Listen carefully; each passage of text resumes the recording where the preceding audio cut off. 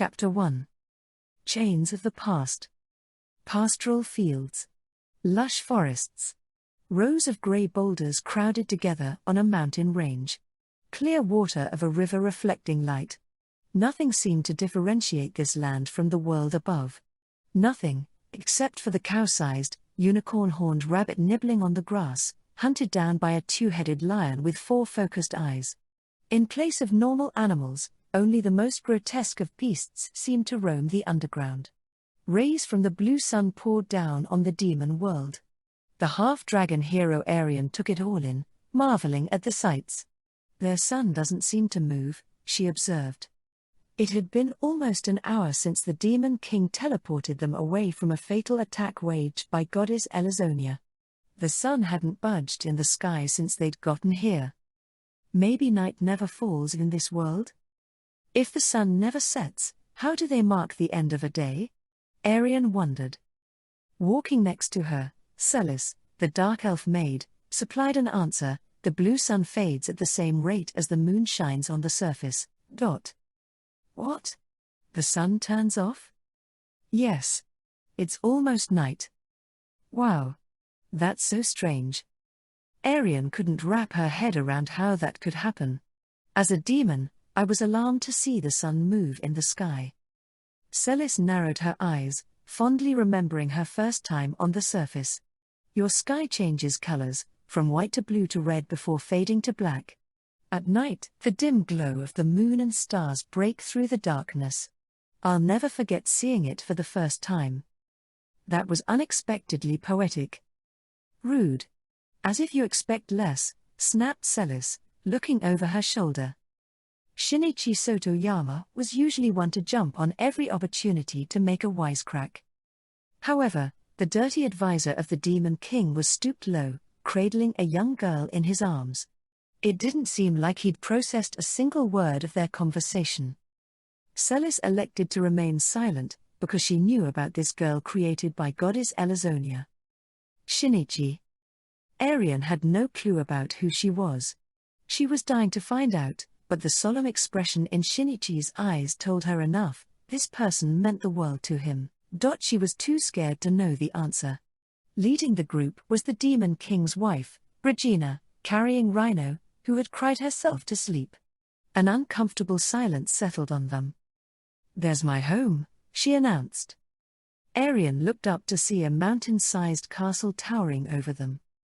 Upon closer inspection, it appeared to be carved out of a rocky sierra. It was a mountain fortress in every sense of the word.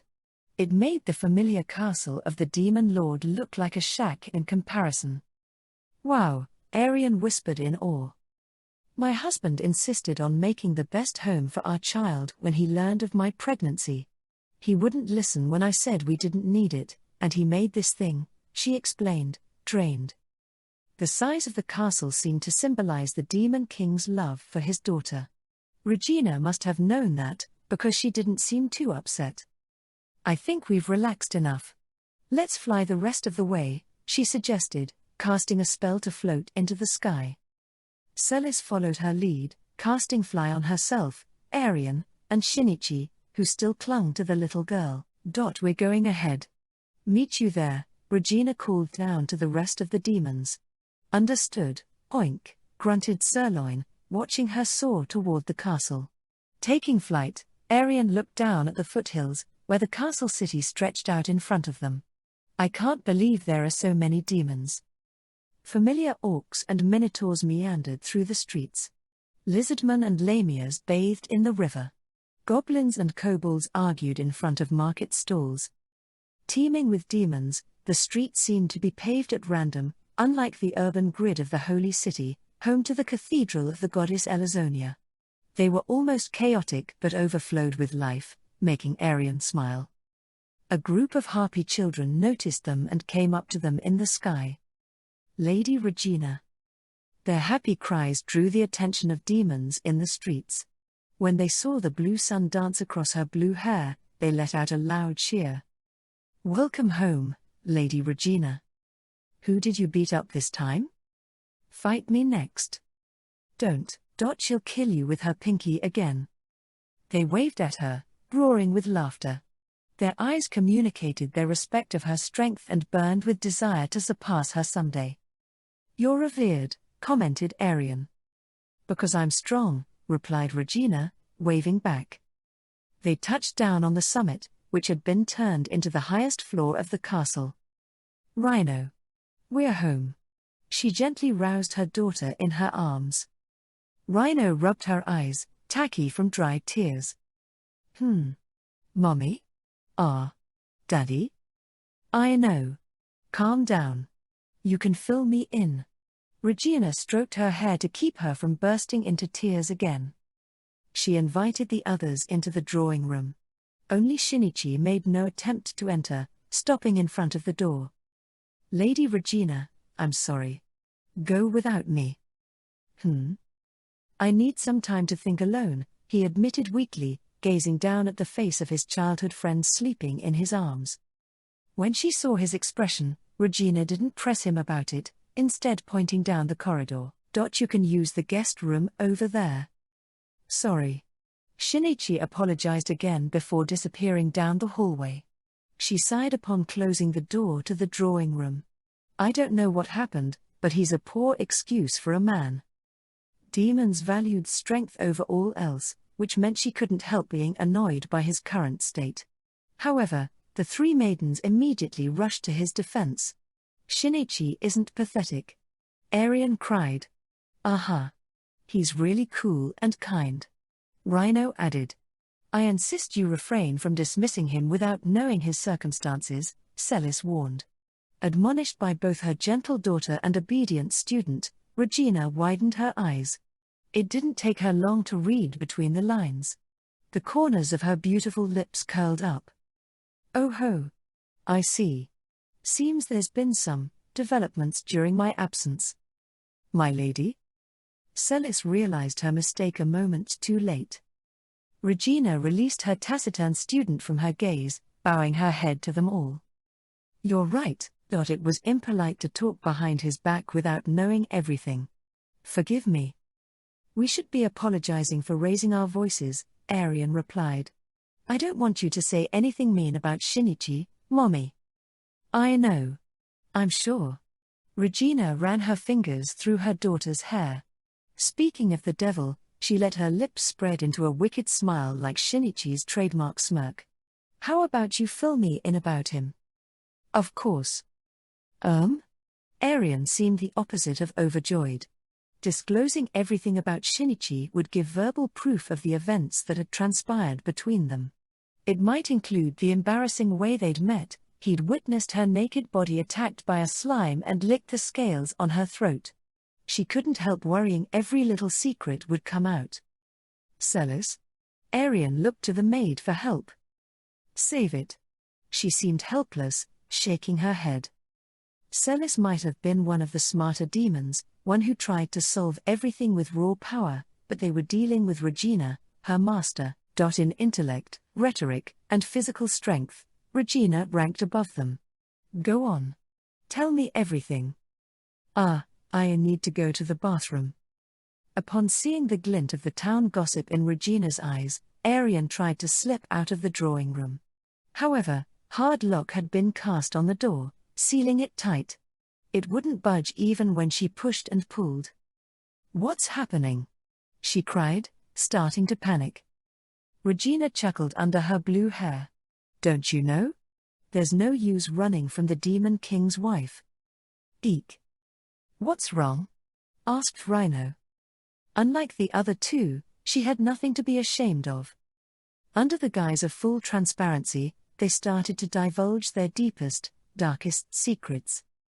After an hour, their discussion came to a close, finishing with a disgusting cup of Demon World tea prepared by Celis. Regina downed it without raising an eyebrow. "I see. My husband was defeated." No anger or distress settled on her face, though her other half had been captured by the enemy. In fact, she seemed excited by the prospect of a powerful opponent. Her eyes shone like sharpened knives. Except the goddess used underhanded, Arian started to protest. "You're so naive. A defeat is a defeat. It's his fault for not reading into her crafty plans." Regina sighed, cutting Arian off mid-sentence. He's lost his spark since Rhino was born. He's nothing compared with his younger days, when he shone as bright as the blue sun, when we tried to kill each other. I'm certain he never would have been taken captive back then. In other words, if his body and mind hadn't gone soft in Rhino's absence, he would have noticed the magic circle on Faye's stomach as soon as he laid eyes on her and blown her away before asking any questions. Rhino's eyes started to well up with tears again. I'm so sorry. Don't cry. You haven't done anything wrong. It's all the fault of L something or other, Regina immediately cooed, giving the Demon King a run for his money on who the most overbearing parent was.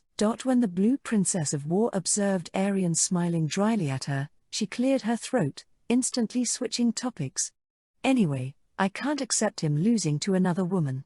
I won't feel better until I give her a good thrashing. Her crass words didn't hide her genuine concern for him. Regina seemed to drip with murder and magic, causing Arian to break out into a cold sweat. But we don't know where she is, and... She chose not to finish her sentence and looked in Shinichi's direction, staring at the guest room. It was hard to imagine winning against the goddess with brute force. After all, she had managed to weaponize Faye, an innocent explorer, to capture Rhino, proving she wouldn't think twice about using nasty tricks. Their only bet was to pick the brains of the Demon King's dirty advisor. Their every strategy until now to beat back the heroes had drawn on his ideas.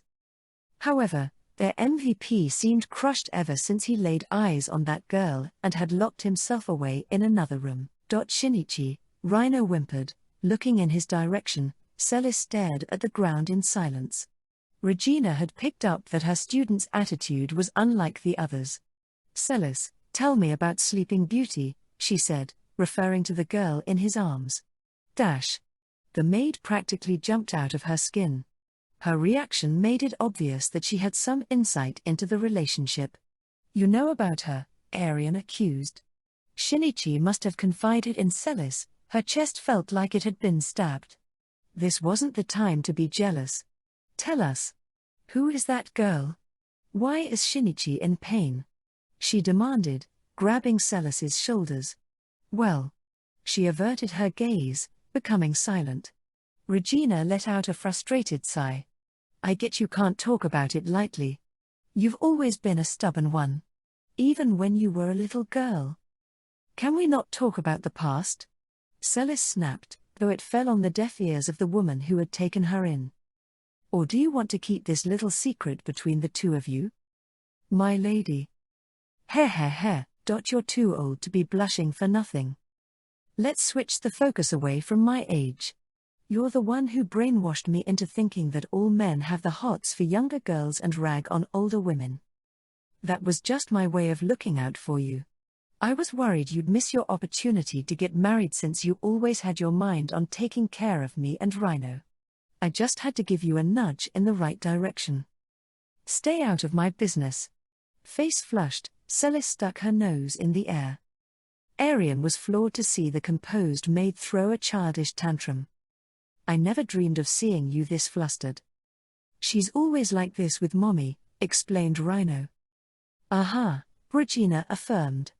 Until one day, she started acting too cool for us. Because you and Rubido make fun of me for everything. Celis glared, vein throbbing in her temple, but the Blue Princess of War shrugged it off. Think of it as motherly love. To spread some cheer, since you used to be too cynical as a child to show your smile to anyone. Since when is Celis cynical? Rhino asked. Can we please move away from the past? Celis tried to clamp her hand over Regina's mouth to stop her from revealing details about her time as a slave to Rhino. The Blue Princess of War sidestepped her, looking serious again. Anyway, you need his input, right? We won't be able to help him heal if you don't let his wounds breathe out in the open. Celis kept her lips tight, even when the conversation went full circle. Regina sighed again. Based on our conversation, he possesses intellect and courage, but he's become as empty as a scarecrow at the sight of the young girl. Am I right to assume she's either a dead relative or girlfriend? Yes. Celis nodded, unable to skirt it any longer. Shinichi's girlfriend, huh? Well, I guess more like a good friend? Since she seems too young to date. Regina added when she saw her daughter clutch her chest. Arian looked directly into Celis's eyes. Tell us more. It wasn't really ethical to pry into someone's past through a third party. Arian would have to deal with the consequences of Shinichi despising her if he ever found out. But she hoped some of his walls would come down. Celis just couldn't say no to those burning eyes. That's Nozomi. Shinichi's childhood friend from his previous world, Earth. She drowned in the ocean 8 years ago. She didn't leave anything out, revealing everything about the girl's identity and impact on Shinichi. It was impossible for them to understand the full weight that death carried in Japan, since they lived in a world where war was an everyday reality and the dead could be resurrected with magic. But they had all experienced the loss of a loved one that left them with emotional scar tissue. Losing someone sucks, especially when you can't do anything to stop it. Arian had seen her mother wither away during their long journey, refusing to be healed or resurrected by the church. With her head low, she remembered her own helplessness, the knowledge that she could do nothing but watch her mother die.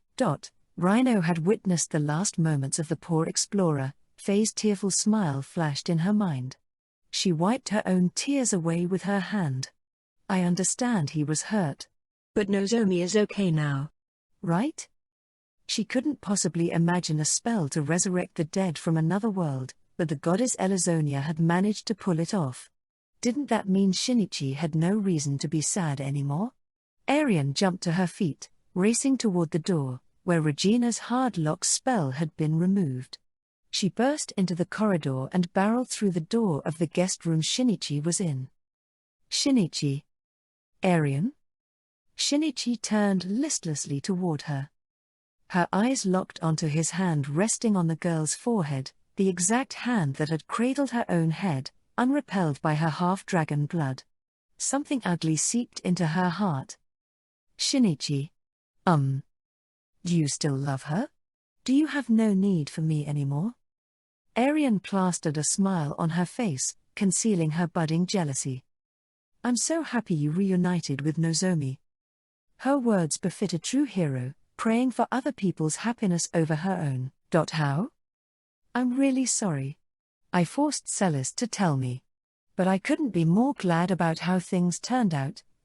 Don't worry about the Demon King. I promise we'll save him, started Arian, taking his hand in hers. She was screaming inside as she offered her biggest smile. Return to Earth with Nozomi, Shinichi. Then he would be out of Elizonia's reach. He might even live a happy life with this girl. She couldn't possibly stomach the idea of seeing them together. It would make her turn to the dark side. You weren't born in this world, you're only here because he summoned you. This isn't something you need to worry about. If only he could stay by her side. If only he had eyes for her. But she didn't want him to hate her. She wanted to be his trusted hero, forever and always. Go back to Earth, Shinichi. It went against every fiber of her being. They locked eyes for a moment. Then he flashed her a wry smile, reaching up to wipe away a tear from her cheek that she hadn't realized was there. You can be a difficult one. You know that? This isn't what you think it is. Arian desperately tried to hide the tears. Shinichi pulled her in by her slender shoulders, giving her a tight squeeze. It's okay. I'm not going anywhere. But she could have jumped with joy. Shinichi placed a finger on her lips to silence her before she could imply the opposite. Leave? After stirring the pot? That would be too irresponsible, even for me. Plus, I'll never sleep again if I don't give that unholy goddess what she deserves. You're starting to sound like yourself again. When she saw his lips curl into a dirty smile, Arian beamed back at him before burying her face in his chest. Someone whistled from behind as they continued to hug in silence. How passionate. Are you going to kiss her? I'll step out if you're going to try for babies. You sound like a dirty old man. Shinichi let out a sigh in frustration. Regina had been peeking through the door, obviously curious about their exchange. You know what they say. Life is short, make babies, girl. Hop on it, sister. That's not how it goes.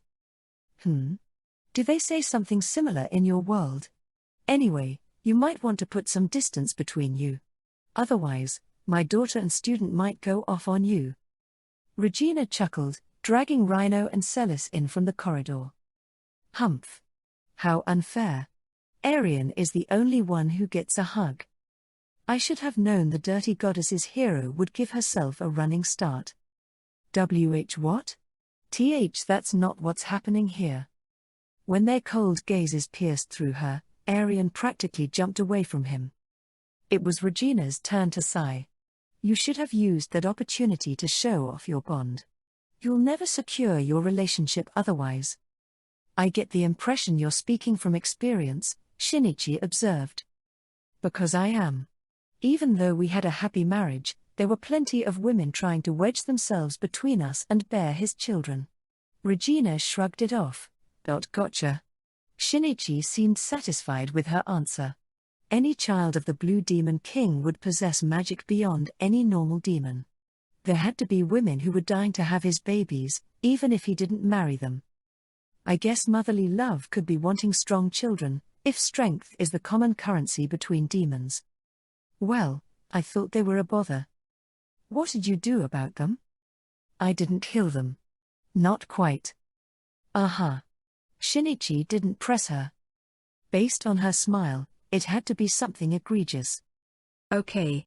Enough chit-chat, future son-in-law. Are you talking to me? Who else? Anyway, are you aware of that? With a pained expression, Shinichi remained silent as Regina, her eyes sharply focused on him, pointed at Nozomi's sleeping face. Based on that reaction, I'm guessing you know. Is something wrong with Nozomi? Asked Rhino. Rhino wasn't following, but Regina refused to say more, a sour expression settling on her face. After an excruciating moment of silence, Shinichi asked for a favor. Could you take a look? My magic might have missed something. Of course. Regina walked over to the bed. Shinichi was clinging to the last shred of hope, knowing it was impossible. She placed her palm on the girl's forehead, focusing on her inner emotions. Reveal your secret thoughts. Mind reading. The epic spell allowed her to read thoughts, probing the deepest recesses of someone's psyche. There was a risk that her own mind would fuse with the target's brain.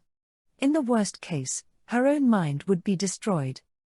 Even so, she cast the spell without a moment's hesitation, not because she was strong, because there was nothing for her mind to fuse with in the first place.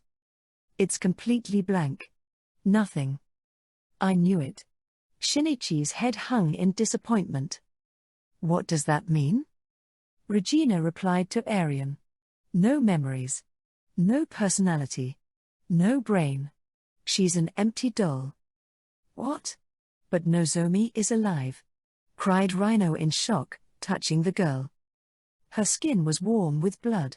Her chest rose with each breath. But being biologically alive and being conscious were very different. If you don't believe me, cast mind reading yourself. You'll understand when you can't find anything. I will, volunteered Celis, placing her hand on the girl's forehead. Her expression started to harden as she scoured the brain. You're right. There are no memories or emotions. See? That is not a living human. It's a hollow doll made of flesh. Even though her vital organs worked, she couldn't walk or talk of her own volition, meaning she was closer to a vegetative state like a coma. Except even a coma allowed for a miraculous recovery. This doll never had a psyche, which meant there would be no miracle cure, and there was no chance of her opening her eyes. I guess it makes sense if you think about it. He looked angry as he touched her cheek. Nozomi died 8 years ago. Cremated, not even a single strand of hair was left. All information in her brain vanished. No DNA was saved. There's no way she could have been resurrected. That means. Celis remembered Shinichi telling her about that when they'd first talked about it. Without intact memories, there was no way to bring someone back. Not even as a copy like the Swamp Man. This only looks like her.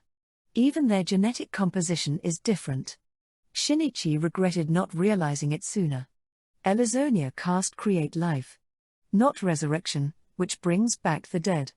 Instead, she created a copy of Nozomi. "You can do that?" asked Arian in disbelief. "If you have enough scientific knowledge and magic," answered Shinichi, furrowing his eyebrows. "Humans are made of water, proteins, and fats. With the right materials, you can create a human body, like element conversion. This isn't her first time using it." "Really?"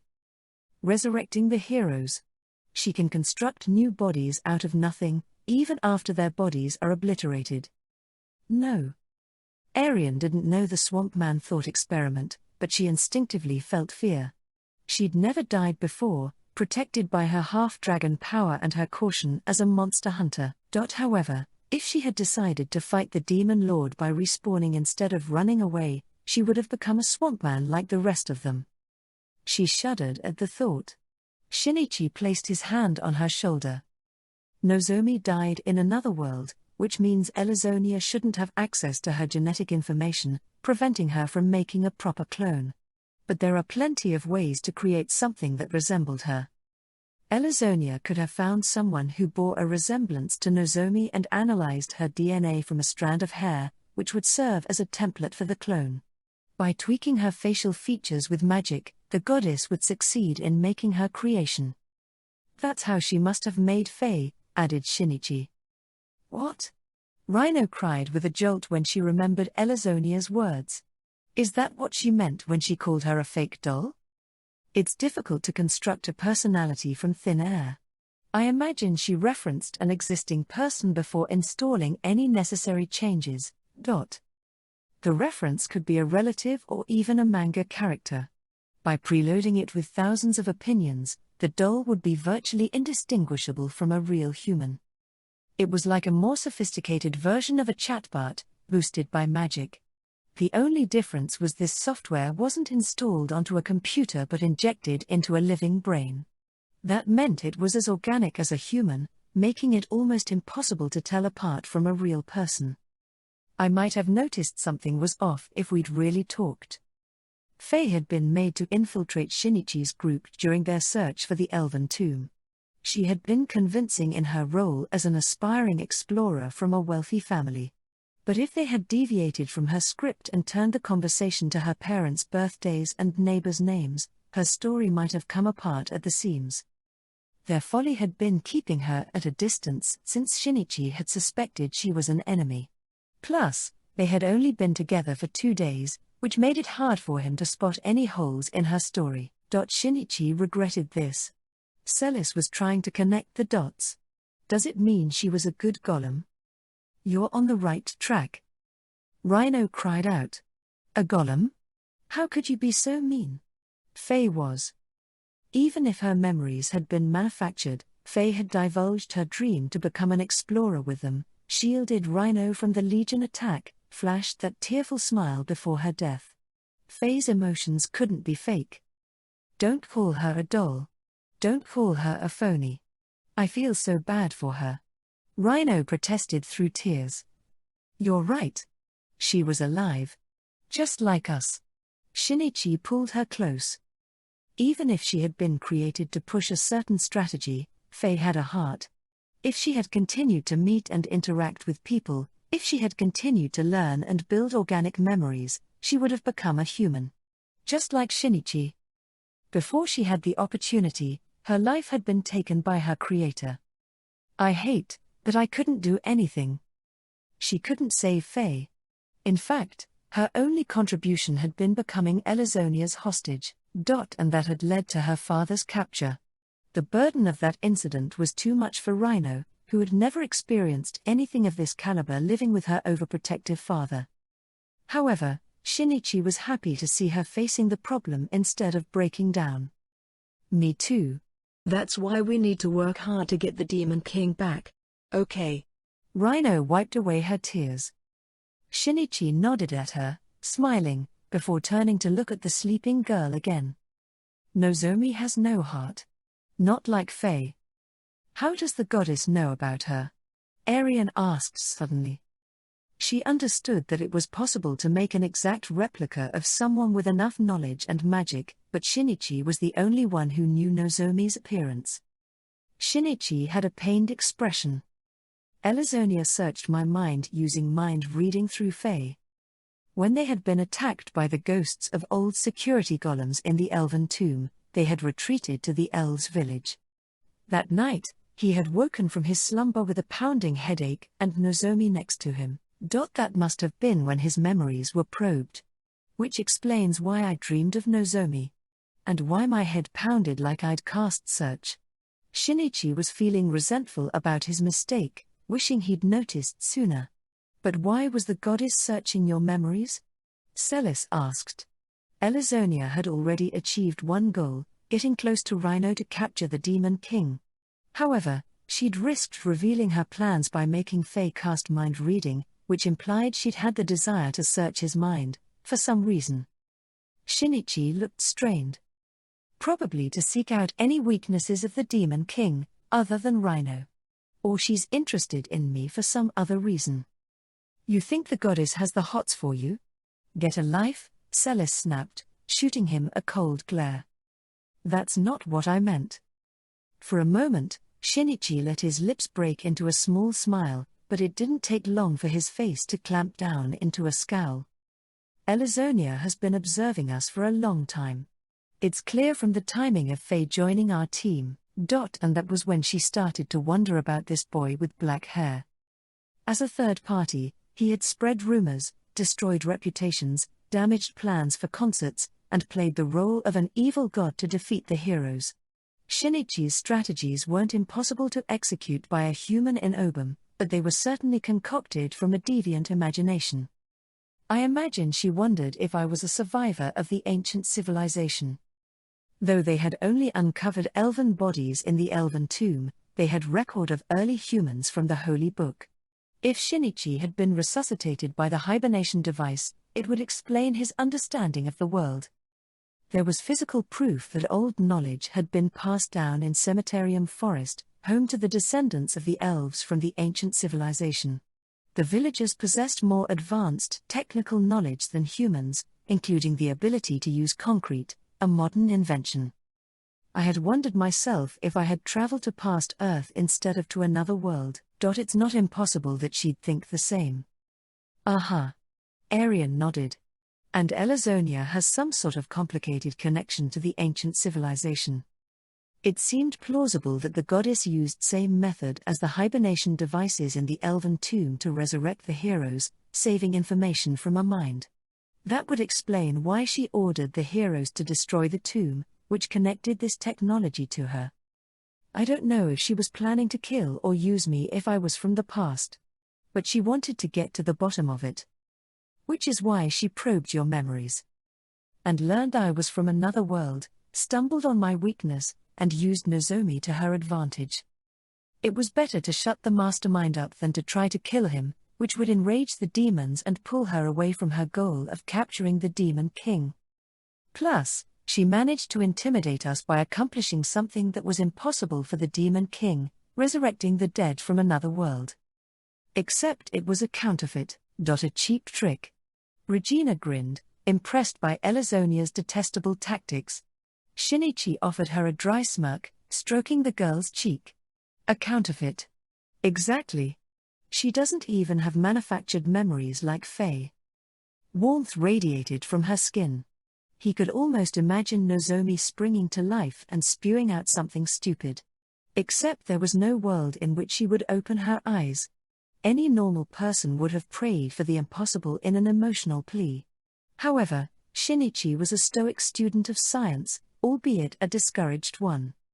He evaluated the situation and confirmed with magic that she would never wake up. That's enough. It won't make you feel any better. Regina stopped him from continuing to touch the girl. I will turn her to dust. Will you be okay with that? Yes. His head hung low, hiding his pain. Rhino's face clouded with concern. Mommy, What are you going to do to Nozomi? This isn't Nozomi. It's not even alive. I'm returning it to the earth. What? But, Nozomi is still alive. She pointed at the flushed cheeks and rising chest. Regina just shook her head. It never had a heart. It can't even eat in this condition, meaning it will die within 3 days. But a few months, tops, if we give it mashed meat. But what's the point of taking care of a sleeping doll? We're just going to suffer longer. Rhino went silent, unable to argue against the logic. Her mother put the final nail in the coffin. Or you can use magic to transform it into your personal flesh golem. What? It's possible with your magic. Like what else something or other did to Faye? I could never. Rhino balked. Then our only choice is to return it to the soil. Rhino couldn't bring herself to control the dying girl. It had broken her heart to see Faye used and discarded like an old rag. Even though she understood, she couldn't keep her tears inside. I hate this. They didn't do anything to deserve this. Then let's put an end to it. Shinichi stroked Rhino's hair and nodded at Regina. The Blue Princess of War opened the guest room window, clutching the small body in her arms. Break the chains that bind everything. Transform it into dust of light. Disintegrate. A glow started at her hands and washed over the girl's body, dissolving it into molecules. Fine sand blew out the window, disappearing into the sky under the blue sun. Shinichi offered a prayer to her empty form. I can't blame you for your methods, Goddess Elazonia. It was a basic strategy, find their Achilles heel. It wasn't cowardly.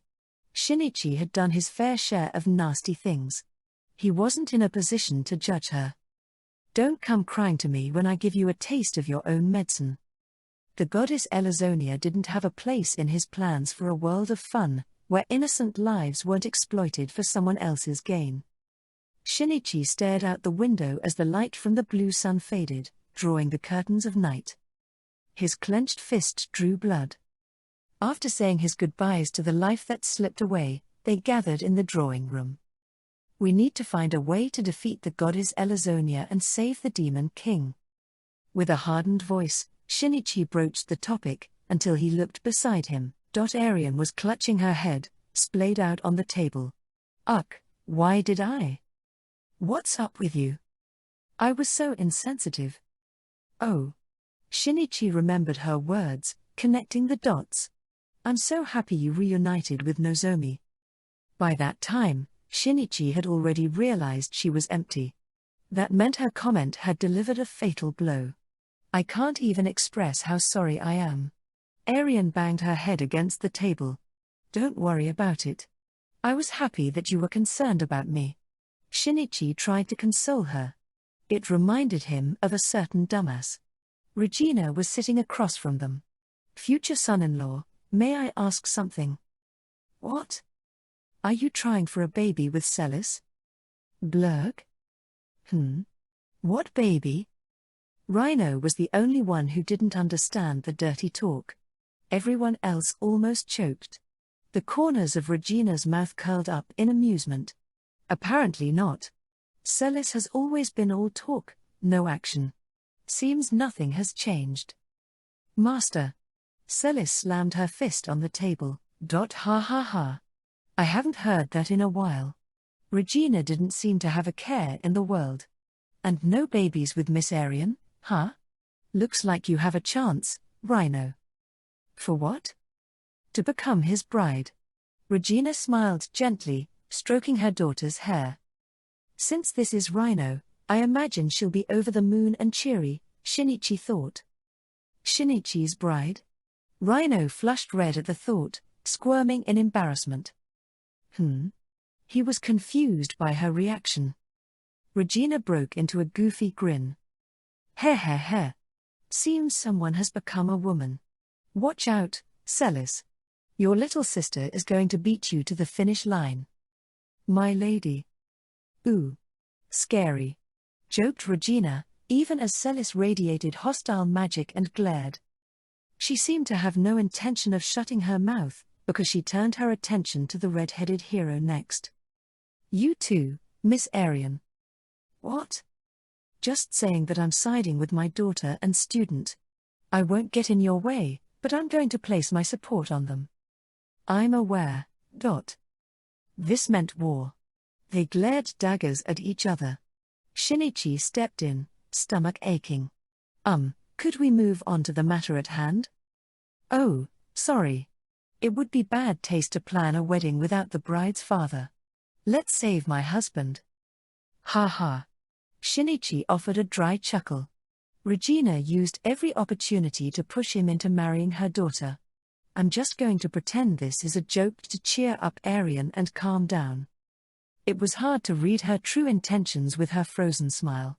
I can see her giving a hard time to the Demon King. Shinichi sighed, guessing the Demon King had become an overbearing father because Regina was an uninhibited mother. Let's look into these to find out the goddess's identity and location.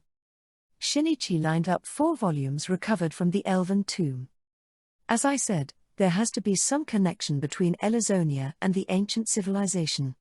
I think this might be our best lead. They'd had to obliterate the sacred site to defeat the evil ghost and had lost 4 books in Faye's possession. Let's each read 1 book. Shinichi passed books to Rhino, Celis, and Regina since they could use translation magic.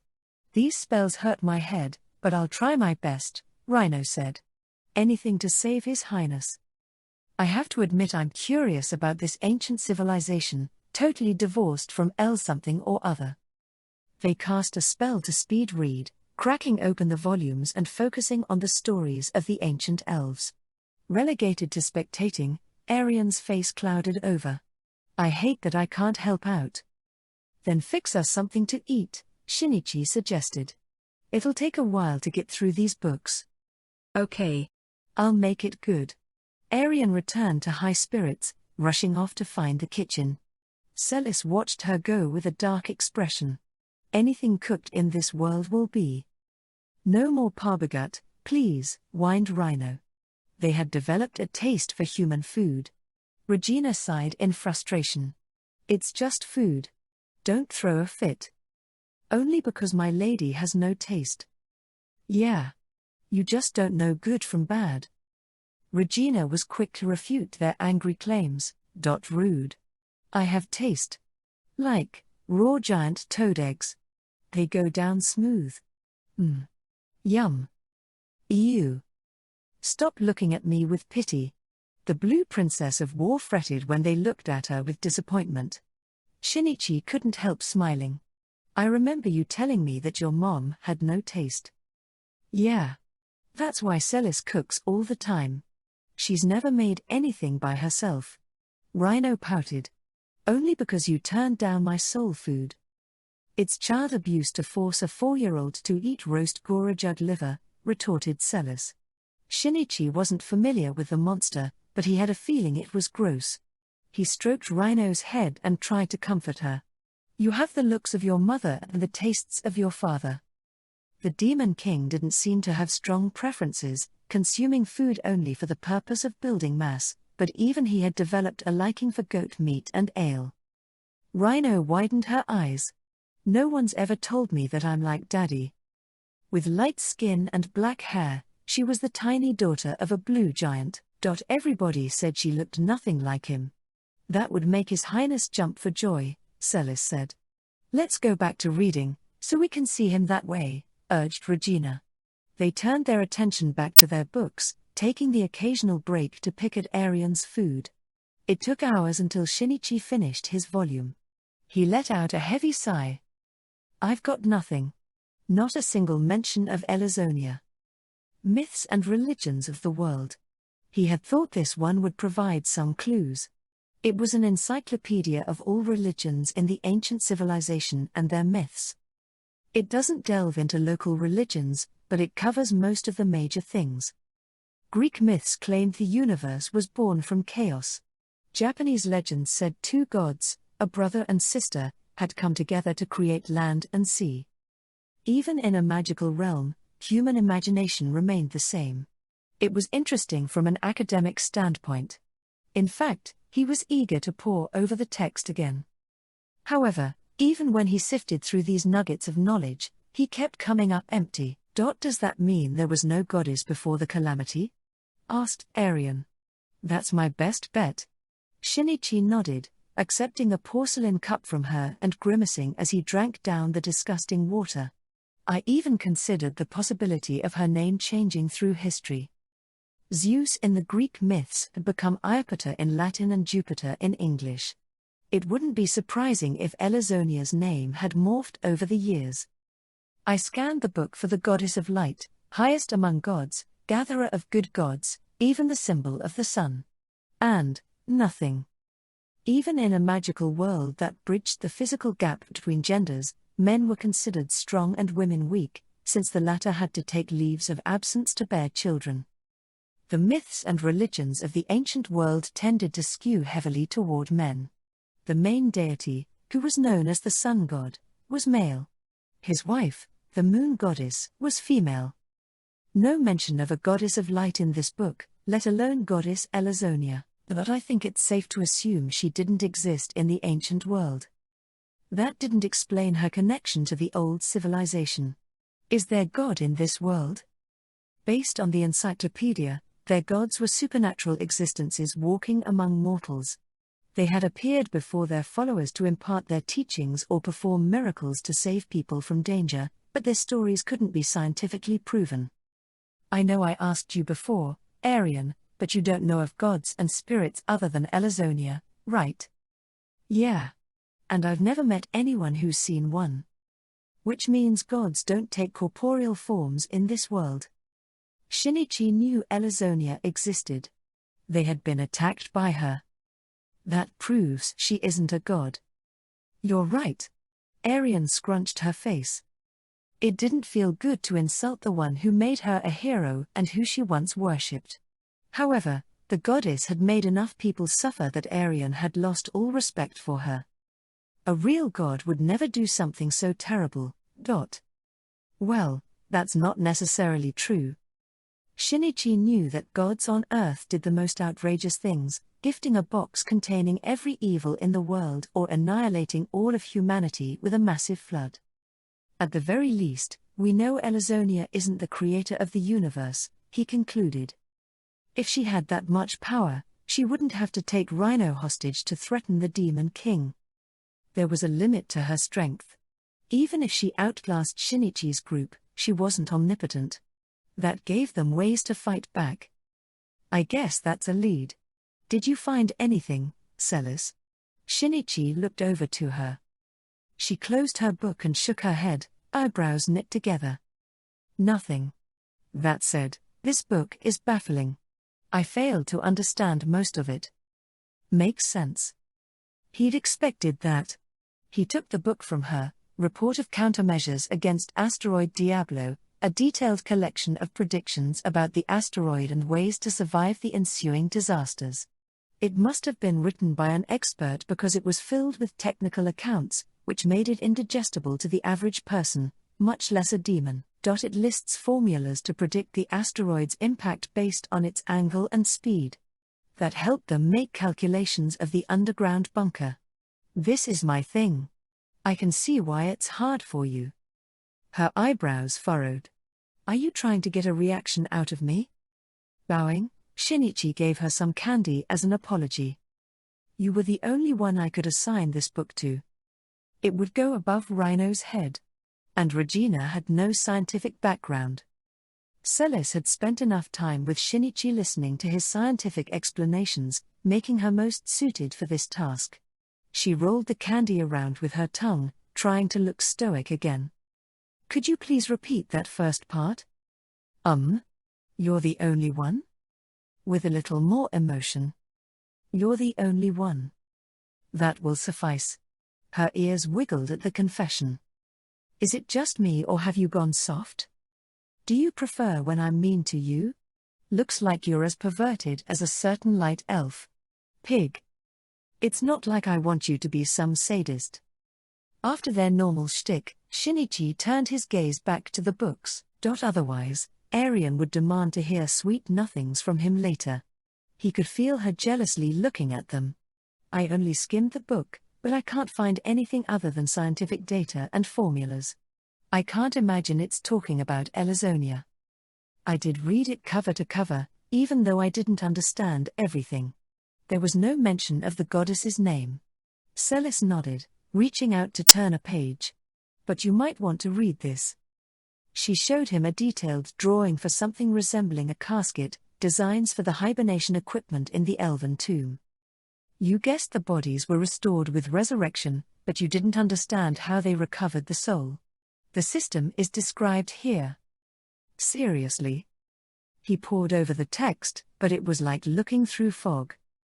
In order to resolve the ego error found in the Mana conversion of the neural network, magic conductor molecules are placed in a cubic grid structure. I don't get it. I couldn't pass through it, either. Celis sighed. My head hurts, Arian offered with a crooked smile. The translation spell let them read ancient words, but it kept phrases that had no equivalent in modern language. It was like how there was no Japanese translation for Parbagut. The text was all jargon. They could read the words and still have no clue about the meaning. I think I have a general idea, Shinichi admitted. Really? Not the details, though. He didn't seem very confident. It's saying they turned memories into data and saved them into a specialized magic conductor. It was easier to think of it as a magic version of cyber brains from science fiction. He wasn't too surprised, since this had been his guess after observing the heroes. It requires an understanding of physiology, engineering, and magicology. What's the last one? Based on the word, I'm guessing it's the marriage between magic and science.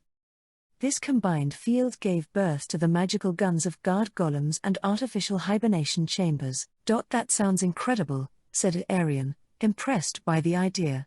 Shinichi's expression soured. No doubt. But I think it can only be used by a magic user.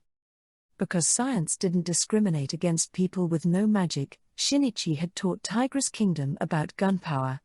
Without it, they had no way of standing up to the goddess's priests or heroes or demons or monsters.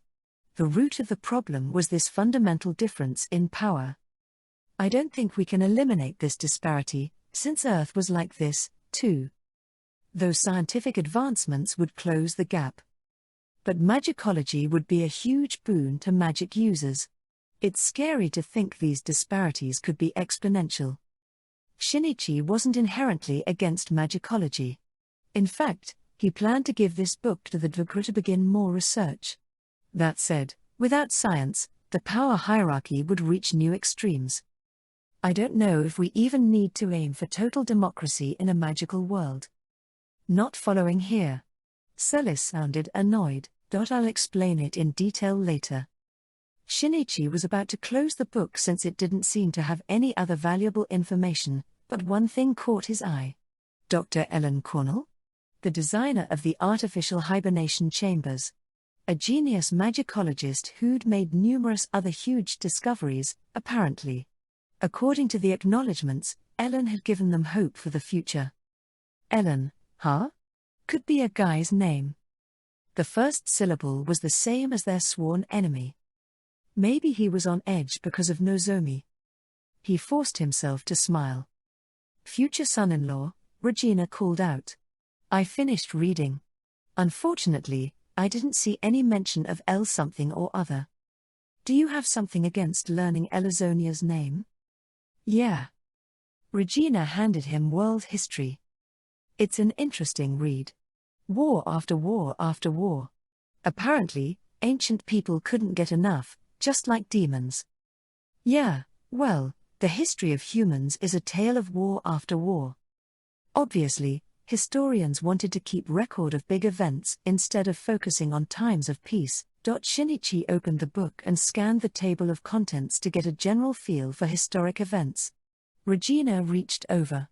This war was interesting. She flipped to the latter half of the book and pointed to a section detailing the catalyst of a world war.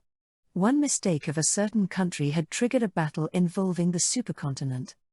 June 8, 1703. The Republic of Centel invaded the territory of the Black Proxy. Wait. The Proxy? Do you know what it is? Celis asked Shinichi. Well, no. But it was mentioned in another book. He shook his head, opening Myths and Religions of the World. Look. In recent years, the world has seen a surge of churches worshipping the proxies. Its main followers have been victims of magical waves. Huh? What's a victim of magical waves? Asked Arian. I don't know. He shook his head again. He cursed the ancient elves for neglecting to leave behind something like the L-Nun dictionary. I wonder if the proxy was an individual, if they're objects of worship. Why would an individual go to war against a country? What's strange about that? Asked Regina. Oh yeah. Right. The Blue Princess of War was an individual who would wage war against an entire country. This says the Republic of Centel sent their entire military to fight against the Black Proxy, but lost. Wait. What? Ha ha ha. Doesn't that make you excited? Regina broke into a smile. Based on your findings, ancient people understood science and magicology, which made them very powerful. A single person who could take on an entire army? I would love to fight them. This is from thousands of years ago, my lady. Though their identity remained unclear, they must have passed from old age. Shinichi sat nearby with his chin on his hand, lost in thought. A proxy, huh? Acting on behalf of something else. What could it be? Why does it sound familiar? Where have I heard of someone sending an entire army packing? He was just starting to think about using search to jog his memory when Rhino finally snapped her book closed. Wow. That was fun. What was it about? Asked Arian, handing Rhino a glass of water. She took a sip before opening the book again to show them drawings of animals. Look at the doggies and fishies and other thingies. Illustrated Animal Encyclopedia, Shinichi read out loud with a smile. The ancients must have predicted the extinction of these animals after the asteroid and amassed their images to keep a record. Shinichi let Rhino take this one because he'd assumed there would be no connection to Elizonia and would keep her entertained with pictures. I really want to see this rainbow kitty. Rhino held out an image of a psychedelic cat. I think it's gross. Arian seemed to back away. Shinichi burst her bubble. Says it's endangered. I imagine it's already extinct. Rhino pouted before turning the pages again. And there's this transparent chameleon and flying snakes, and dragons. What? Shinichi exclaimed. What did you say? Regina asked at the same time. Arian was floored. About my father? Oh, that's right. It's your daddy, said Rhino, reflecting on her insensitive comment.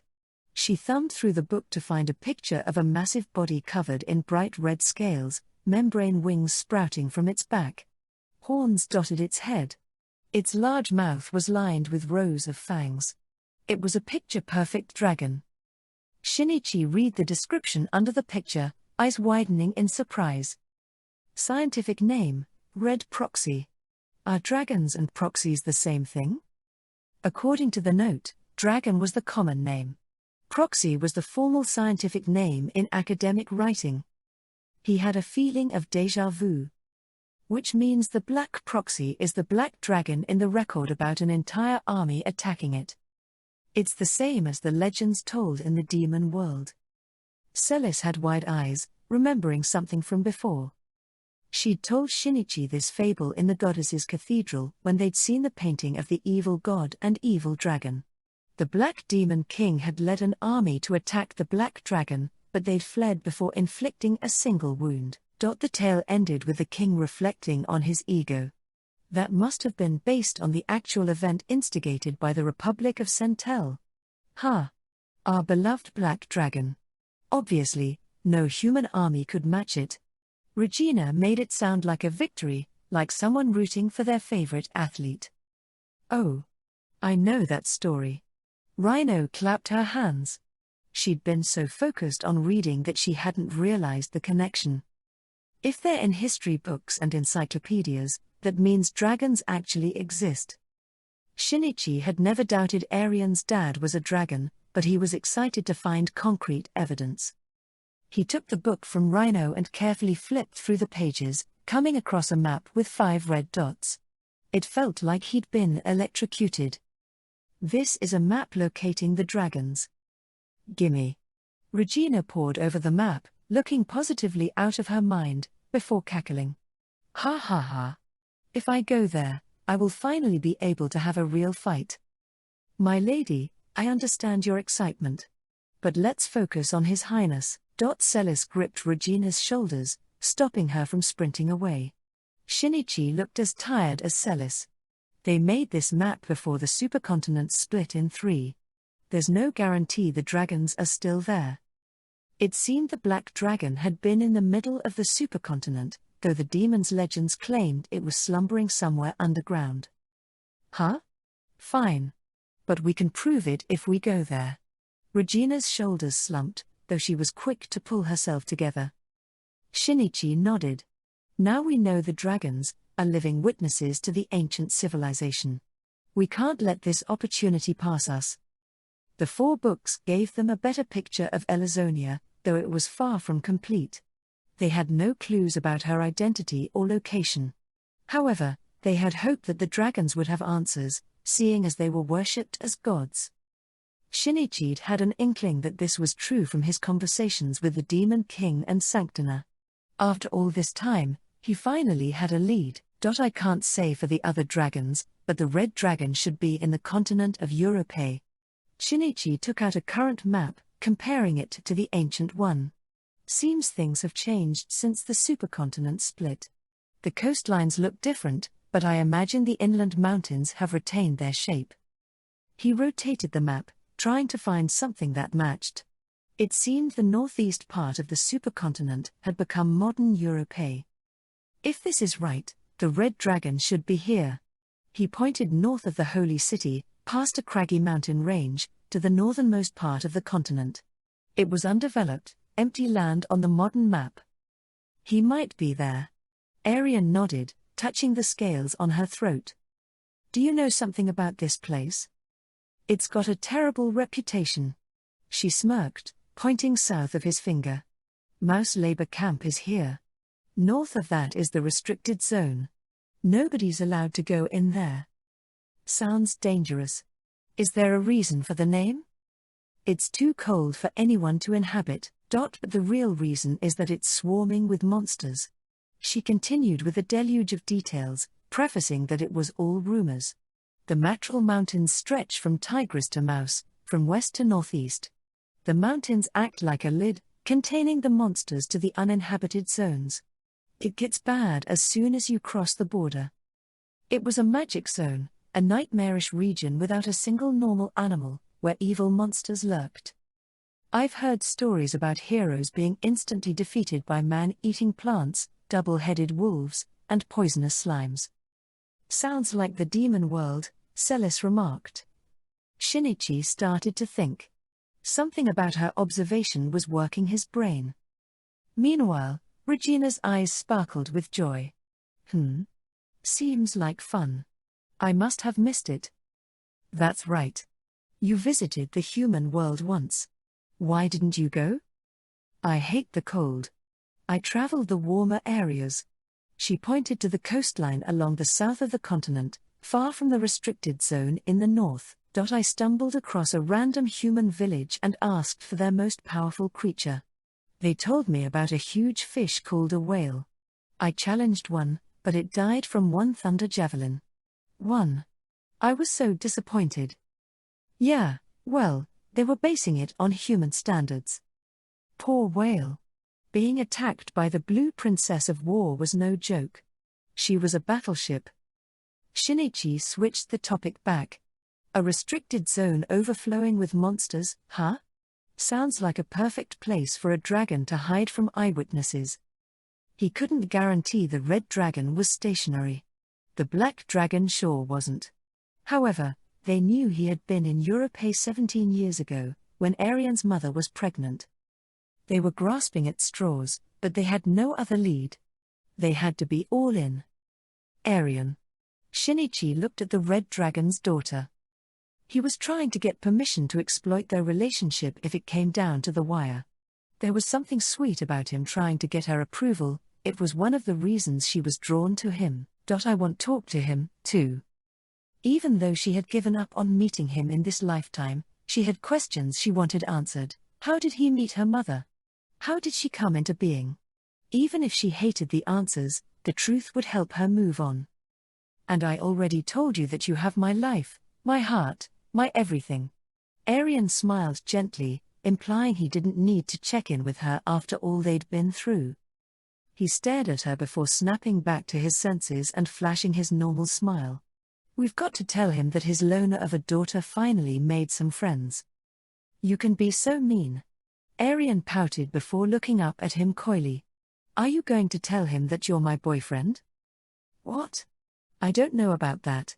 Shinichi flushed, falling apart. Regina chuckled at the heartwarming exchange. Heh. She makes a powerful enemy. You two don't have time to beat around the bush. Humph. I have no idea what you're talking about. Rhino sulked and Celis glanced to the side, which made Regina burst into laughter again. Chapter 2. Memory Fragments. They spent a full day preparing for their journey to find the Red Dragon, a living witness of historical events, before deciding to return to the surface of the planet. If you spot Elazonia, we're going to make a break for the demon world. Capiche? Shinichi asked. Guess there's no other choice. Regina seemed reluctant, though she prepared a magic circle to use in that moment. Celis used teleport to send the group and their baggage up to the surface, under the red sun. They didn't see any sign of the goddess, which spelled good news. But the Demon King's castle, their beloved home, had been smashed to pieces. Like it had been hit by an asteroid. Oh my gosh. Mr. Woof and Ms. Meow. Rhino fell to her knees, knowing her treasured dolls were crushed in the rubble. This will be one hell of a clean-up job, Celis joked, but her face was twisted in rage. What about the fields? Arian whipped around, suddenly remembering the potato fields flourishing under her care. In its place were burned plots of land. I can't believe it. She plucked an ashy potato leaf and gritted her teeth. Farmed with sirloin and kalbi, these fields didn't just serve as a food source. They were proof of her friendship with the demons, after she had spent years by herself as a half-dragon. Her right hand squeezed the hero symbol on her skin, drawing blood. We can't let the goddess get away with this. Like hell. Shinichi felt a fresh wave of hatred toward Elazonia. Just as they were about to leave Dog Valley, they heard a familiar voice call out to them. Rhino. Rhino. Eep. Crying out in joy and barreling toward them was the blonde beauty, and Major Perv, Saint Sanctina. She practically pounced on Rhino, wrapping her arms around her. Ooh. Her sweet odor. Her soft, supple skin. This isn't the hallucination that's tricked me hundreds of times. This is the real thing. Sancti. You're tickling me. Hallucinations in the triple digits? In under 2 months? You've got it worse than the Demon King. Shinichi reached out, trying to stop the crying saint from nuzzling Rhino. His touch was enough for the man-hater to snap back to her senses. It's you, Shinichi. I see you haven't bothered to become a woman yet. That's how you greet me? I just had this silly idea that my traumatic memories of you would become more exciting if you became a girl. You know what? Forget it. Shinichi shuddered. It seemed Sanctina had reached new heights with her weird fantasies in Rhino's absence. And that gorgeous woman with blue hair is? Regina, Rhino's mother. Mother-in-law. I'd like to ask for your daughter's hand in marriage. Be a little more mindful of the situation. Snapped Shinichi. Heh. Another interesting character, indeed. Regina looked down at the saint, begging on the ground without any concern for the demolished castle behind her. Sancti. Shinichi and I are going. Not now, Lady Rhino. Things will get complicated, interrupted Celis, covering Rhino's mouth before she could drop that bomb. Why are you here, Sanctina? asked Arian, changing the subject. Sanctina stood up like nothing had happened. I was searching for the girl and spreading her word when I had a feeling she'd be back soon. I just got here. What? Did you, smell her in the air? A shiver went up Shinichi's spine. It was far more ominous than the intuition of a girl in love. By the way, what happened to the Demon King and his castle? Asked Sanctina. Well. Shinichi summarized everything leading up to this point. Even Sanctina's beautiful face emanated rage. Wind cutter. Without warning, she sliced off her right hand, which had the symbol of the hero. Sancti. What are you doing? Removing the foul mark placed by the heretic who would take you hostage. That doesn't mean you should cut your hand off. You're not in a position to be all preachy. Blood poured from the stump. Sanctina smiled as the others panicked. Let me heal it. Rhino picked up the severed hand, attaching it to her arm. Pain, fly away, full healing. Oof. I can just feel your kindness sinking into my wound. Don't tell me that's why you did that. It was certainly in the realm of possibilities. Shinichi glanced at the hero's symbol on her healed hand. Regina, you can't dispel that, right? No. It's like Geesh, a curse that the target has accepted. It would require having far more power than the original caster to remove it. Regina gnashed her teeth, hating that she was at the same level as Elazonia. Gotcha. His shoulders slumped. Behind him, Arian clenched her right fist. She couldn't resist the goddess with this symbol. In fact, she had been rendered powerless when the Demon King was captured. Don't cut your hand off again. It's pointless, warned Regina. She'd noticed Arian's brooding expression. It was hard to believe that symbolic gesture would free her from the goddess's curse, seeing how even vaporized heroes could be resurrected. Even if it slightly weakened her power over you, it's no good for a swordswoman to lose her dominant hand. You're right. And let me beat the living shit out of her. Arian wasn't entirely okay with that, but with no other suggestions coming to her mind, she remained silent. Anyway, let's go find the red dragon, said Shinichi, trying to dispel the heavy mood. Everyone nodded in response. That was when Sanctina piped up with a question. You said Arian's dad is in the northernmost point of the continent. How are we going to get there? Walking would take weeks and put them at risk of monster attacks on the way. If they tried to use fly, they would be drained of magic, which meant frequent pit stops and 5 days at fastest. Things could get ugly if too much time passes and people find out about this situation, remarked Sanctina, pointing to the Demon King's destroyed castle. Without the presence of their enemy, everyone would assume the demons had been destroyed by Goddess Elazonia herself. You're a lot more sensible when you're not hung up on Rhino. Shinichi said, agreeing with Sanctina. Did he dare say he was even slightly impressed by her? If the church finds out about this, you'll be back to square one. You'll have to rebuild the relationship between demons and humans, just when things were starting to seem possible. Vermater would stop cooperating with them if she found out the Demon King had been defeated, causing the author of her beloved series to scramble back to the demon world. We need to find the red dragon as quickly as possible. That's what this is for.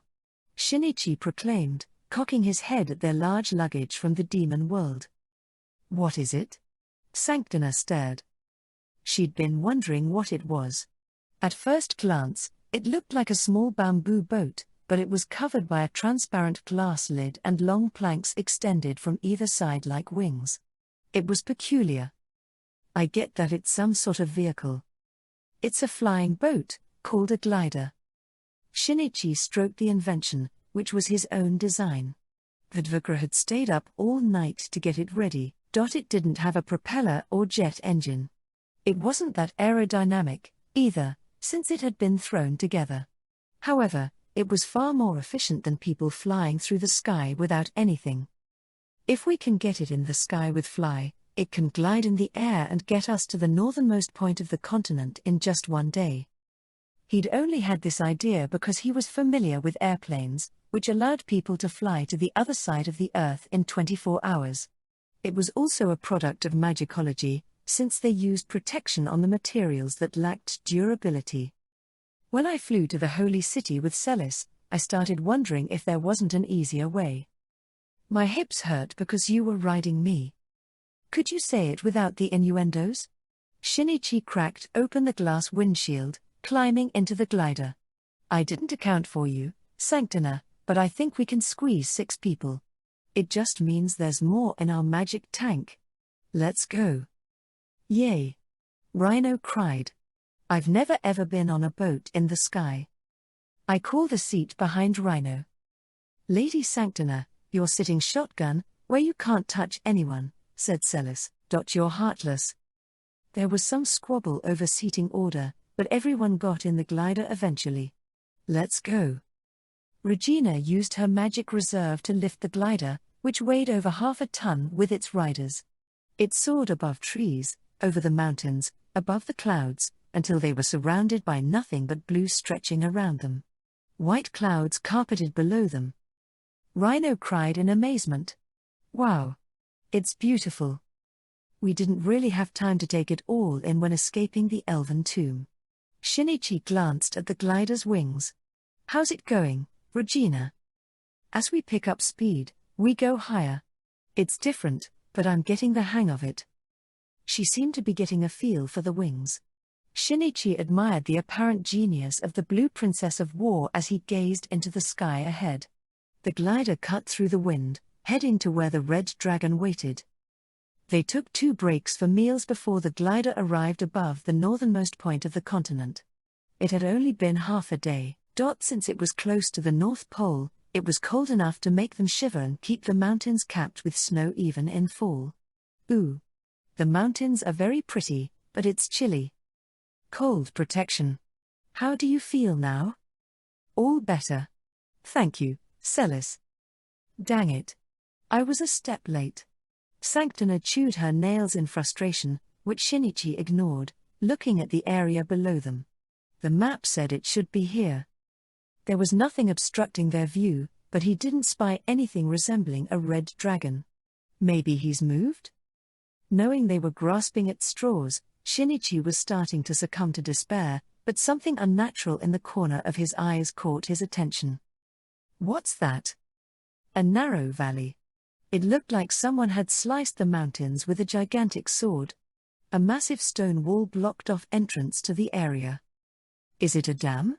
No. Castle walls? Either way, it was made by somebody. Celis used telescope to confirm.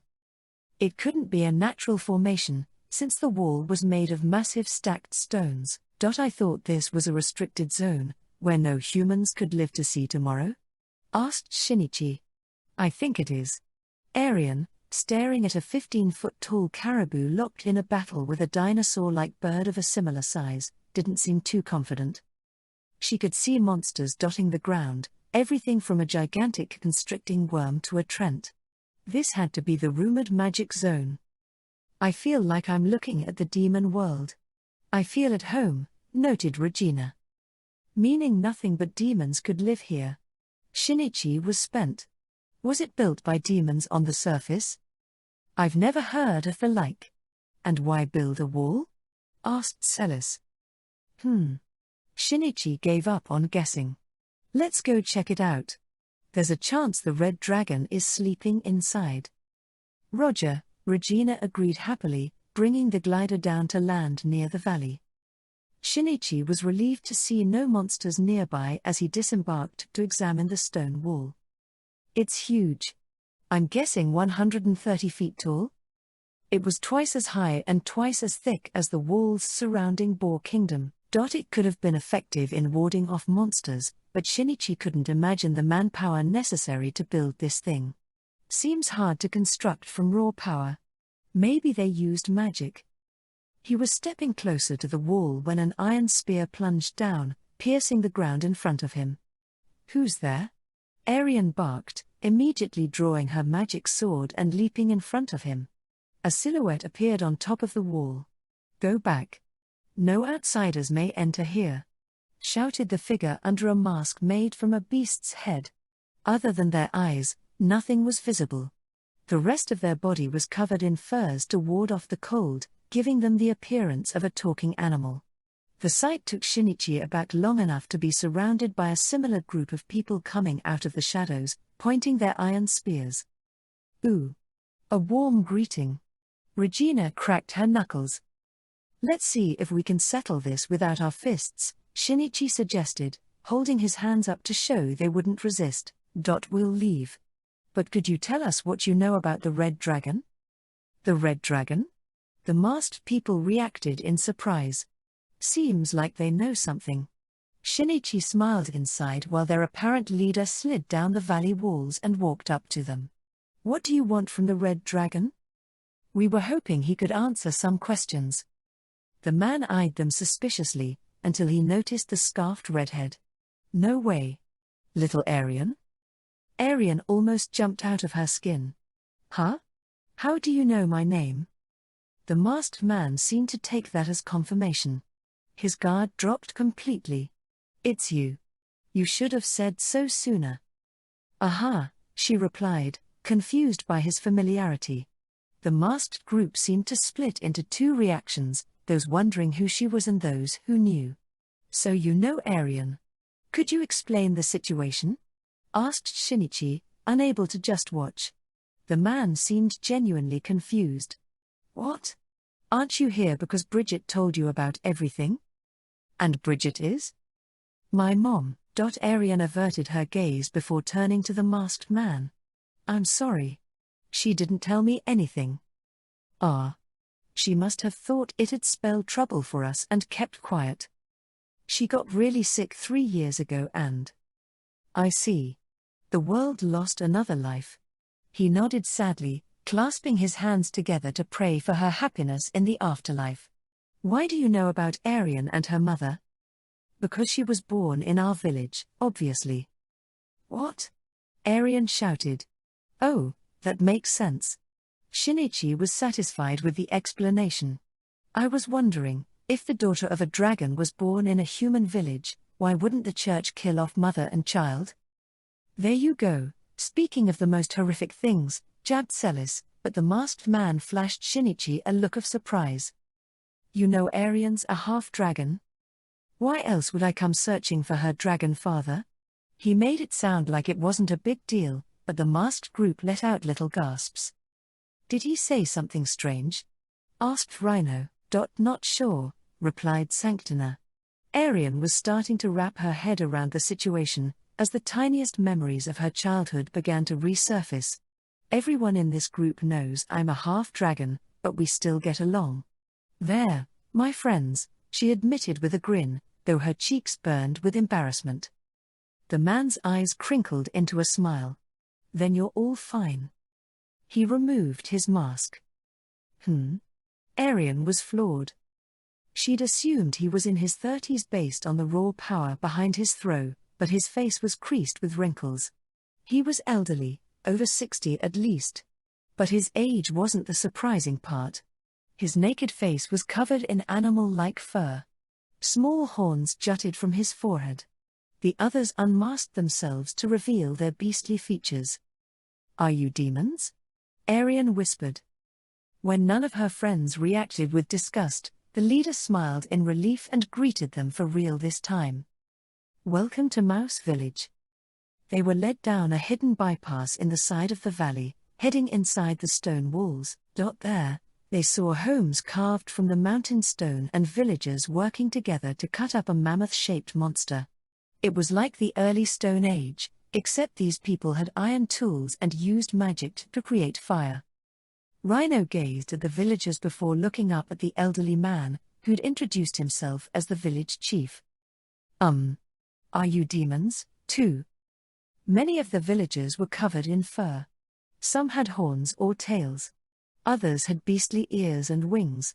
However, their faces and builds were definitely human. Not much seemed to indicate they were demons. What's a demon?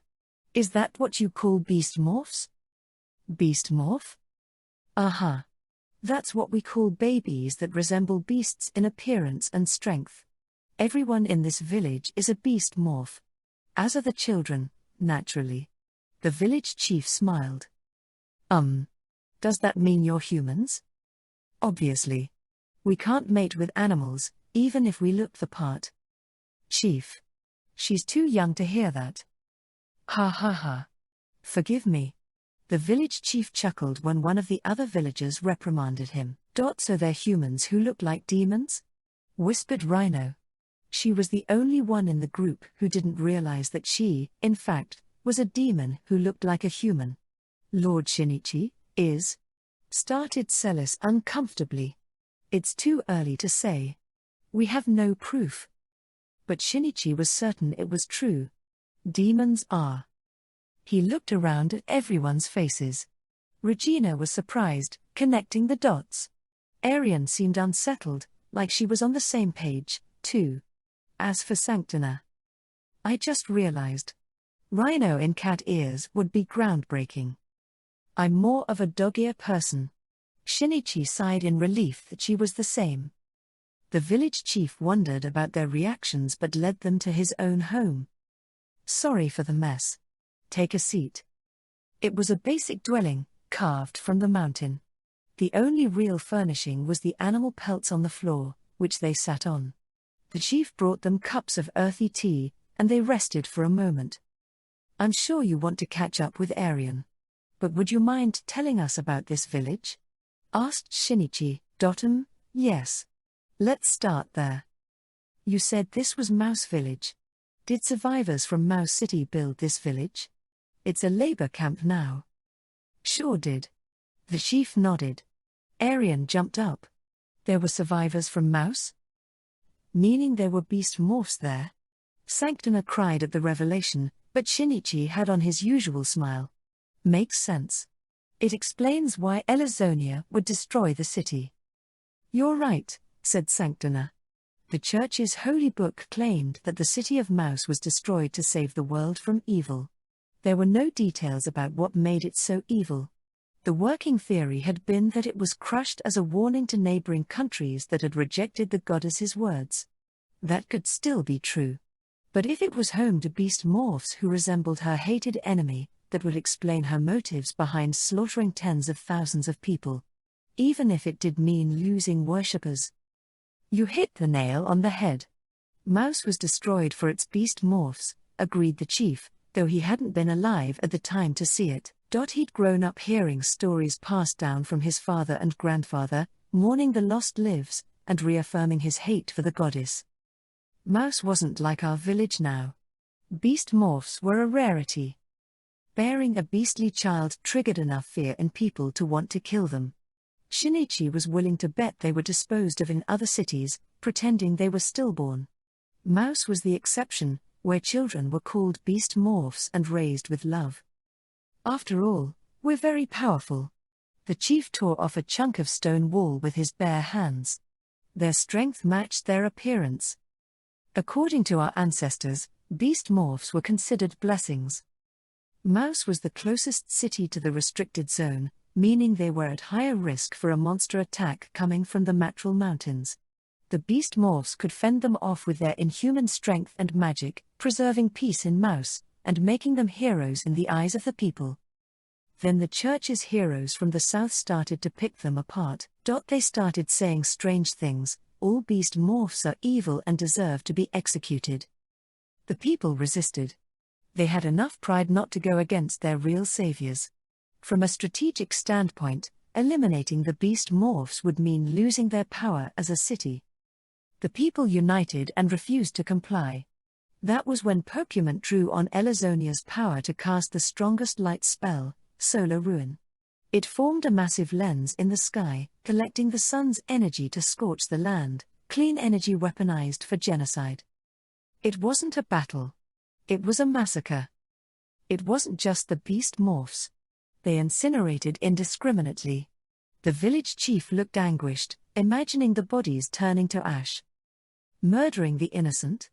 The church is the evil beast, cried Sanctina. Save it, snapped Shinichi. She'd conveniently forgotten that she'd planned to use Solar Ruin to destroy the demons. And then the survivors built this village. The chief forced himself to sound peppy, trying to dispel the dark vibe. Though this was a magic zone where monsters ran rampant, it wasn't all that challenging for the beast morphs to live here. Imminent danger kept outsiders from coming this way, which meant they didn't need to worry about the church finding them. The chief broke into a grin because they led a pleasant life in the valley, and Shinichi smiled back, impressed by the chief's people. "You're a brave bunch," Shinichi noted. "Couldn't live here if we weren't," replied the chief, chuckling. Shinichi broached the real topic of interest. "So where is the red dragon?" Arian's mouth clamped down as she waited for the answer. The chief looked serious and pointed to the north. "You saw the tallest mountain in the area, right? That's where he's rumored to lie." The tallest mountain. They had seen it when they were in the glider, but nothing resembled a dragon. The chief picked up on his skepticism. "There's no question about it. Bridget was the one who said so." "Mom." Arian nodded, knowing this information was reliable. "I've been wondering, did Arian's mom happen to be really strong?" Based on the stories, Bridget had made her way through the restricted zone and found the red dragon. The chief seemed frustrated that Shinichi even needed to ask. "Obviously. Bridget was the strongest of us all. In the 2 years between Arian's birth and their departure, Bridget defeated more than 300 monsters by herself." "What?" Arian cried upon hearing this epic account. Shinichi was more surprised by her reaction. "Didn't you know?" "No. I mean, she taught me to use a sword, since she told me not being in control of your power is a danger to yourself. But I never thought it was out of the ordinary." While they traveled, Bridget would help farms and take up odd jobs to make a living, but she'd never done anything as dramatic as hunt monsters. "A shame that her talent went to waste," mused Regina, wishing they could have tussled once. "I think it was to set an example for me. You're human. You're a bit stronger than other people, but you're human." Her mother used to console her when Arian had come home crying that she was different from the other children, cursed with her half-dragon body. But it also served as a reminder to control herself, because if she used her strength for her own gains, she would depart from humanhood. Arian realized her mother had been talking to herself, as her powers went beyond the average beast morph. "I didn't know anything about Mom." Arian hung her head. Why hadn't she been able to see her for her? Shinichi placed his hand on her shoulder, his smirk creeping across his face. "Come on. We'll get your dad to cough it up, and then you'll know everything." "Yeah." She beamed at him. He stood up. "Thank you for the valuable information." "Leaving already?" asked the chief. He urged them to stay the night since the sun had already set. It was dangerous out there. Besides, they hadn't talked enough about Bridget. But Shinichi refused his offer, thanking him for his generosity. "We have urgent business." The chief could tell it was important. "I see. I suppose I can't stop you." Arian jumped in after a moment of hesitation. Can I come back and listen to more stories, once we sort everything out with Dad?" There was no guarantee they'd be able to beat Goddess Elazonia, even if they did meet the Red Dragon. She promised to come back alive, because uncertainty hung over their heads. He smiled from ear to ear. "You're always welcome here." They left the chief's home and passed back through the secret passageway to the front of the stone wall. They piled into the glider as the chief saw them off. "Oh, right," he suddenly said. "All of this." "Don't worry. We'll keep it a secret," Shinichi assured him, guessing his request. "But I think the day will come when humans and beast morphs can live in harmony like before." "What?" "I said we're going to get revenge for your ancestors." With that, he closed the glider's windshield and directed Regina to cast fly. "What did he mean by that?" murmured the village chief, waving at the glider as it rose into the evening sky, stained red by the setting sun. Their glider touched down on a summit high enough to remind Shinichi of the Himalayas. "But where is he?" Shinichi thought out loud. This was the location, but no dragon. Regina looked gleeful, laughing off his concern. Don't think too hard. The red dragon is here, she stated, pointing below their feet. Oh. Underground. Yeah, I can feel magic from below us, observed Arian. My skin is crawling. It's like when I'm next to the Demon King, agreed Sanctina. Which would explain why we couldn't find him from the sky, finished Shinichi. Even he could feel the pressure below them if he closed his eyes and focused. Regina prodded the ground with a cryptic expression. Celis, what's your guess? About 3 Capra, 6 miles. That would be my guess, too.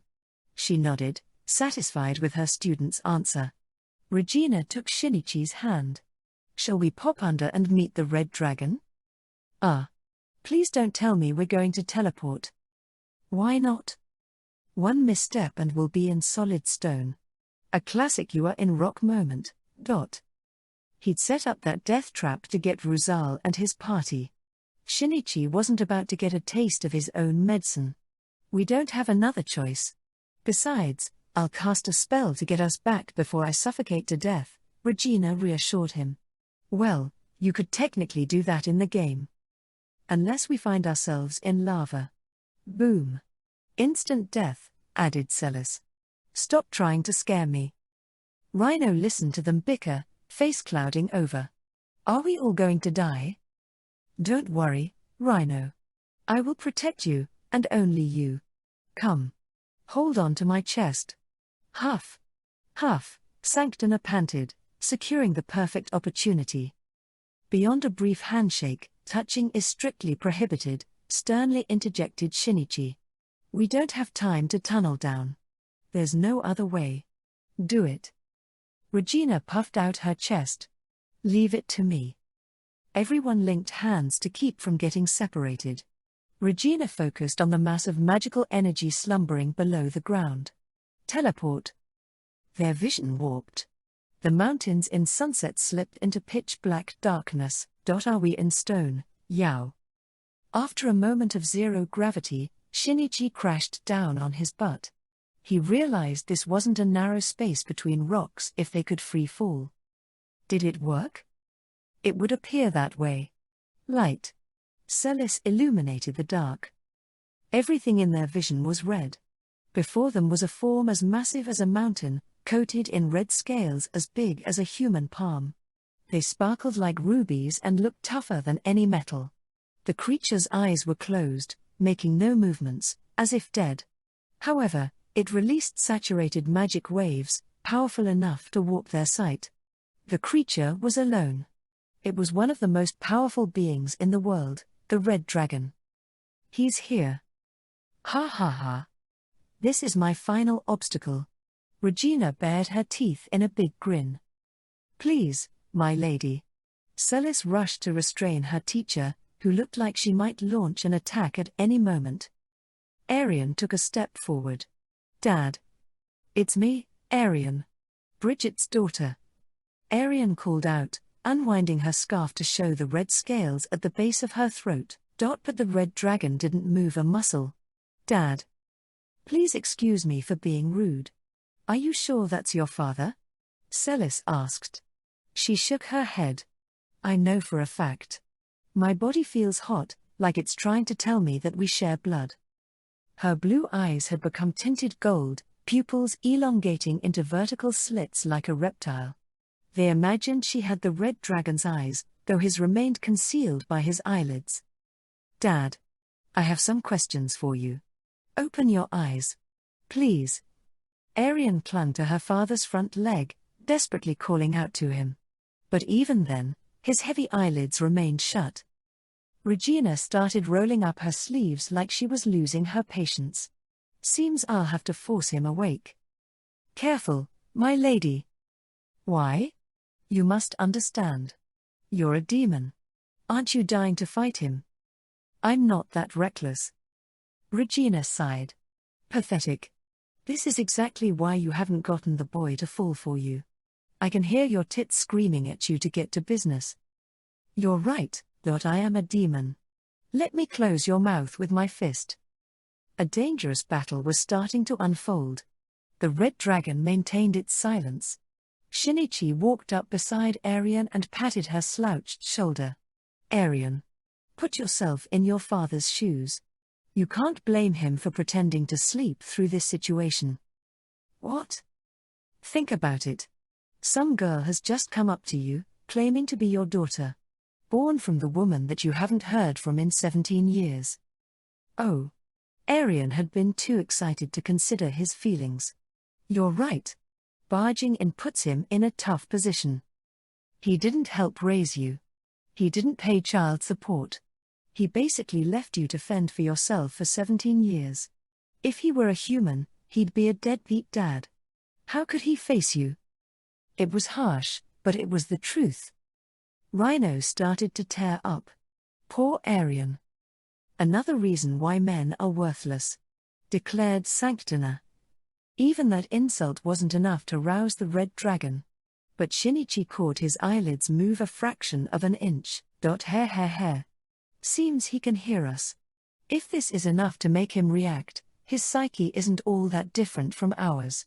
Shinichi had prepared for the worst-case scenario, the red dragon in hibernation, which meant their ant-like voices would never reach him. But that didn't appear to be the case. He chuckled to himself in relief. After all, he was the Demon King's advisor, an evil priest, and an orator who'd won against the immortal heroes. He might be a flea in the eyes of a dragon, but he was confident he could even win against a god in a verbal fight. Taking no responsibility after impregnating a woman? Means he's less than a man. The red dragon twitched. But I'm sure Dad had his reasons. Come on, Arian. He's the red dragon, he could blow away a mountain with a little puff, Shinichi teased. Are you implying he didn't have what it takes to satisfy a woman? Or his little feelings were so hurt when your mom ran away? He twitched again, and then again once more. Shinichi had chosen fighting words. Even Buddha would send him flying with a kick. The red dragon's eyelids started to spasm.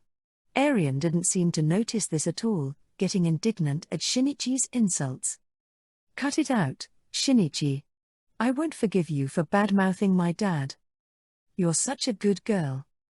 Shinichi was impressed Arian didn't resent her father, choosing to stand up for him even though they'd never met. However, it was starting to become clear that this wasn't going to cut it. It was time for his special weapon. Celis, I know you're in the middle of a fight, but could you cover Rhino's eyes? Understood. When she saw his plan, she disengaged and placed her hand over Rhino's eyes, sulking the whole time. Sanctina. Cover her ears, Shinichi warned. Don't have to ask me twice. What are you doing? Asked Rhino. Shinichi grabbed Arian's shoulders and pulled her tight. Shinichi. The following program is intended for mature audiences. Viewer discretion is advised. Shinichi didn't say anything, bringing his face close to hers. Ah. A sensual cry rang through the dragon's den. What are you doing? Ah. Want me to stop? No, but everyone is watching us, even my dad. Don't worry. Their eyes are closed. But. Ah. Arian was starting to pant, accompanied by some moist splishing. Shinichi, I'm. Just when she was about to reach her limits. Vermin. The red dragon lifted open its heavy eyelids. His voice rang in their minds. Shinichi flew through the air like he'd been shot by an air cannon. Gah! Shinichi? Arian screeched. His huge eyes observed her. None of her clothing was out of place. There was some saliva glistening on her scales. Shinichi had just licked the sensitive scales on her neck. It wasn't as obscene as her sensual voice had suggested. But the dragon's eyes narrowed in anger. Sexual intercourse. Bad. I know it seemed dirty, but we weren't having sex or anything, Arian explained weakly, but it did nothing to calm his wrath. Sensitivity. Touching. Sexual intercourse. Bad. She was having a difficult time piecing together his fragmented sentences. He must not have been used to talking. Celis piped up. Sex means touching sensitive areas on the body. It's not just to procreate. It's an act of trust. After all, you're exposing your weakness to your partner. I think he's trying to say that getting your scales touched is basically intercourse. Indeed. How did you understand all that? Arian was a little jealous that the pervert could decode her father's speech. If Shinichi licked my scales. It was like you ed in front of your own father. Ah. Arian turned bright red, understanding the gravity of her actions. Dad. I didn't mean. I mean, I wouldn't call it sex, but it was raunchy, said Sanctina. I would never let a human do that to me. In fact, I wouldn't even let my husband, added Regina. Arian was getting roasted. No. She cried. I'm not a pervert. She collapsed from sheer agony. No one delivered the final blow by correcting that she was actually a lady in the streets, a pervert in the sheets. As Arian lay in a puddle of her tears, Celis removed her hands from Rhino's eyes and walked over to Shinichi. Heh. Operation No, Daddy. Don't Look was a raging success. He couldn't even stand from the damage. Dirtiest strategy to date, snapped Celis, shooting him a cold glare. She used healing on him anyway. He guarded his balls, assuming she would aim for them like usual. She surprised him by bringing her lips up to his ear. The back of my ears are sensitive. What? I may be the adult here, but that doesn't mean I'll put up with everything. Noted. Shinichi was lost in her cute little pout. However, he jumped to his feet when he noticed the red dragon eyeing him to see if Shinichi was planning on cheating on his daughter with some other girl. Mr. Red Dragon, I'm sorry I used your daughter to disturb your rest. But I had to ask you something. If they couldn't get information about Elazonia, they'd lose their chance to save the Demon King. That would spell the end for the other demons. That was why he stood in front of the Red Dragon now, even if it meant provoking him and getting himself killed. Who is the goddess Elazonia? Where is she? And how can we beat her? He knew it was low of him to try and force this from the dragon with nothing to give in return. However, he couldn't stop himself from yelling. If we don't defeat her, neither the demons nor the humans will see the future. But my motivations aren't that pure. I just can't forgive her. She trampled on people's memories, toyed with people's lives, made Rhino break down in tears, hurt Arian. I'm going to bring her down with my own hands, so the important people in my life can have fun. He would toss away his pride and shame to do whatever it took to accomplish that goal. He wasn't a hero or a demon king or a dragon. He was a puny human with an intellect that was crafty yet lacked restraint. That was the weapon in his arsenal to go against a god. He stood taller, staring into the massive eyes of the creature before him. For some time, he made no attempt to speak. Were their pleas falling on deaf ears? Did he not want to lend his help? Did even a beast from the ancient world not know about Elazonia? They all watched the dragon, enduring feelings of despair dawning on them. The dragon finally let out a resigned sigh. Link. In each's mind's eye, they saw themselves dotting the ground like ants from his perspective. What? Are we looking through his eyes? Rhino glanced around. The cave had appeared dim to them, but it was now encased in rainbow light. Are we seeing magic? Asked Shinichi. As they experienced these sensations for the first time, the red dragon seemed unruffled, raising his downward-facing palm. Search. A flood of information forced itself into their brains. Arg. It feels like my head's going to split open. Red land of lava. Cool blue ocean, where the tiniest lives are born. Hold on. Or you'll get swallowed whole. Screamed Regina. They tried to bear the headache, which was 10 times worse than any kind of motion sickness.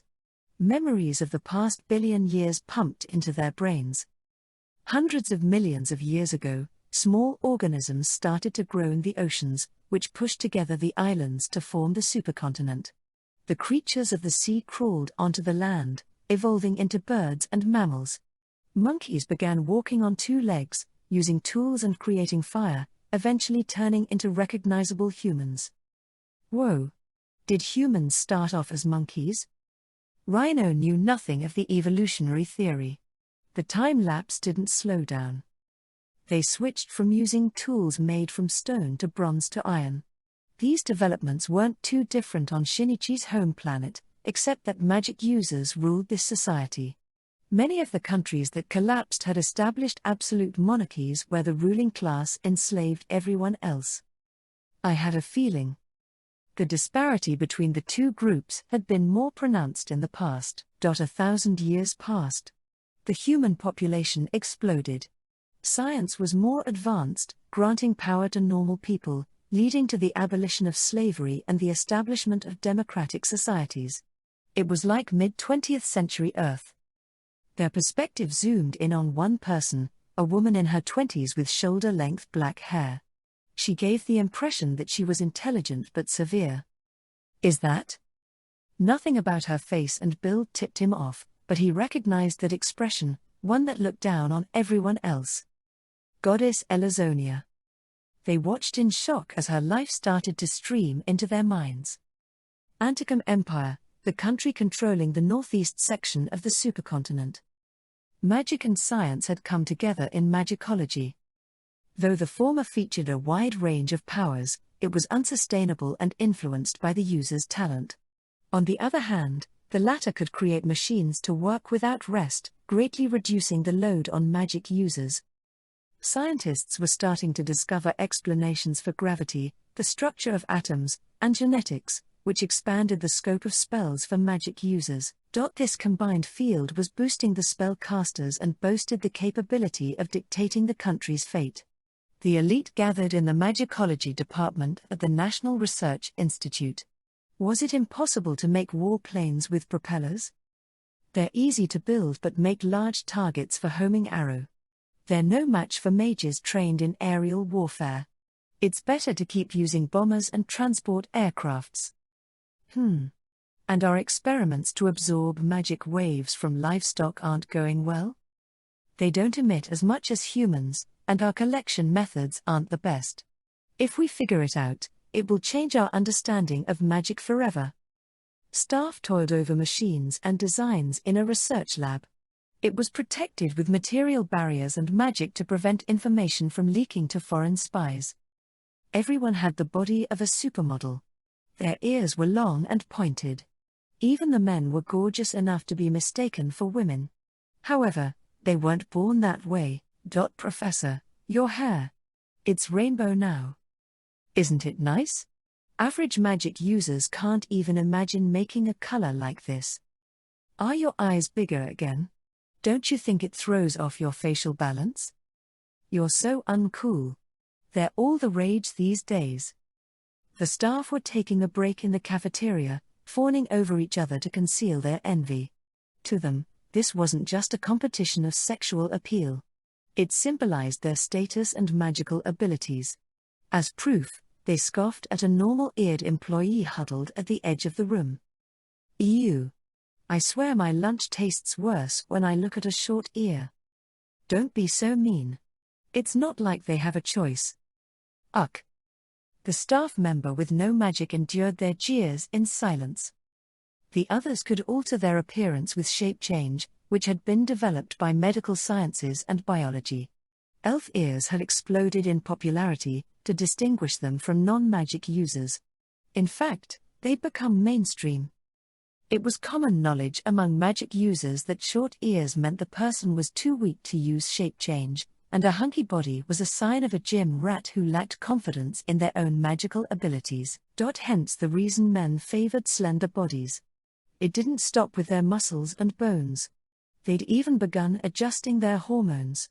They told themselves they were the ones with real power since they could make themselves beautiful from the inside. As a certain religious scientist had warned, we may know more from the research of our predecessors, but that doesn't mean we know everything about the human body. We're too ignorant to be meddling with the great mystery of life created by God. The magic users laughed off those cautionary words. We can bring back the dead. Aren't we already gods? No one knew the price of their egos and body modifications at the time. Their distant ancestors would suffer from a declining birth rate of male children. "Wait a minute," cried Celis, begging for a timeout. The red dragon paused the flow of memories. Her voice trembled. "Were elves humans?" "Yes." He said it was an undeniable truth. "Does that mean I'm human?" Celis looked at Shinichi's face. Regina patted her student's shoulder. "Good for you. Now you know you don't have to worry about carrying his babies." Blurg. Shinichi, Celis, and Arian spat out. What are you talking about all of a sudden?" cried Arian. "If elves were humans, it means they can have children. Isn't that good news?" "No." Arian had just lost her leg up. Shinichi and Celis stared at each other uncomfortably, cheeks tinged red. "We'll have to let Clarissa and the other light elves know," he said. Indeed. They weren't sure if the light elves would accept that they used to be the same as the inferior species. However, it could be their last ray of hope, seeing as they were facing extinction. Shinichi and Celis thought about the elves, continuing to look at each other. Arian pouted. "Dad. Show us more." "Understood." It left him feeling some type of way to see his daughter jealous, but he restarted the flow of memories. The black-haired woman walked briskly down the corridor of the magicology department crowded by the long-eared elves. Her ears were short, but her face wasn't bad, though it was nothing compared with the elves' works of art. However, they didn't sneer at her. Instead, their faces paled as they stepped back to let her pass. That was because she was a genius, the pride of the magicology department, the most powerful magic user in the Anticum Empire, Dr. Ellen Quannell. "Professor, what does this mean?" Ellen shouted, storming into her superior's office and slamming documents in front of him. "You're out of your mind if you're cutting funding for nuclear fusion research. Are you sure you're not the one who's out of your mind?" The head researcher of the department was 60 years old, but he looked like he was in his 30s due to shape change. His tired expression said Ellen was a difficult employee, even if she was a talented one. "If we can't even control nuclear fission, how will we ever succeed in fusion? Our current thermal power plants are plenty for producing electricity." "Who said we'd be using it to produce electricity?" barked Ellen, tapping the documents. "This is a weapon to destroy those damned dragons." "Ellen. You're a scholar. Call them by their academic name, proxies," warned the professor, making her more indignant. "Proxies. They don't deserve a proper name. They're gross lizards." "Fine. Whatever." The professor knew better than to start this argument. "So you're saying you want to make a thermonuclear bomb?" "Yes." "Like I'd ever approve that." He raised his voice as his patience frayed. "It's been 30 years since the last World War. We just finished reconstructing our respective homes. If we make a weapon of mass destruction, our neighboring countries would decide we're a threat and band together to eliminate us. Even a child can understand the consequences." Ellen was a genius magicologist. She didn't need the professor to explain it to her. She already understood the aftermath, but she continued to push it. "Sure. But humanity won't survive if we don't destroy the dragons." "That's where I'm saying you're wrong." His head was pounding, but he somehow managed to regain his composure. "You claim dragons are our enemy, but they slumber in their territory.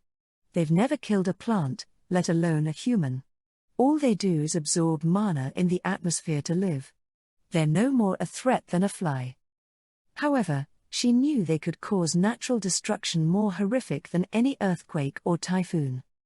"Don't you even know what would happen if we provoked them?" She was silent. There were very few people who understood their power more than Ellen. She'd read everything there was to read on the topic. "Do you want the Anticum Empire to follow the footsteps of the Republic of Centel?" "Grr." Ellen gritted her teeth, refusing to admit he was right. "Sorry. May I?" This time, Regina was asking to take a break. "Is he referring the battle where the Republic of Centel fought the Black Dragon?" "Yes." The beast nodded. She clasped her hands together, practically begging. Could we please see that? Opportunities to see the almighty black dragon were few and far between. Understood. He hesitated a moment before streaming the memories of the battle between humans and dragons. It was a comedy that elicited no laughter. There were 5 huge, dangerous areas on the supercontinent known as high-density magic wave regions. The areas were restricted to the public since monsters ran rampant. Anyone but the best magic users would become monster bait in a matter of minutes. In the center of each of the restricted zones slept one of the 5 dragons, the source of it all. All living things, humans, animals, plants, absorbed mana from the atmosphere to transform into magic. If it went beyond their total storage capacity, the excess was released from the body as a current. There was no difference between these waves and magical energy other than that the latter was released intentionally through spells and the former was naturally discharged. When exposed to strong currents, living organisms experienced a boost in magic production in their bodies, which made them more able to withstand the surge in energy. That was how monsters were created. Dragons emitted huge waves even while they slept, creating droves of monsters in a magic zone extending to a 60-mile radius. It was only a matter of time before someone decided to try to destroy the source of magical beasts for access to swaths of untouched land and resources. We have suffered for too long from the Black Dragon's monsters, but that is all about to come to an end. We'll wipe disaster from the face of the earth and return the lands to humanity. Those were the words of the President of the Republic of Centel, a military state located in the center of the supercontinent. It was a declaration of war against the beast in the restricted zone to the north. Some citizens and those abroad called them foolish, but the majority of the population supported the plan. In fact, the military was flooded with volunteer recruits. As the president had noted in his speech, monsters flooded out from the restricted zone, bringing human suffering with them. The destruction of the Black Dragon was the answer to their prayers. If they succeeded in apprehending their enemy, a proxy of the planet and one of the most powerful creatures in existence, it would prove the raw power of the Republic, showcasing their military power to other nations. They ran with the dream, mobilizing the entire military into the restricted zone. Forward! Take back our land! The soldiers shouted, using guns and heavy artillery to blast away the monsters, cutting open a path to the Black Dragon. Before science invented firearms, the average non-magic user had no way of defending against these grim reapers. But that power dynamic had been turned on its head. Ha ha ha! Looks like an old rag. A Gatling gun shot enough bullets to turn a massive wolf into Swiss cheese. The soldiers convulsed in laughter like they were intoxicated by the finest invention that science had to offer. The magic users were drunk on power. Target confirmed. All units, advance. Equipped with 6 propellers, a massive transport airplane flew overhead, dispatching a load of mages trained in aerial warfare and carrying magic conductors. They made their way to the airspace above the Black Dragon, where they weaponized the magic stored in their conductors to cast a spell. A port.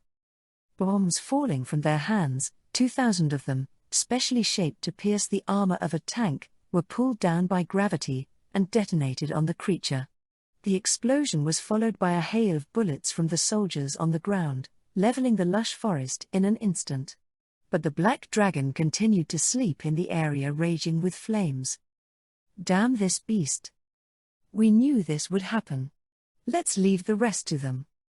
The mages gritted their teeth, returning to their transport and opening the sky above the battlefield. The space was filled by another vehicle carrying 20 top-class magic users. Working together, they put everything into a single spell before tossing a tiny golden orb toward the ground and rushing to evacuate the area. It began with a theory from a scientist who proposed that all matter was energy. Industrious research had culminated in humanity's greatest weapon, nuclear blast. For a moment, the Black Dragon was engulfed in hellish flames. They were live-streaming the event, from the mushroom cloud to the uprooted trees of the forest, to show the power of the Republic. The entire continent watched with bated breath as the dust settled, revealing the beast with all its scales in place, unscathed. That's the proxy of the planet.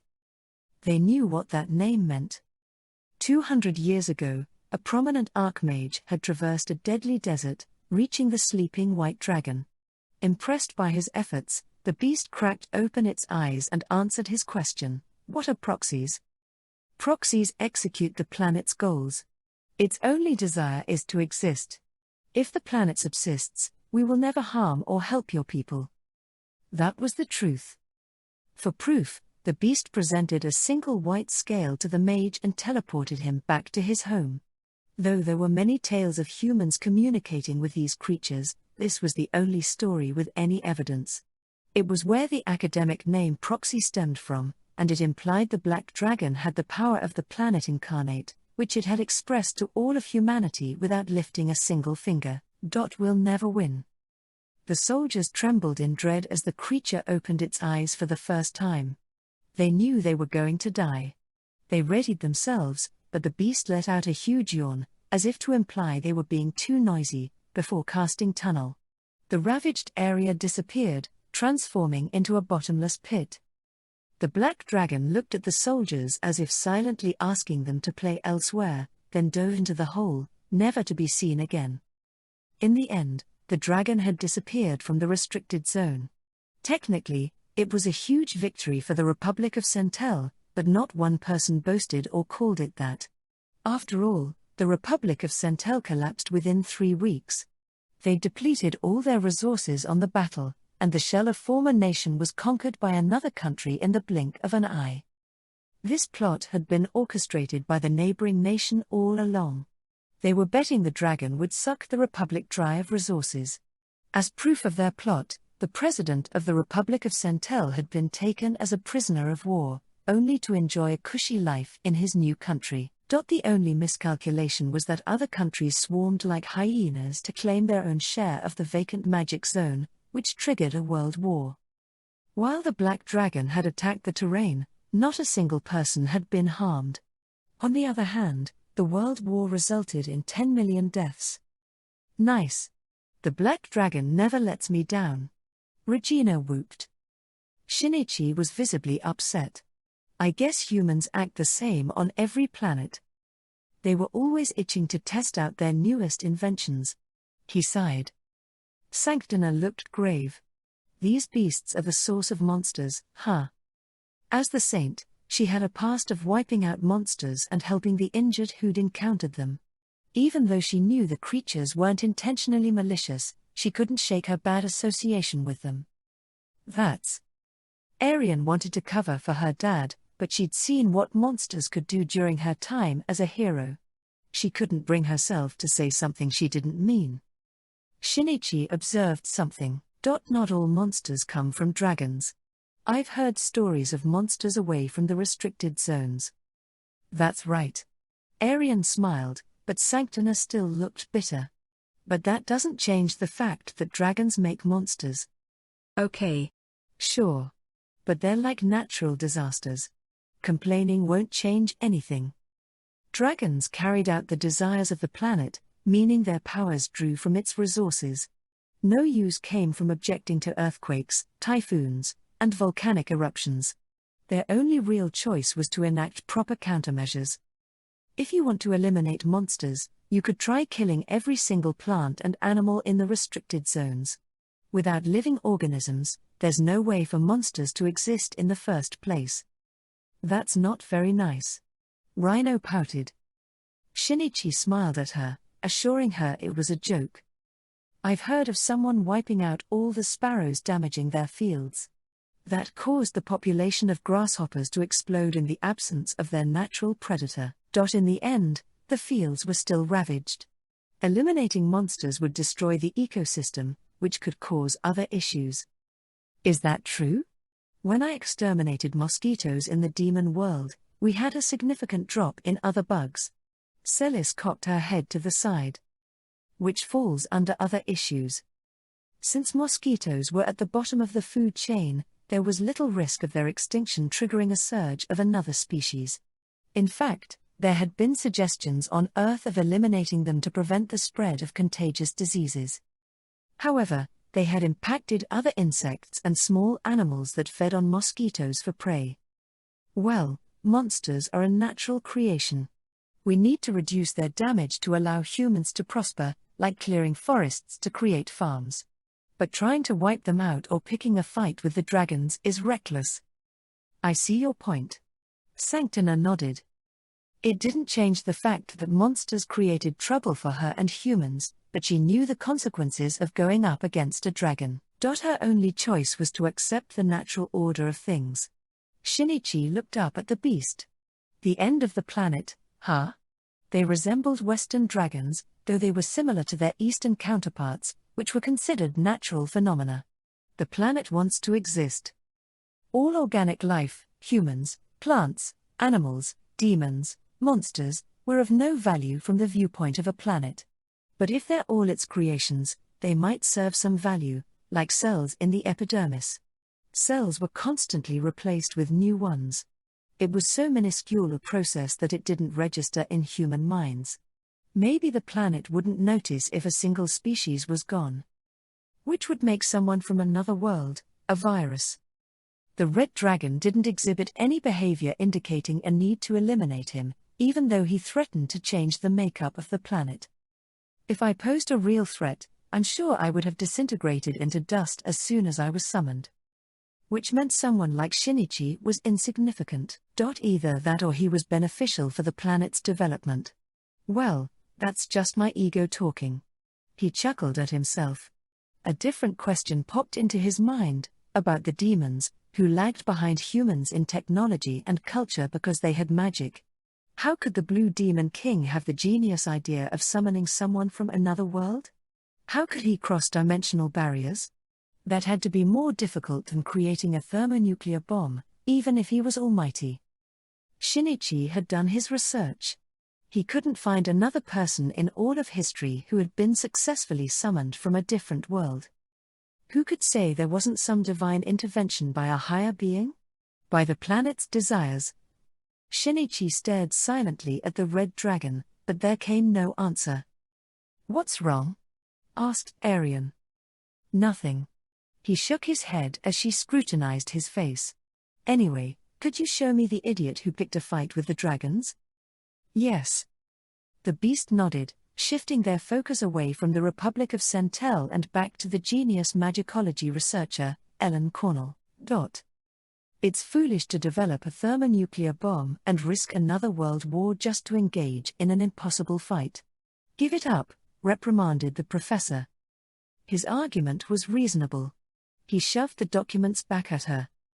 Ellen narrowed her eyes. "Who says it's impossible? If nuclear blast doesn't work, we make a nuclear bomb.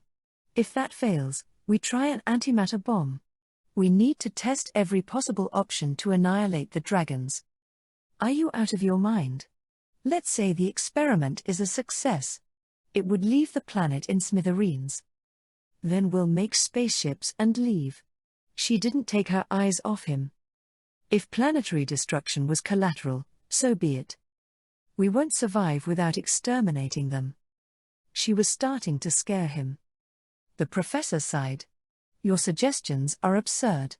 We can't let the monsters threaten us, but if we increase access to guns, normal people can." "That's not what I'm talking about," Ellen shrieked, slamming her hands on the desk. "I couldn't care less about unintelligent monsters. The problem is those mutants committing crimes with their humanoid intelligence." "Ellen. That's offensive. They're victims of magic waves." "They are not victims," she screeched, almost bursting a vein in the process.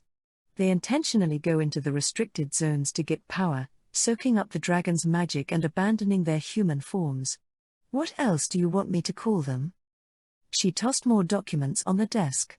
Some of the photographs blew into the air, displaying pictures of these mutants. A man with long claws, a woman with horns, a child covered in fur. They looked like they'd fused with beasts. He couldn't deny that they appeared mutated. They were victims, human turned monster. You know they commit tens of thousands of crimes each year. Because of their circumstances. The professor weakly tried to defend them.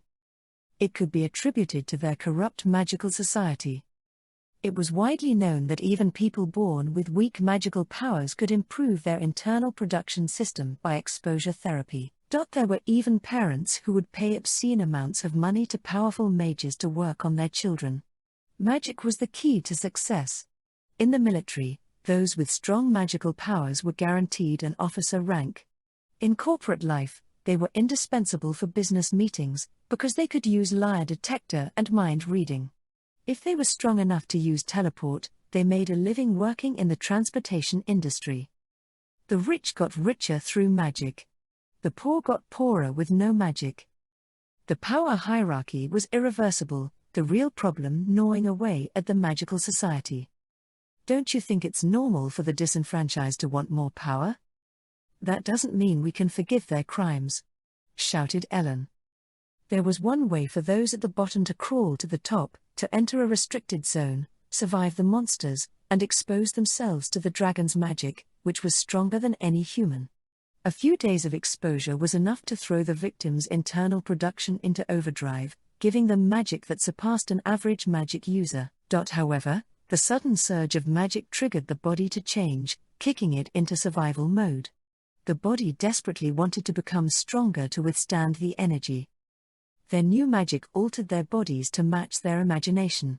Many drew inspiration from tigers and bears, while others turned to devilish creatures, giants, or even dragons. This gave birth to victims, those who lost touch with their human forms and hearts. That was the price of magic. I know there are real victims exposed to wave currents against their will. But the vast majority do it for power, and use it for evil. The professor didn't respond to Ellen's angry protests. She wasn't wrong. It seemed they had traded power for their conscience. Many victims had come from cycles of poverty, trodden on and mistreated their entire lives, and now ready to get revenge. That was why they were referred to as mutants and feared more than monsters. They had only recently re-established them as victims of magic waves as human rights came to the forefront.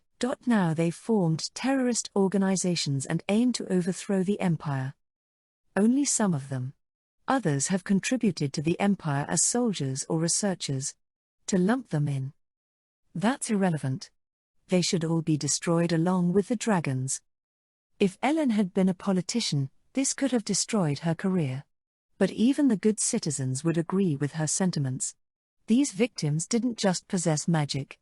They had claws and fangs to rip through skin, scales and shells to repel bullets, superhuman strength. Paired with human intelligence, they could wield swords, guns, and spells. The average person stood no chance. That had inspired the creation of a secret society aiming for their annihilation. They were locked in a perpetual battle, trying to wash away past blood with new. So what if they helped us in the World War 30 years ago? You know they just keep reproducing, coddled by performative assholes talking about human rights. If this continues, they will destroy humanity. That's not the way to put it. They are just as human as. They're not human, shrieked Ellen, unleashing her full wrath. They're obsessed with magic and abandoned their humanity. They are something else. They are demons. Ellen wasn't the first one to call them that. It was the name that the victims were using for themselves. They weren't frail humans or brainless monsters. They were a new, advanced race with brains and brawn.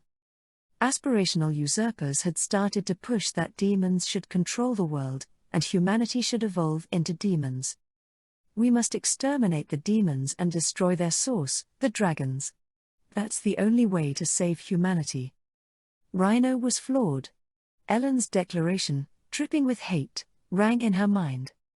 Demons used to be humans, too. That means we can have children, cried Sanctina.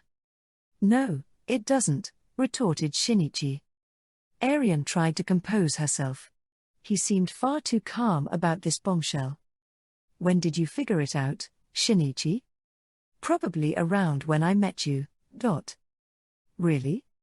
The possibility had only crossed her mind when she saw the beast morphs in Mouse Village. Shinichi started to explain slowly. There are so many different types of demons, from orcs to harpies. They're all as smart as humans. They can all talk. They have their respective cultures. That's already strange. Is it? Asked Celis, tilting her head to the side. It seemed perfectly normal to her.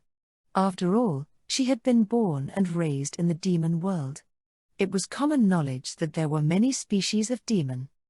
However, Shinichi was from Earth, which had exactly one intelligent race. Only he would think this was peculiar. Their mental faculties were just a small clue.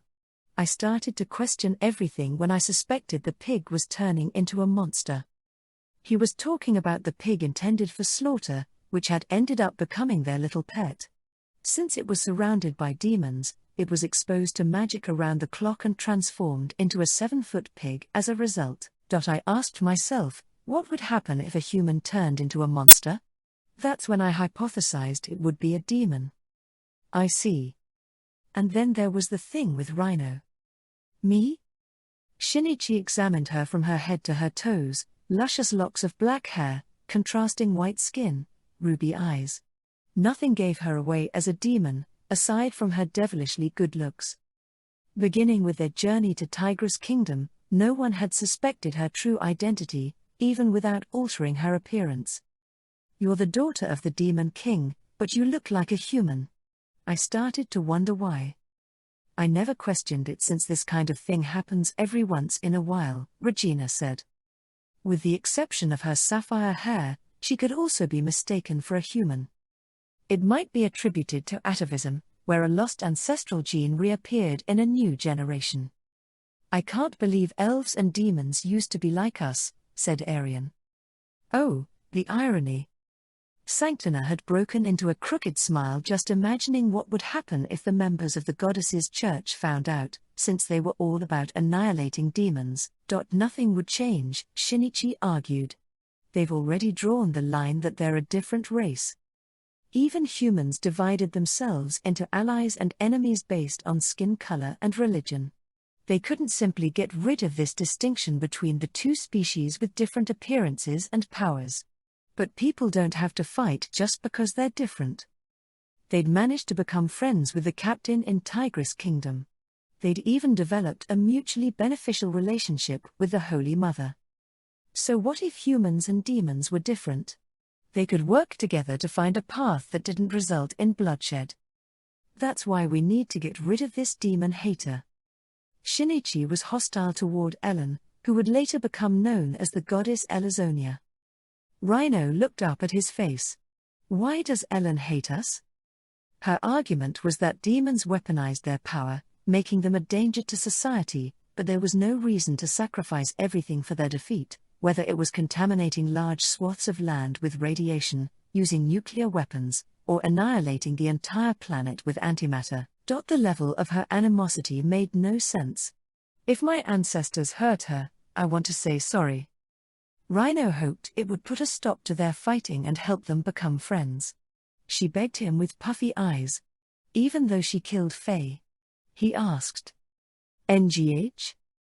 That almost gouged her heart out. She averted her gaze for a moment, before turning back to face him. I can never forgive her for that, but I don't think we can solve anything by hurting each other and trying to get revenge. You're right. Shinichi smiled and stroked her hair. There were only two ways to stop war: destroying the other side and putting aside differences to forgive. Shinichi found it commendable that Rhino had the strength to forgive Elazonia even though she'd killed her friend and captured her father. However, it didn't mean it was enough for everyone to reflect on their ways, even if she had changed Sanctina for the better. Well, that's what I'm here for. That was his rule. Shinichi looked up at the red dragon. He seemed to guess what Shinichi was hinting at, because he resumed the memories of the fight between the professor and Ellen. A new character appeared. Excuse me, Ellen. Someone nervously tried to step between the two. It was a baby-faced girl with glasses. Faye? Cried Rhino. Must be the original Faye. He noted her pointy eyes. She seemed a little older, too. As everyone reeled back from shock, seeing Faye convinced them to stop arguing. Ellen had to take one last jab. If you don't approve my research on nuclear fusion, I'll go to another country. She stormed out of the magicology department, stomping all the way home and trudging into her bathroom, where she began to undress. "Don't look, Shinichi," cried Arian. Covering my eyes won't work. I'm seeing this in my mind's eye." "Should I remove your brain?" Celis suggested. "Do you want me to die?" Arian had clamped her hands over his eyes. Celis latched onto his head. It didn't stop him from watching Ellen take a shower. As soon as he saw her naked body, every dirty thought vanished into thin air, replaced by shock. No way. Are those? Her chest was covered in blue pentagonal shapes. Dragon scales. Was the goddess Elizonia a half-dragon? No relation. The red dragon immediately shot down his guess. Does that mean she's a demon with scales like a dragon? Correct. Shinichi looked at Regina, the blue princess of war, a woman with great magic. Her transcendent blue hair was the only thing that set her apart from a human. What was so strange about a demon of the same caliber with scales on her chest? Humph. So El something or other is a demon just like us, observed Regina. If this gets out, it'll be chaos. Sanctina started to sweat, knowing this could shake the foundations of the church. Rhino was visibly confused. Why does she hate demons if she is one? She just couldn't wrap her head around someone plotting to annihilate demons as their kin. Rhino had been raised with love by her own race. That didn't mean there weren't others who had been hurt by their own people, causing them to wish for their destruction. Could we see the answer? Asked Shinichi. Yes. The boy sighed, guessing it would be a dismal one. The red dragon went further back in time to locate the first scene of her tragic tale.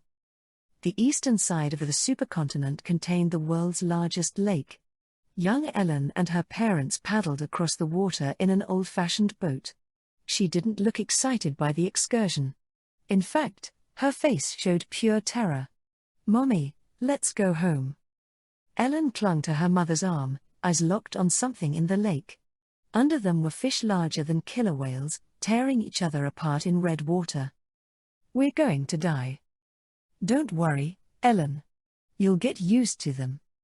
"Your mother is right. You're going to be stronger than those monsters." The parents tried to comfort their terrified daughter. Their eyes were dark and clouded, like the water in a marsh. This lake was home to monsters. It was known as a restricted zone. Far below, in the depths of the lake, slumbered one of the 5 proxies, the blue dragon. Its saturated magic waves morphed all living creatures in the lake into monsters. They couldn't sink their teeth through the steel hull of the boat since they were just organisms, after all. The pilots swatted oncoming monsters with the steel bow, sometimes directing the crew to use cannons or water mines. They came to a stop in the middle of the lake, above the slumbering blue dragon. This was as close to one as they could get. The red proxy was deep within the mountains. The white dragon across a deadly desert. This was the best location for humans to expose themselves to magic waves. Strange things started happening to Ellen's body after half a day. Arg. She felt hot, like her entire body was on fire. She thought her head and chest would split in two. "I'm going to die. Mommy. Daddy." Ellen desperately cried out. Her parents gave her water and liquid food, smiling the entire time. "It's all right. This is a necessary part of your evolution. No pain, no gain. It means you're going to be blessed by great power." They were whispering things that were beyond her. Ellen suffered through the fever and pain. After a few days, she was noticeably thinner and exhausted, but her condition had stabilized slightly. Her father carried her in his arms to a large open area below the decks. There were children who had been transformed like her. "Wow, I'm a tiger." Roar. "Oh look, Kyle. You're a were-tiger now. Very cool." "Mommy, I have wings now." "A harpy. You've achieved your dreams of becoming a pilot and flying through the sky." The parents of the mutated children showered them with praise. Ellen trembled in fear looking at this unholy gathering. What are they? Ellen couldn't understand why they would be happy in their beastly bodies, only because she had never been abused by the magic users. We didn't want you to go through what we did, Ellen. We didn't want them to look down on you just because you can't use magic. Heartbroken, her parents remembered their own pasts. They had been born without magic, which instantly labeled them as inept. Born to poor parents, they never had a way to climb the social ladder. All they had known was living under the heavy boots of magic users, ground to bits. I'd get a 90 on a test after hours of studying, while a magic user would use speed learning to whiz through the information in minutes and score 100. Don't you think that's unfair? I struggled to graduate college only to work for a high school dropout. Wouldn't you hate to be bossed around by a magic user? I remember when this old wench stole my boyfriend using shape change. I was so heartbroken, I couldn't sleep for days. I wanted to murder the rich magic user who got between me and my girlfriend. 30 years of this treatment. They'd forgotten they were in front of their daughter as they cursed them out. All the parents on the boat had been beaten down in the same way. That was why they wanted to put their children on the side of the abusers. They were giving them the gift of magic, failing to ask for consent, and consider the risks. All right, Ellen. Let's get revenge when you're a demon, too. Her parents' faces had morphed, transformed by saturated magic. Their skin peeled into crackling scales. Their eyes bulged out of their heads. Their tongues had split down the middle. They were turning into snake people. It was like their dark envy had seeped out. Everything about them was wretched and ugly. No. A blood-curdling scream welled up from her soul. There was one thing her parents hadn't known. Even though Ellen was their child, she herself had been blessed with hidden potential to become a magic user. The ugly ducklings had given birth to a swan, who was now transforming from the magic waves of the blue dragon. Get away. She couldn't bear the idea of becoming an ugly mutant. She didn't want to become anything like her pathetic parents. As those thoughts filled her mind, the magic inside her awakened. Lightning vortex. A storm of white lightning incinerated the wretched beasts, granting her wish. When she processed the situation, everything was charred black. She was the only living thing there. Mommy, Daddy. Ellen trembled at this unintentional devastation, then burst into laughter. Ah ha ha ha. Their fault for making me do that. They got what they deserved. She couldn't tell if she was trying to shake off the guilt of committing parricide or if this was her true nature. Either way, Ellen almost choked from laughter before noticing the pain in her chest. What is this? Under her nails, she found blue scales glittering against her skin like sapphires. If the Ashen parents were still alive, they would have rejoiced, saying she was a chosen child of the blue dragon. But that wasn't how Ellen saw it. Her parents had marked her with proof that she was a wretched demon, the final curse of the snake people. No. Ellen scratched at her chest, tearing off her bloody nails, but it made no difference to the permanent curse on her body.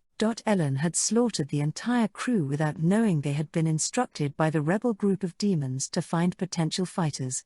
She used her new magic to take to the sky, leaving behind the Blue Dragon's Lake and returning to civilization, where she was taken in by an orphanage and matured as a magic user.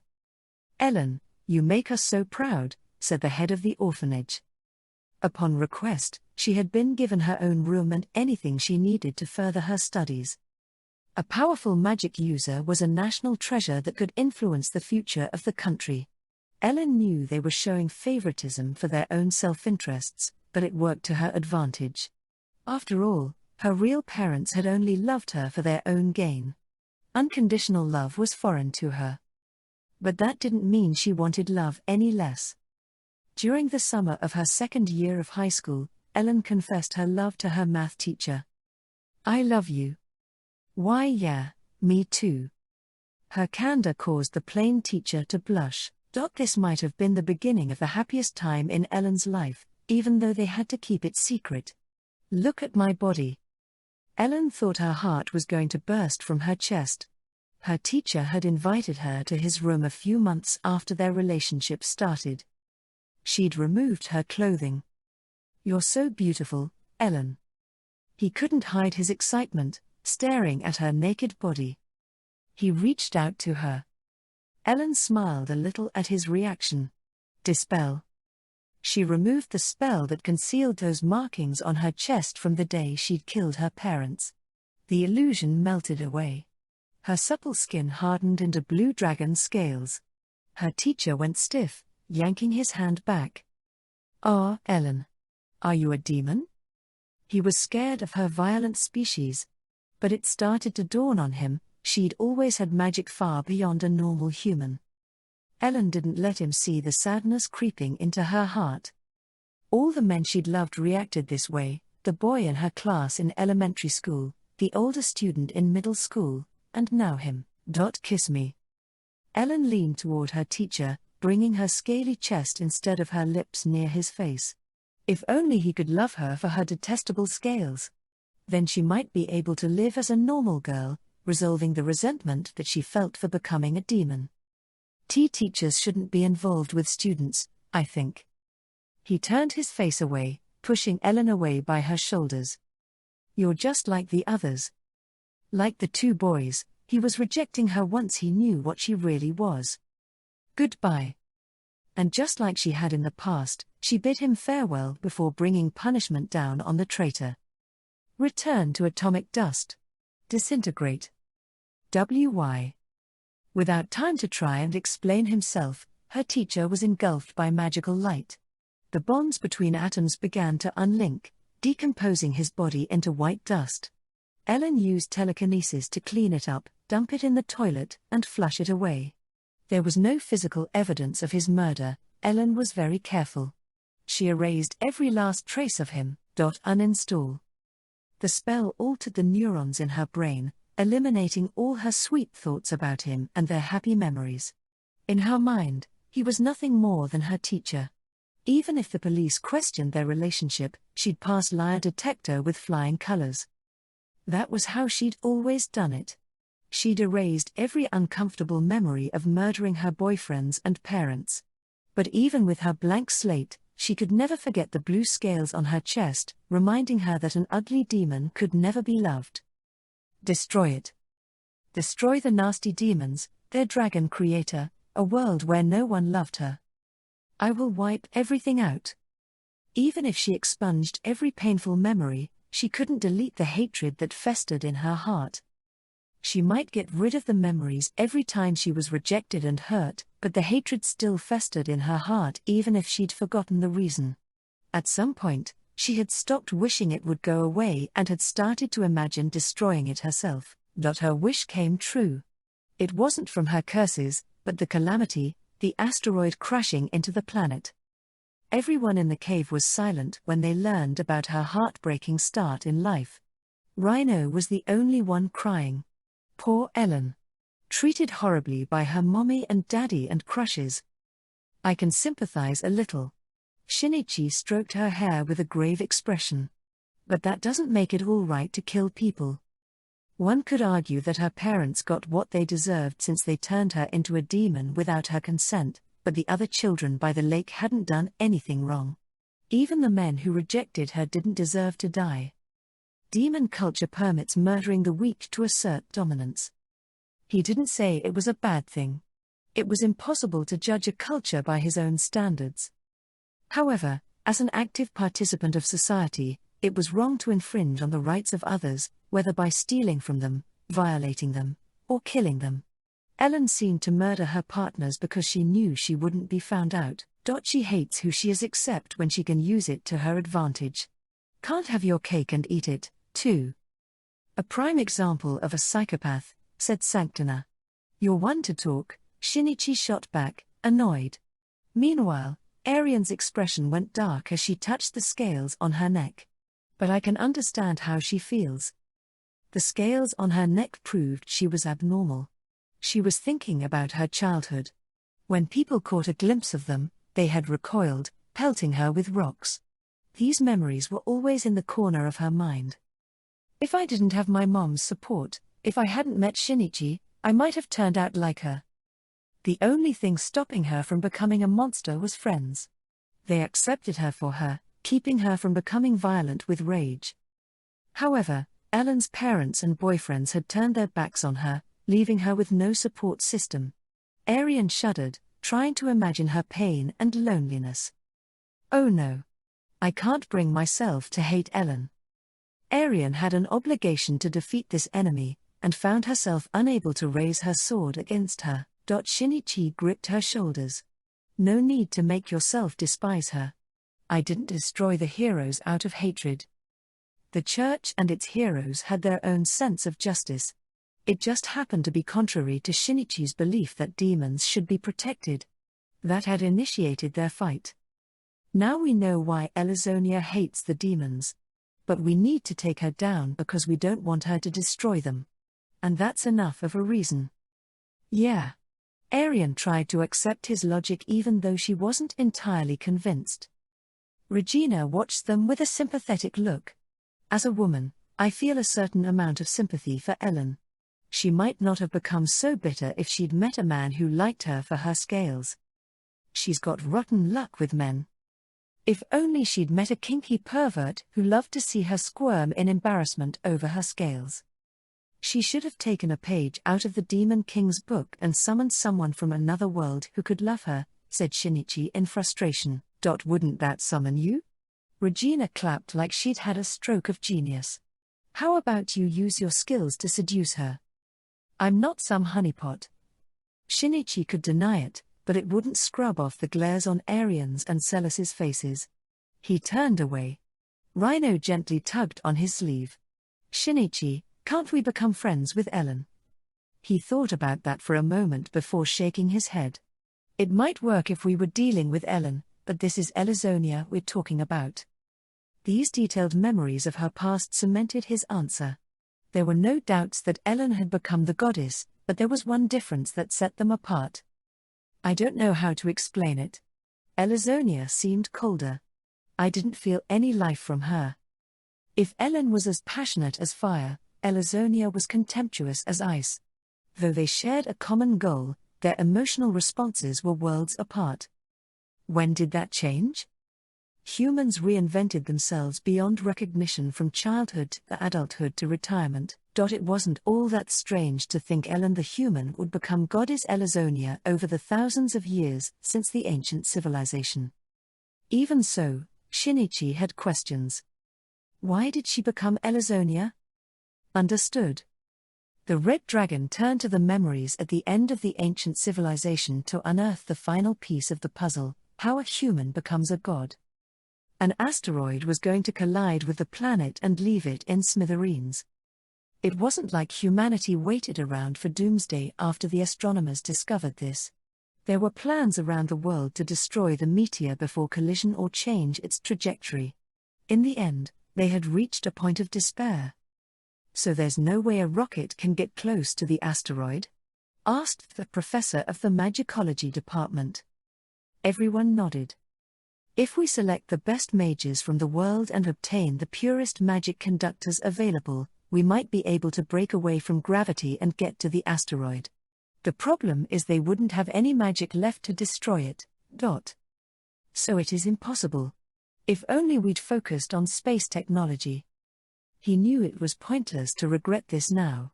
There was one simple reason they couldn't make a spaceship, even when they could bring back the dead. Magic users were powerless in space. To be precise, casting spells was possible.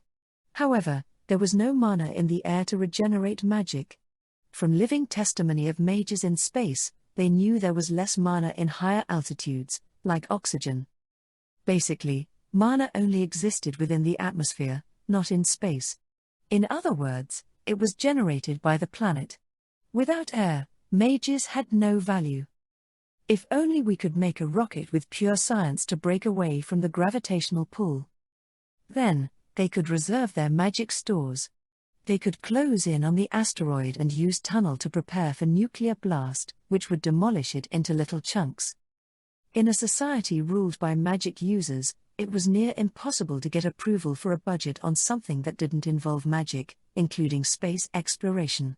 Some researchers tried to get funding by pretending they were experimenting with a new type of missile, but all requests were denied, seeing these proposed weapons could be shot down by a homing missile.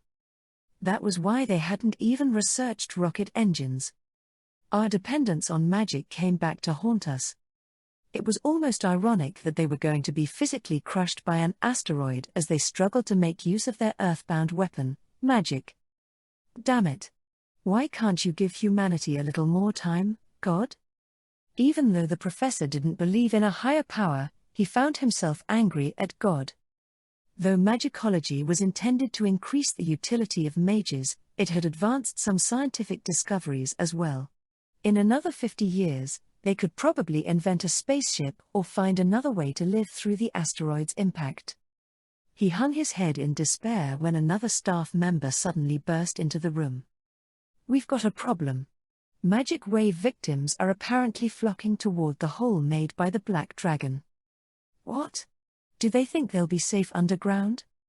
That was foolish. Created by the Black Proxy during the incident with the Republic of Centel, the cavity occupied the middle of the supercontinent, tunneling deep enough to fit 4 times the height of the world's tallest mountain. They might be able to survive through the initial impact and consequent natural disasters, but the collision would kick up dust to block out the sun, causing an extended winter. This would lead to food shortages, and ultimately their death. I would rather get crushed by the asteroid than descend into a man-eat-man world. The professor felt sorry for their stupidity. The staff member held out a single piece of paper.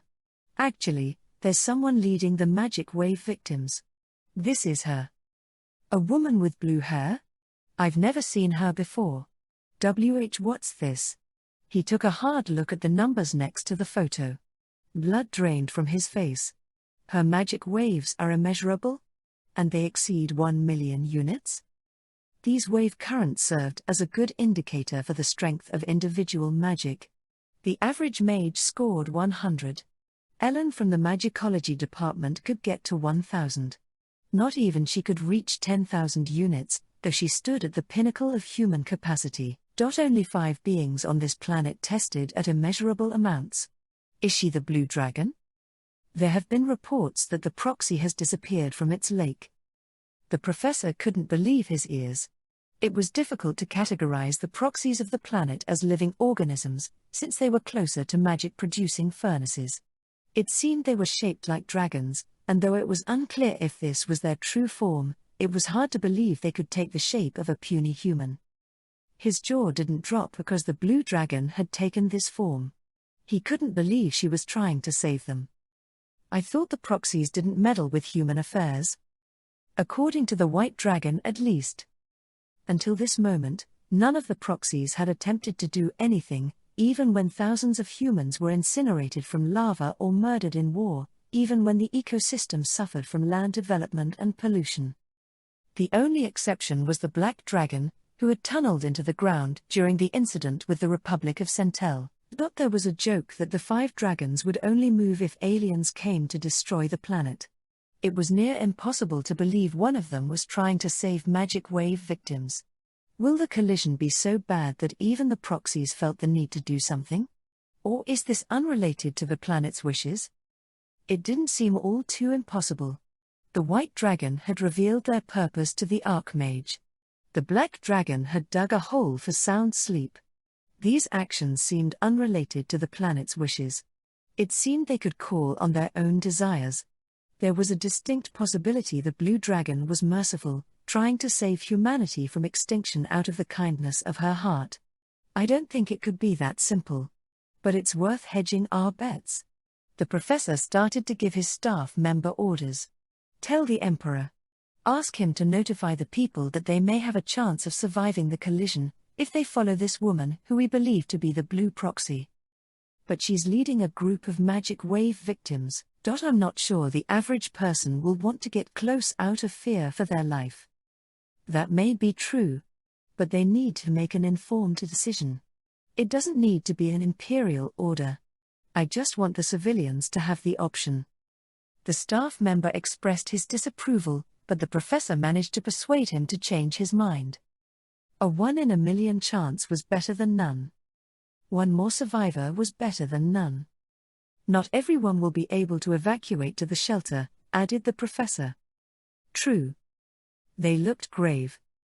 As soon as they came to the conclusion that nothing would stop the collision, they had rushed to construct an underground shelter with other mages, for the top 1% of the world's population. Even now, the 99% were protesting in the streets. They weren't going to wait for the asteroid to turn the city into hell. Pathetic. Even if we can survive the natural disasters, there's no guarantee we'll live out the long winter. But we all want to live longer, even if it means one more second. That's what makes us human. The staff member averted his eyes in guilt as one of the few who had the right to use the shelter. That's exactly why I want people to know about hope, in the form of the blue proxy. Understood. He rushed from the room to act on the professor's orders. That decision would result in large swaths of normal people fleeing underground, forming a civilization that would later be called the Demon World. Bathed in the magic waves of the Blue Dragon, the son of the Demon World, they would turn into demons. But they would survive. Some of the mages with elf ears would accompany them in this descent. Their exposure to magic would darken their skin. They would be called Dark Elves. At the time, the future was unknown. The professor was trying to do everything in his power against the clock. Someone else rushed into the room. A bespectacled girl named Faye. Professor. Have you seen Ellen? Not for a few days. What could she be doing at a time like this? He shouted, pounding the desk in frustration. She hesitantly held out a thick file of papers. This just came in the mail, addressed to me from Ellen. It's a design. Of what? He imagined she was still trying to convince him to make a weapon to destroy the demons. As he flipped through the file, he realized it contained the exact opposite. An artificial hibernation chamber? This was the thread of hope that would let them see the future. This would help them sleep through the long winter. Save memories into a specialized magic conductor. Freeze the body. Bring it back with resurrection. Rewrite the information in their brains. It detailed a forbidden use of magicology. It treated human personality like data. The average citizen would have a hard time with this. However, it meant artificial hibernation was no longer a theoretical implausibility. It could go wrong in so many ways. There could be hiccups with reinstallation and sustainability of the devices, but there's no other way. It's worth the risk. The professor nodded. We'll only be able to prepare a few hundred units, since we need to finish constructing the shelter. But we have to do everything in our power to help humanity survive. Why, yes, sir. He had grabbed at the single thread of hope dangling in front of him. The professor rushed to the research labs to make use of this gift from Ellen and Faye. It was the day before the calamity. Humanity was killing their remaining time, from struggling to find a way to survive to giving into despair. A certain genius magicologist was settling into a small underground shelter for herself. This won't be enough to eliminate them. If a simple asteroid was enough to kill the dragons and demons, Ellen would have been able to do it by herself. I will survive and eradicate them. Because they were repulsive. There was no one left to check her simple obsession. Ellen climbed into her one-person chamber to ride out the long winter. She'd added a device onto her chamber, which wasn't included in the design she'd given Faye, that ensured her mind would make it to the future even if the hibernation failed and her body rotted away. That was why she faced no uncertainty. She fell into a long slumber with the earthquakes from the collision as her lullaby. It felt only like a moment, but thousands of years had passed. Gah. Cough cough. Ellen woke up violently, choking from the intense pain coming from her internal organs. Her frozen body had thawed, bringing her back to life. Her mind had been installed in one fluid process. She was satisfied by the success of her invention. She climbed out of the chamber, exiting the underground shelter using tunnel. It's blinding. The sky was as blue and the sun was as bright as they were in her memories. However, a bird's-eye view of the scene revealed nothing else was the same. The tall concrete buildings with steel frames were gone, replaced by unspoiled forests stretching to the horizon. Did humanity not survive? Her fear proved unfounded. She located some human settlements, though they'd regressed from the technology that she'd known in her lifetime. The houses were simple and wooden, the roads remained bare and unpaved. Farmers toiled the fields in place of machines. Children ran around in simple hemp clothing and kicked stones for fun. "I can't believe we've gone back to our old ways," she observed with telescope, keeping her distance to prevent them from noticing her.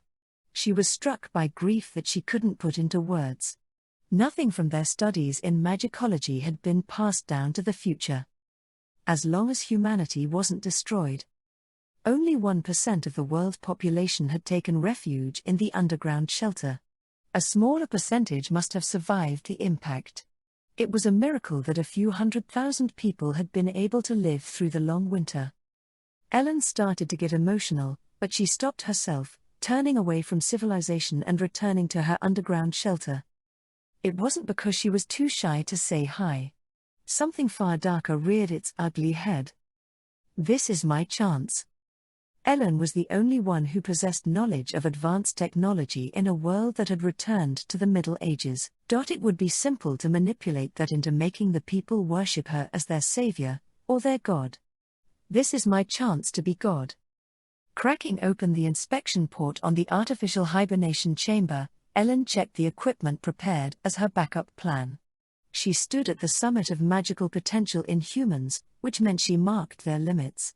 After all, there was a physical maximum of magic storage in flesh. Push past the limit, and anyone would be ripped apart from the inside out. If she wanted more power, she'd need to change her body into a more compatible form.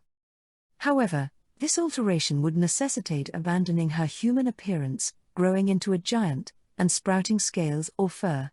In other words, she had to become a complete demon. I will not become one of them. She picked at the blue scales on her chest, scratching the source of her disgust, which had stayed with her for thousands of years.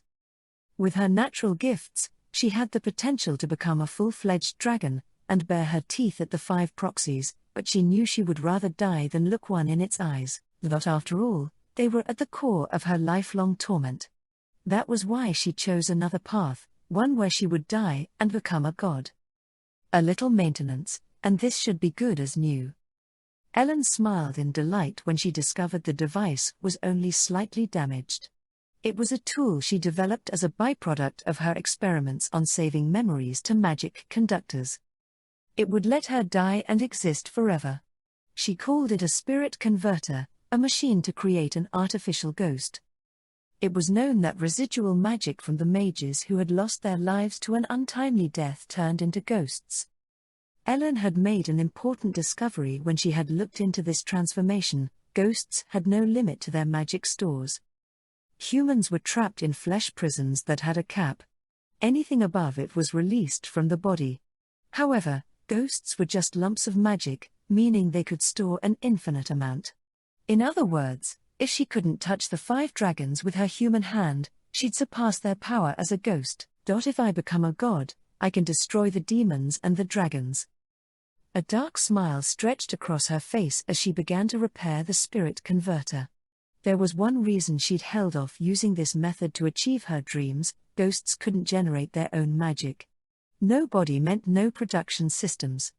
That meant they were weak forms with finite lifespans. They were nothing compared with the mages of her time. But Ellen was a genius.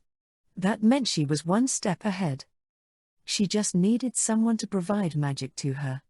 Then her ghost self would grow strong forever, reaching the heights of a god. It's done. The spirit converter started up, and Ellen stroked it like it were her hideous progeny. In the pre-asteroid world, no one would have been weird enough to worship her in ghost form. But things were different now. They didn't have newspapers, radio, or TV. The ignorant masses were in constant danger of disease, injury, and famine. They were looking for a savior. Ellen had just the magic and knowledge to save these little lambs. They would start to worship her and devote their lives to spreading her word.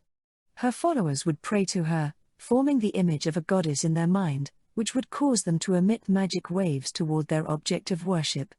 In other words, she would use the magic from her followers to grow infinitely to become God. Goodbye, pitiful Ellen.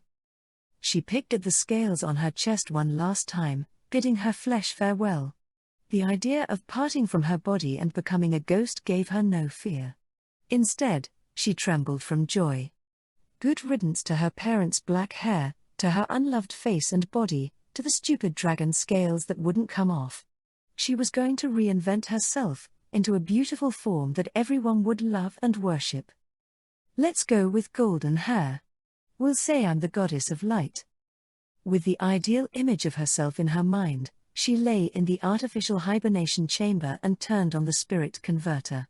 Pain jolted through her as her magic and memories were stripped from her body, but she was high from adrenaline. She was no longer Ellen, the ugly loner. Her consciousness and magic slipped out of her body, floating into the night sky. It landed at a small village, descending on a young man sleeping in one of the crude wooden houses. When he woke in surprise, the ghost offered a smile and her name. I am Elazonia, the goddess of light. I have awakened and descended to save my lost children. This was the moment Ellen had died, giving birth to a ghost made of her resentment for demons.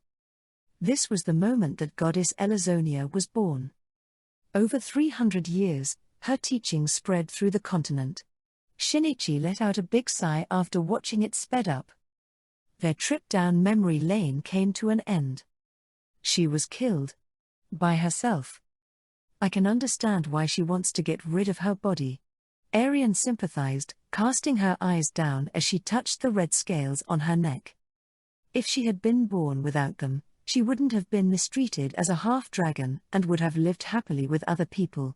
She dreamed of it often. Her heart could have changed for better or for worse if she abandoned her body now. Maybe I would have become like her, tormenting demons and killing with no mercy. Maybe. Shinichi gave her shoulder a gentle pat as she shivered imagining it. Weaknesses and strengths were two sides of the same coin. Too much confidence spelled arrogance. Just enough cowardice afforded caution. Arian had suffered from an inferiority complex, which had kept her powers in check. To Ellen, her blue scales were the source of all resentment, and her last ties to her humanity. I feel better now. Shinichi stretched his limbs, smirking. Pitiful Ellen is dead, leaving us with Elazonia, an uncooperative ghost. Now I don't have to feel bad about sending her to the afterlife. But Rhino looked like she wasn't convinced. Elazonia was different from the Legion in the Elven tomb. She still possessed the mind and memories of Ellen. Wasn't it too early to give up on talking this out? Rhino must have known her wishes weren't realistic, because she was silent. Shinichi placed his hand on her shoulder. Like I said, I don't think we can reason with Elazonia. Do you still want to try making up with her? Yes. All right. We can try. Okay. Her face split into a huge grin. She'd believed he was completely opposed to the idea. Regina watched, sending Shinichi a telepathic message in confidence. Don't tell me you're actually considering being amicable with that woman. She couldn't save her rage for a later time, even if this was the request of her beloved daughter. That was the woman who'd captured her husband. Shinichi returned her stern glare with feigned ignorance. Who knows? Let's just say I found what I was looking for. I see. She knew what he was implying. Her eyes crinkled in a smile. He flashed a grin in return. He felt no fear toward Elazonia anymore. They say a monster keeps its true nature hidden. Seems the same could be said for gods. Humans feared the unknown. That was because they couldn't guess what their opponent was thinking and what they were capable of doing. In other words, they didn't know if they could be killed. Without a way to resist, their only option was to tremble in fear. Hence why unknown monsters were a particularly frightening breed. But now, They could understand Elazonia in digestible terms: a ghost, a mass of magic, a former human who had given up her corporeal body. First, we need to talk to the captain. We need to cut off any chance of her retreat. Then, we need to fill in Vermater. And then Clarissa and her friends. I see he's afflicted with his usual malady. Celis sighed with a smile as she watched Shinichi mutter to himself. His expression meant he'd already seen their path to victory. He was practically radiating joy when he realized he could accomplish his goal. Meanwhile, Arian stepped close to the red dragon, looking nervous. "Dad, I wanted to thank you. And..." She wanted to ask about her mother, but right as she tried to broach the topic, the red dragon lifted one of his gigantic fingers. "Dad?" A warm glow started to spread from his fingertip.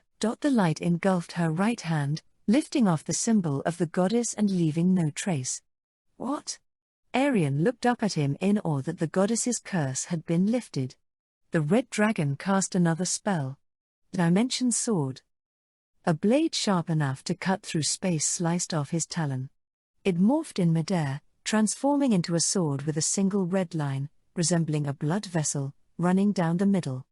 The sword fit in Arian's hand like it belonged there. "Dad." She'd wanted to fight Goddess Elazonia for Shinichi's sake, and he had given her the greatest gift in the world. Tears of gratitude welled up in her eyes. She still wanted to talk with her father, to get to know where he'd met her mother and how he'd grown to love her. As she opened her mouth, light enveloped her body. Her vision distorted, making her dizzy. It was a familiar sensation, the feeling of a teleport spell. The red dragon was sending them off somewhere, signaling that he was done talking with them. "Dad." Arian screamed, not wanting to leave just yet, but he closed his heavy eyelids. As her consciousness started to fade, she heard her father's clumsy words in her mind, and hers alone. Request. Joy. Be happy. Those were his last words. She realized they were standing in front of the Demon King's castle. "Dad." She hugged her sword, sobbing. Shinichi pulled her into a gentle hug. I imagine it's embarrassing for a father to recount memories of his wife with his daughter. Don't blame him. As a fellow man, he tried to give her some context. Arian nodded. "It's okay. I understand." Though they didn't talk much, she got the gist of his feelings. He'd told her about Elazonia's true nature, removed her symbol as a hero, and given her a weapon from his own body. He was supporting his beloved daughter down her own path. "Let's do this, Shinichi." She wiped the tears from her eyes and gripped the dragon's sword. "Let's destroy the goddess Elazonia and save the world." The look in her eyes made her seem like a real hero. He chuckled. "Not quite." Let's save the Demon King and destroy the goddess's world." "Yeah. So what if there was no justice?" They were going to do it to create their new domain. Arian nodded eagerly and squeezed Shinichi's hand.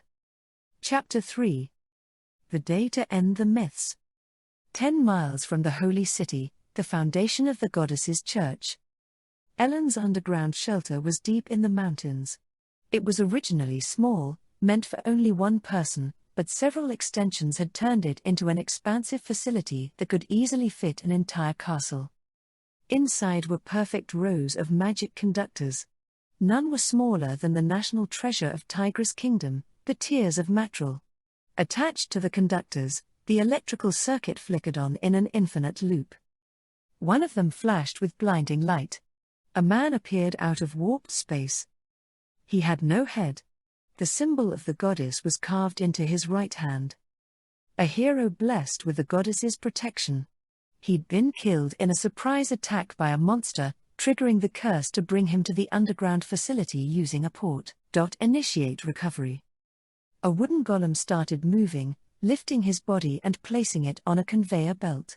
At the end was a large vat with crushed bones, blood, and the meat of animals captured in the area. The hero was flung into the blood and sinew. Another golem switched on a magic conductor connected to the vat. Initiate resurrection. That acted as a tank, supplying magic to another conductor imprinted with the spell, activating resurrection. The missing head was immediately replaced, formed from the contents of the vat. The process, which used his genetic information, recovered only the body. There wasn't anything left inside his mind. That was why the golem lifted the man out of the blood to place him on another conveyor belt. At the end was a crude bed, where he was laid to rest by another anthropomorphic being that strapped him into a contraption shaped like a helmet connected to conductors via cables. Initiate install. The golem pressed a button, activating the spell. That pumped a flow of information into the hero's new brain, returning his memories until death, which had been stored in the conductor via the hero's symbol on his palm. His body jerked, convulsing, but the install process completed without any issue. Before he awoke, the anthropomorphic puppet pressed another button. Initiate delivery. The button activated Asport, sending the hero to the church closest to where he died. That was the system that created the immortal heroes given the goddess's protection. Faster than reinstalling the OS on your computer, the Demon King's advisor would comment if he ever saw the place. But a normal person with normal emotional faculties would vomit in disgust. If they were a hero who had died at least once, it would destroy their sense of self. Its inventor was a floor above this facility. The genius magicologist who treated humans like objects. Elizonia was in the research lab, casting spells on lumps of ore. Element conversion, shape change. It transformed to copper, gold, or silicon. Pieces as small as 1 micron were worked together to make the electrical circuits that attached to magic conductors. Would it be faster to build a manufacturing plant? Elizonia spoke to herself as she pinched the finished circuit between her fingers. One look at any design, and she could pull it from memory with search. That gave her everything to know about circuits. However, she had no knowledge of making a manufacturing line for mass production, which meant she'd have to design a factory from the ground up. It would technically be more efficient if she intended to mass produce them. She picked up the circuit and walked to a large metal casket that could fit 10 grown adults. As with the hero resurrection device, it had a number of cables connecting to magic conductors. Elizonia attached the finished circuit and glanced at a huge pillar of ice placed beside it. In her eyes were disgust for demons and unconcealed joy. I can't believe something of utility would come from the demons. I suppose it can be attributed to his species. The Blue Demon King was a cut above the rest, even though his kin were constantly exposed to the Blue Dragon. Even compared with the abnormal capacities of cardinals, he still regenerated magic magnitudes faster. You're the best magic generator. Elizonia laughed, stroking the pillar of ice that encased him. Her complicated plan to take a hostage and capture the king of the demons was all to use him as a magic generator. Elizonia's power was crowdfunded from her millions of followers, but that wasn't enough. The majority had none to offer, and the waves became weaker over distance, since she wasn't using direct contact to absorb their magic. Only the heroes were the exception. Her curse strengthened their connection, giving her a large boost. However, it was far from efficient, since she had to resurrect them, wasting her previous stores. Those little shits are dragging me down. Her face clamped down in anger when she remembered their stupid faces. The perverts who enjoyed getting off by the elves were bad enough. In fact, she'd regretted ordering the destruction of the elven tomb, which she feared contained records of Ellen. That said, they had a decent arrangement in place. The heroes fought the elves every 10 days and contributed magic to her, leveling out at net zero. She could handle that. Fine. However, she would never forgive former Bishop Hube for leading an army of 10,000 heroes against the Demon King. That had resulted in the deaths of more than 7,000 men, all without contributing a single ounce of magic. She blew through years of magic stores on their resurrections. And because his new heroes had no skills, dying often wasted more of her powers. Maybe I should kill them like Hube. It had crossed her mind before, but it would only result in the ignorant masses believing in the existence of Elazok the evil god, which was all from the imagination of the advisor of demons. Its name was obviously a play on hers. It would really suck to lose followers because she didn't save them from his clutches. But these days of irritation would soon come to an end. From now on, I'll have more magic than I can use. The metal casket was a magic collection device. It would encase the Demon King, where he would be intravenously administered water and nutrients. She would reap his magic for years to come as he remained neither living nor dead. With all the costs involved, the net amount of magic from a normal mage was in the red, which was why she hadn't implemented this before. But in the Blue Demon King's case, the total balance swung in positives. Next is mass production. As Elazonia looked up his huge body, her lips curled into a happy smile. Why have only him, when she could make clones? With tens of thousands of Demon Kings, she could have a magical power plant. That way, she wouldn't need her stupid followers. She could convert all the mana in the world to magic, pumping her with enough power to defeat the demons, the dragons, and everything else. The problem is safety. She sat on the magic collection device, furrowing her brows. She had the knowledge and power to recreate a hero from thin air using their genetic information. Cloning was simple. But if she made tens of thousands of Demon Kings, one might escape its confines and revolt against her. Should I break their spirits? Not like torture. That was how the church punished heroes for their crimes. She could surgically remove a sliver of their brains, keeping them alive but rendering them harmless. There was one major problem. Their rate of production would drop. The biological system to produce magic didn't have a material form, like the heart and lungs. It was technically the entire body, though even Elazonia didn't understand the specifics. If she did, she wouldn't have bothered capturing the Demon King, instead weaponizing creating life to make a living magical power plant. But based on data available from various studies, deficient body parts weren't the only things that decreased magic production. Even psychological changes, like a shift in personality, could make it worse. The mind is just a collection of electrical impulses fired between neurons, but it can impact a physical particle like mana.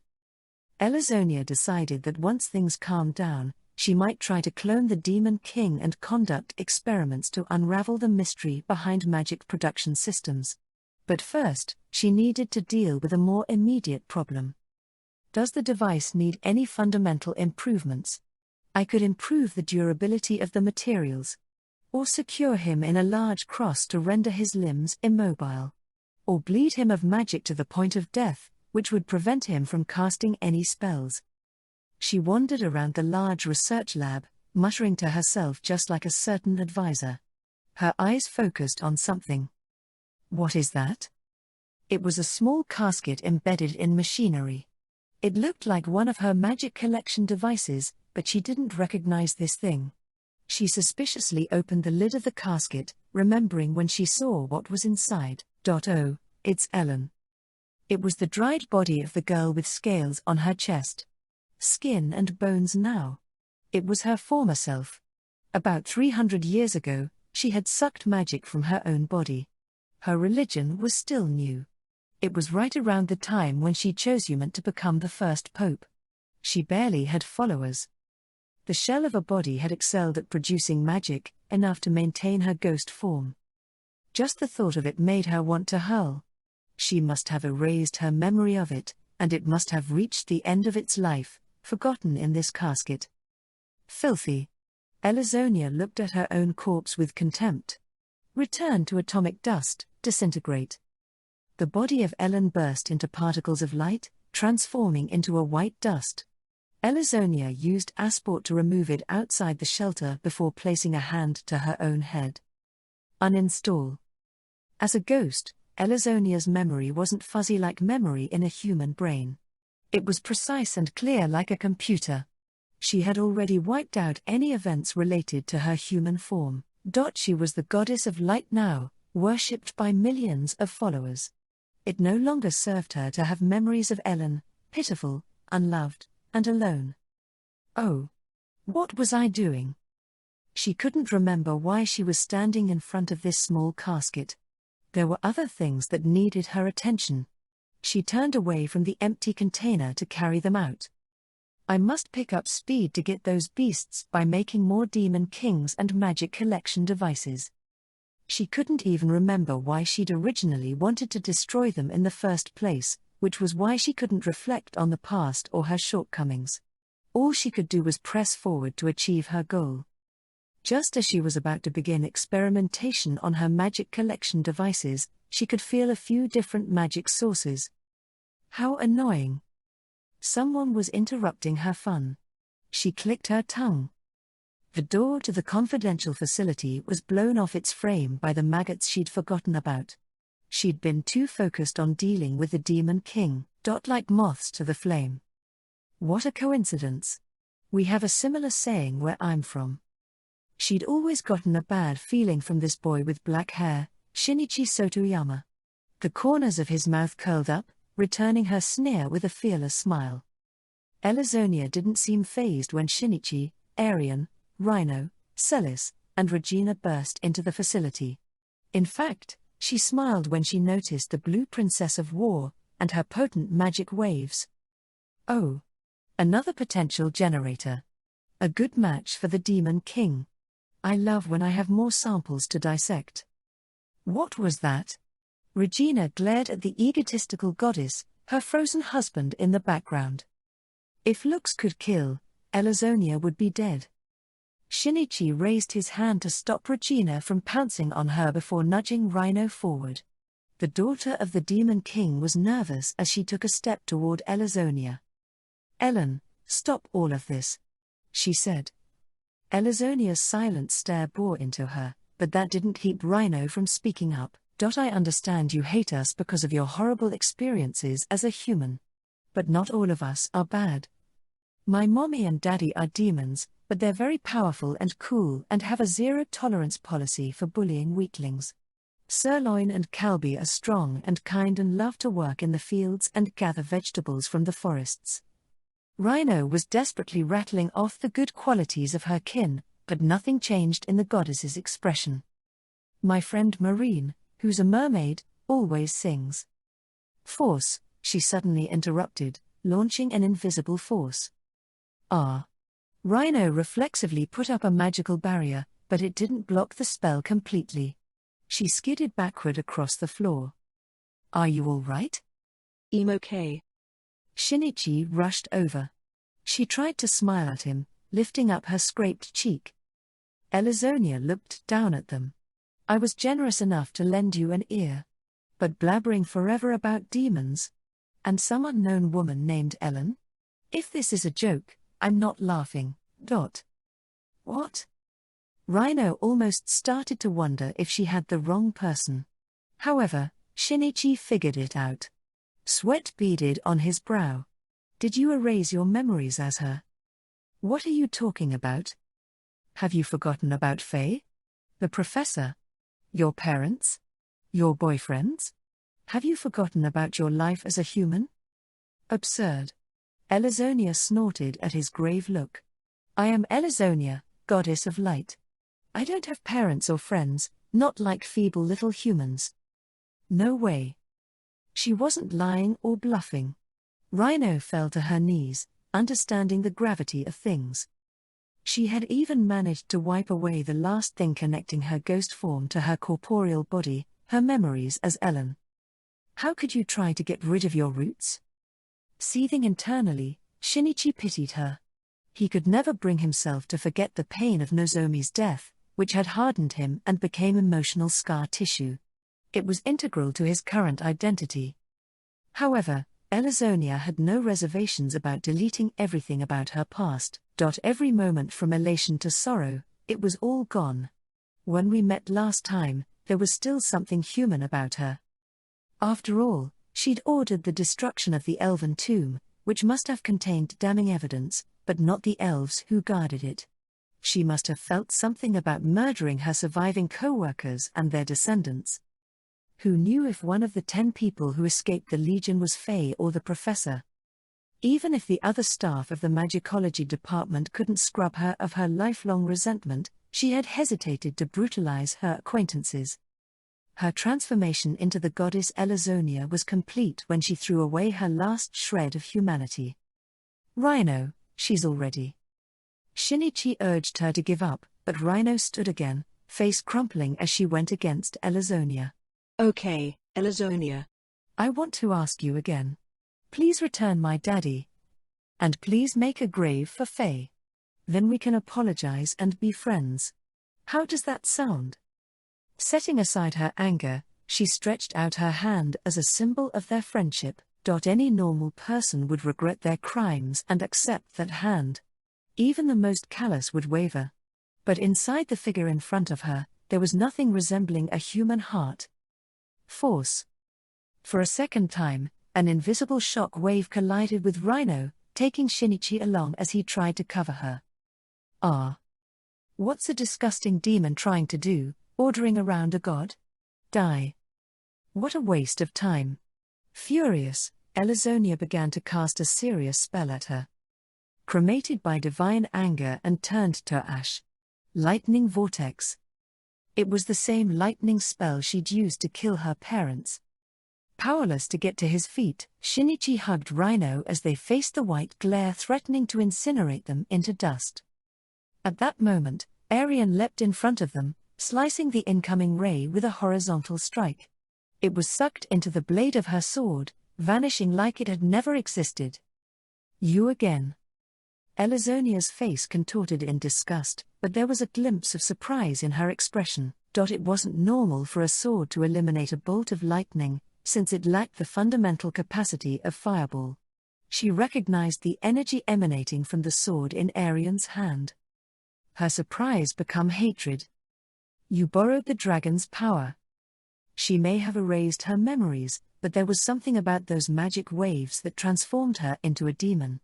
It must have been etched into her soul. Holding the sword aloft, Arian's right hand didn't have its hero symbol anymore.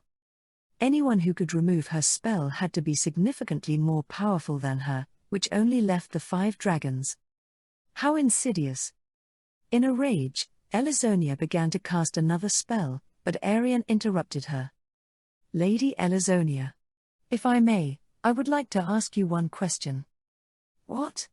She stopped, palm out. Maybe because Arian had been so polite. She lowered her dragon sword. Did you really kill the bishop? Which one? Bishop Hube. Oh, that chump, she spat. His name finally jogged her memories. I did. He failed to destroy the demons, even after I'd given him a portion of my power. I gained nothing by letting him live, she said without exhibiting an ounce of guilt. I see. Arian listlessly cast her eyes down. A small part of her heart had refused to believe he had died, but she had her answer now. Maybe the bishop did some horrific things. But they were all for you. He'd threatened Boar Kingdom into mobilizing their military, starting the war with the demons. He'd led an army of 10,000 heroes in another attack. The demons found him to be a pesky enemy. He must have fallen out of the favor of some people in Boar Kingdom, too. Though his personal motivations played a part, he had attacked the demons to carry out her divine plan. After all he did for you. I can't believe you would kill him for trying. Hube had invited her to become a hero, helping her connect with other people. Maybe he had ulterior motives. That didn't change his impact. He was what started her on the path that led to Shinichi, and she owed him for that. The goddess snorted at Arian's criticism. My followers choose to devote their magic and lives to me. What's wrong with doing what I want with them? What? Arian was at a loss for words. It was heartless. She was starting to understand that Elazonia wasn't the goddess of light. She was a vengeful ghost born from animosity. Arian wished she could believe Elazonia was their beacon of hope. But you've tried to save people. Even if her ulterior goal was to collect her followers' magic, it was undeniable that the church and its heroes had protected the masses from monsters and treated them for disease. Even if 99% of her objective was motivated by selfish reasons, the remaining 1% must have stemmed from her desire to keep other people from experiencing the same kind of suffering she had. Arian wanted to believe that. If you've gotten rid of your humanity, you won't be able to save anyone. This was a desperate plea from someone who had once been proud of being a hero. But Elazonia laughed. Why must I save people as God? Who said God had an obligation to protect humanity? I guess you're right. Arian looked down, grinding her teeth. As long as she was an ally for humanity, one could argue there was some semblance of justice in her actions, even if she was the enemy of the demons. But the monster in front of them had no sense of heroism. It was hatred incarnate.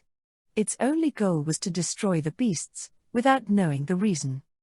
Goddess Elazonia, I'm grateful that you selected me as one of your heroes. Arian refused to believe Elazonia's only motivation was to tap into her magic as the daughter of the loathsome dragon. She must have sympathized with her position, as another victim cursed with dragon scales, unloved by others for her beastliness. Arian wanted to believe in the humanity of past Elazonia, even if the current one refused to admit it. That's why I have to defeat you, now that you've changed. Arian thrust the tip of her father's dragon's sword at the lost ghost. Elazonia chuckled for a third time, laughing at her former pawn who tried to stand against her. Restrict, photon bind. Chains of light whipped out of thin air, coiling tightly around Arian. Hugh had ordered the same spell from 30 priests, but it paled in comparison to Elazonia's bind. The links dug into Arian's skin, threatening to rip her into tiny pieces.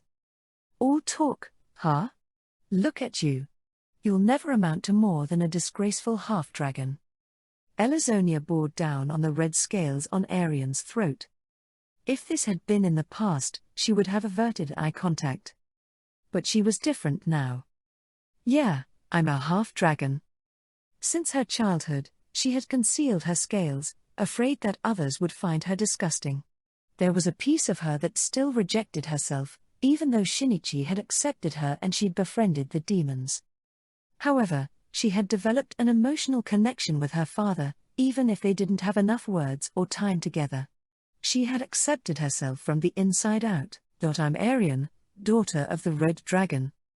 Her irises flashed gold, and her pupils lengthened like lizard eyes. Magic rays surged from her skin, tearing apart the chains of light. You little. The repressed dragon inside Arian had awakened, shaking Elazonia for the first time since their confrontation started. As the proxies of the planet, dragons had the power of the world, giving them access to inexhaustible mana in the atmosphere. Arian might only be half of one, but she absorbed enough magic to wither the area around and stir the air with her awakened powers. Goddess. No. Elazonia. I'll end your hatred today. Her declaration was tinged with kindness as she kicked off the ground. It sounded like concrete had exploded. Arian was suddenly in front of Elazonia, bringing her sword down in a diagonal slash. Multiple shields. Elazonia cast a defensive spell. 6 heavy shields manifested before her, sturdy enough to deflect a cannonball. If Arian had wielded a normal magic weapon, it wouldn't have pierced through one, let alone 6. However, in her possession was a dragon blade, made from the red dragon's talon, a bane sword that consumed magic to add to its own power. It severed and absorbed the 6 magic shields, ripping into Elazonia's left arm. It lopped off some of her magic, making her scream in pain that she had never experienced as a ghost. Photon bind. Elazonia knew she had no direct way of defending against the dragon's sword and attempted to bind its wielder again. That won't work. Arian used brute force to smash the links to pieces. That had been part of her plan. Be released from the binds of the planet, zero gravity.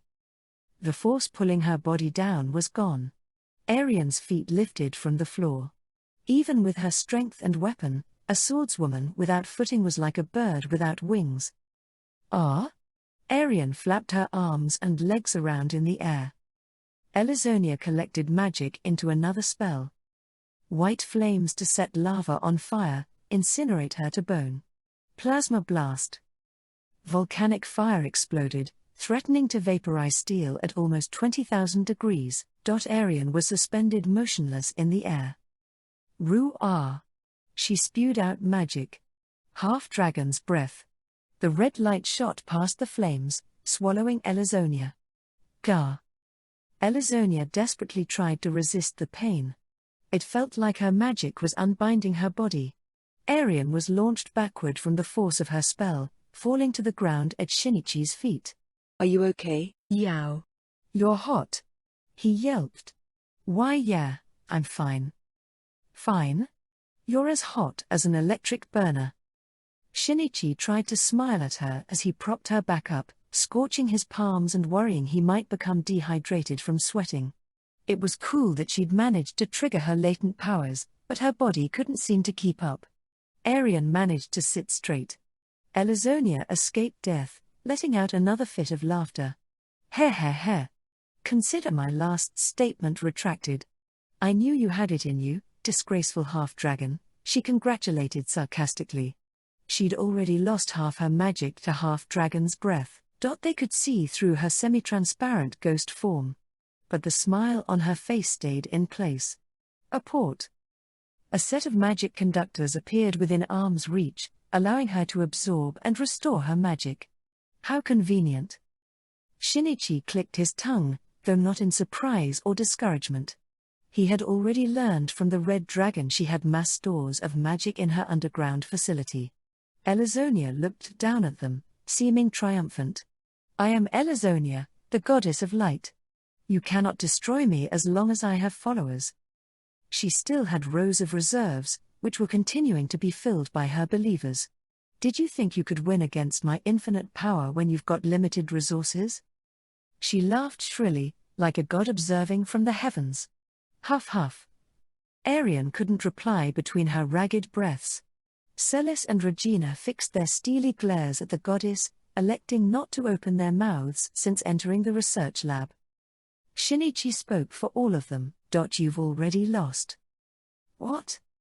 He finally let out his smile. Elazonia thought he'd lost his mind.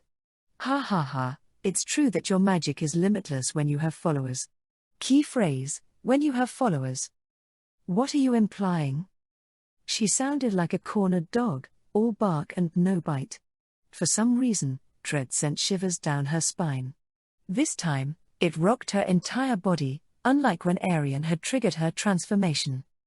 Shinichi smelled her fear, smiling wider and pointing to the heavens. Look for yourself. God sees everything. Do you intend to run away when I take my eyes off you? Elazonia put on a brave face as she allowed the vision in one of her eyes to reach the sky. It passed the ceiling of the research lab, leaving behind the sprawling land. When she saw the cloudless sky, her carefree expression furrowed in surprise. What is this? It should have been around noon, but the world was dim, though not completely dark.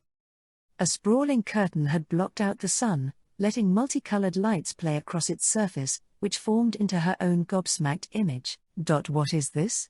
Parroted the screen via telepathic message. It rang across the entire continent of Europe for all to hear. No. No way. Blood drained from her face, making her complexion more ghastly. Shinichi watched her with the evilest smile in history on his face. That's right. Everything has been broadcast to the entire continent. Everything from her bullying a young girl with a peace offering, to her admitting humans were nothing but her source of magic. Like I said, you've already lost. Even if Shinichi had been defeated, the people of the world would never worship her now that they'd discovered her true nature. This marked the moment that destroyed their faith, a following that took 300 years for Elazonia to cultivate. A short while before they broke into Elazonia's underground laboratory, Saint Sanctina paid a visit to the king's castle in the mining country of Tigris. Thank you for seeing me today. 'Tis I who should thank thee, replied King Seek of Tigris, known with love as the captain. Behind Sanctina were demons, including Sirloin and Rubido, hauling magic conductors. Should we set them down here, oink? Would you mind placing them on this cart? We're going to move them, instructed Dritum, the court mage. Sure thing, oink. The demons piled the conductors on the designated spot. Each one was about the size of a small keg. As a set, they were larger than the tears of Matril, their lost national treasure. All the crystals glimmered with stored magic. Thou hast done well to gather so much in so short a time. It was an easy job, with the help of Rhino's mother. Sanctina flashed him a triumphant smile as Sieg looked at her in admiration. Give your magic to save our lord. Regina had sent out a call to the demon world, using her fists to silence any who pretended to be opposed for the opportunity to fight her. They'd scraped together as much magic and conductors as they could. As a species that possessed potent power, they collected more magic than even necessary to operate the dragon-type golem, the black boulder dragon Hellsaw. Even then, they lacked sufficient strength and came to Tigris to ask for assistance. 'Tis a mysterious sight. Sieg watched the workers, overcome by emotions again. Is this everything? Wow. We brought all that the Dvagra had on hand, Moo. The skilled smiths, right? I'd like them to show me their skills sometime. Hee. And I want to learn more about Kalbi. Don't touch my butt, Moo. Kalbi shrieked, reminded of the torture methods of the man-loving incubus that the holy warriors underwent. Demons and humans, followers of the church, at that. Before, they would have stood against each other as natural enemies. No one could have imagined them opening up like this. I imagine the world will continue to change, said Sieg. It was still ingrained in humans to be afraid of these so-called beasts. As hard as it was to unlearn this emotional response, they were furious at the church. However, the world would end if they continued Elizonia's values, which had come from resentment. Sanctina slowly shook her head. It won't change on its own. We'll be the ones driving its transformation. 'Tis Rhino's wish. The two nodded to each other, remembering the smile of their beloved angel before looking up to the castle's gate. Once preparations were complete, the bells started to clang. What's going on? Living without electricity, it was standard for people to sleep and wake early. The populace was already up, sticking their heads out their windows to scope out the situation. Sanctina used her magic to amplify the king's voice. My beloved people of Tigris, this is Sieg Fatz. I am in urgent need of your assistance. He delivered his speech as a king, without his old-timey flair as the captain of the boys' club. He wasn't making an order but a request with a careful explanation of the situation at hand. In a little bit, Rhino the Diva, Arian the Red Hero, and my good friend Shinichi will be heading toward a final battle against the goddess Elizonia. What? To reveal her true nature, to every person on the continent of Europe, but I ask you to lend your magic one more time. What does that mean? Are you asking us to do what we used to do? I will compensate you for your assistance, even if it means emptying the kingdom's coffers. If you wish to assist, please gather in front of the castle gates. The people seemed bewildered. Sanctina called out in a loud voice. This is Sanctina. Until a short while ago, I worked for the goddess's church. I understand if it's difficult for you to listen to me, since I let my ego get in the way last time. I'm begging you for your help. If we all work together, we can show the goddess's true identity to the world. Without it, I will be unable to save Rhino. Rhino. I implore you. I beg you. Please. Tears started to stream down her face. It wasn't to fake her saintliness. They came from her heart, from her dedication to saving the love of her life, but she was also crying out regret for her past actions, shame for being weak, because she could do nothing but ask for their help. Her sincere request must have touched their hearts, because one person, then two, then hordes of people gathered in front of the castle, forming a massive line that swallowed the entire road. You guys. Sanctina sprinted out the castle gates, an emotional smile on her face, as the crowd told her how they felt. Don't get the wrong idea. I'm not doing this for you. I want to help Rhino because she resurrected me. I'm just really interested in this final battle with the goddess and her true nature. I'll give you as much magic as I can as long as you pay me. They each had their own list of reasons: their debt to Rhino, simple curiosity, Hope to earn some money. Everyone was happy to lend a hand. Out of the mass of people came one little girl squeezing her mother's hand. Miss. You're the one who came in to have your leg healed. I'm Elma. Sanctina had only remembered her face, because she was a cute little girl. Elma. Right. I'm sorry, Rhino would never forget one of her patients' names. It's all right. She shook her head like it didn't bother her. In fact, she broke into a huge grin, happy that Sanctina had recognized her. Your smile used to scare me, but you're not frightening anymore. Thanks to Rhino. I loved seeing you work with her. You were so nice around Rhino. To Sanctina, she was nothing more than one of the thousands of people that she'd healed. But to the girl, Sanctina was a savior who'd treated a major injury. That's why I want to help you, said the girl with a big smile as she squeezed Sanctina's hand. Not to the fake saint. To the real Sanctina. There were a number of her former patients in the crowd, all of whom looked at her as if to express their gratitude. Thank you. Warm tears welled up in Sanctina's eyes as she squeezed her hand back. That's when Rabido came over, dragging the cart with magic conductors, under a spell to look like a human. Are you cheating on Rhino, Sancti? I'm going to snitch on you. Rabido, which would you prefer, being burnt to ash or cut up into fish food? Oh, so scary. Rabido wasn't fazed by death threats, taking Sanctina's free hand. I got a message from Celis that they've arrived at her hideout. Then we need to begin. Sanctina nodded, gesturing to the crowd. Please join hands. All right. Don't tense up. Just relax and take deep breaths. In. Out. Imagine your warmth passing through your hands, flowing into me. That will let me gather your magic. Like this? They weren't used to lending magic like the priests. Though they were confused by the process, they managed to do as instructed. Their power started to flow into her. I shall assist as well, said Sieg, joining hands with a nearby citizen who held hands with a court mage, who then joined the soldiers and the holy warriors and all the way to the Orc and Minotaur and other demons who watched from the shadows of the castle gate. Light flowed from the conductors on the cart, making Sanctina feel like she was burning up from magic. Arg. Ah. Are you okay? I'm all right. The little girl looked up at her in concern, but Sanctina offered a smile, even as sweat trickled down her face. Inside Sanctina's mind was Celis's voice. We're ready. How are things over there? Everything is ready. The two nodded at the same time, casting the same spell together. Link. Celis's thoughts pumped into Sanctina's mind. Though it took a significant amount of magic to share their senses, they had more than enough to burn through, for what was to come next.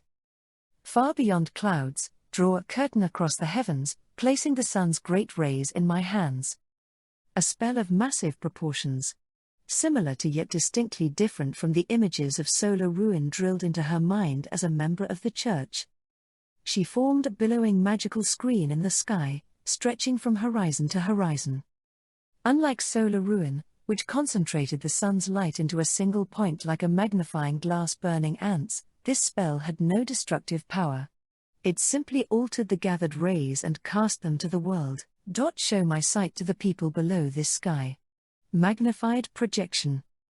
The magic in her body blasted up into a pillar of light, rising toward the sky.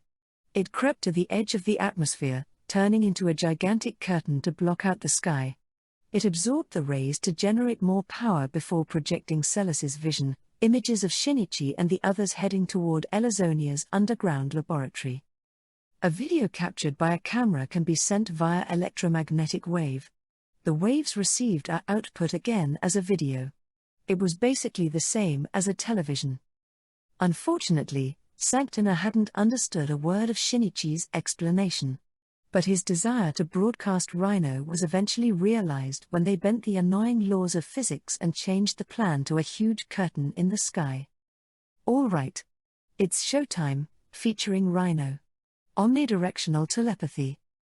A telepathic message shot off in every direction, with no specific target, sending the audio from Celis to the people.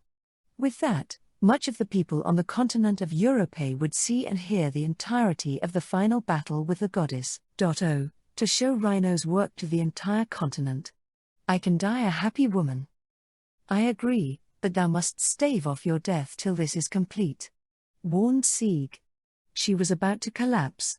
Maintaining the spell drained her magical and physical energy, though she was still smiling.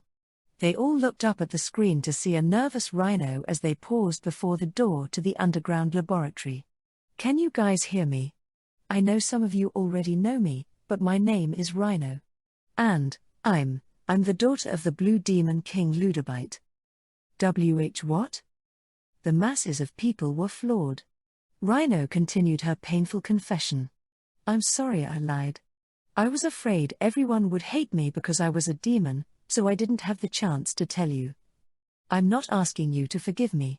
I just want you to watch Ellen's story, the tale of Goddess Elazonia, until the very end. Rhino bowed her head. The group used tunnel to open a hole in the ground reaching the underground facility. It wasn't just Tigris that stood watching with bated breath. Millions of people on the continent of Europe had their eyes locked on the screen. Rhino, known to some as the Diva or the Superstar Goddess. All this time, she had been the daughter of the Demon King. The revelation shocked the people in Uverse, the capital of grapes and wine. But then they saw a brave little girl, who didn't hold a grudge against her father's captor, who tried to convince the other side to stop the fighting and become friends. That was enough to make them forget their animosity toward demons. It ignited anger toward Elazonia, for not only rejecting her peace offering, but attempting to murder her. A goddess would never try to kill a little child. You call them filthy demons? You're the one who has a filthy heart. Rhino had healed their wounds for free and even entertained them with concerts. Even if they'd had no fond memories of Rhino, Elazonia's words and actions were just so egregious. You got this, Rhino. Don't lose to the wicked wretch.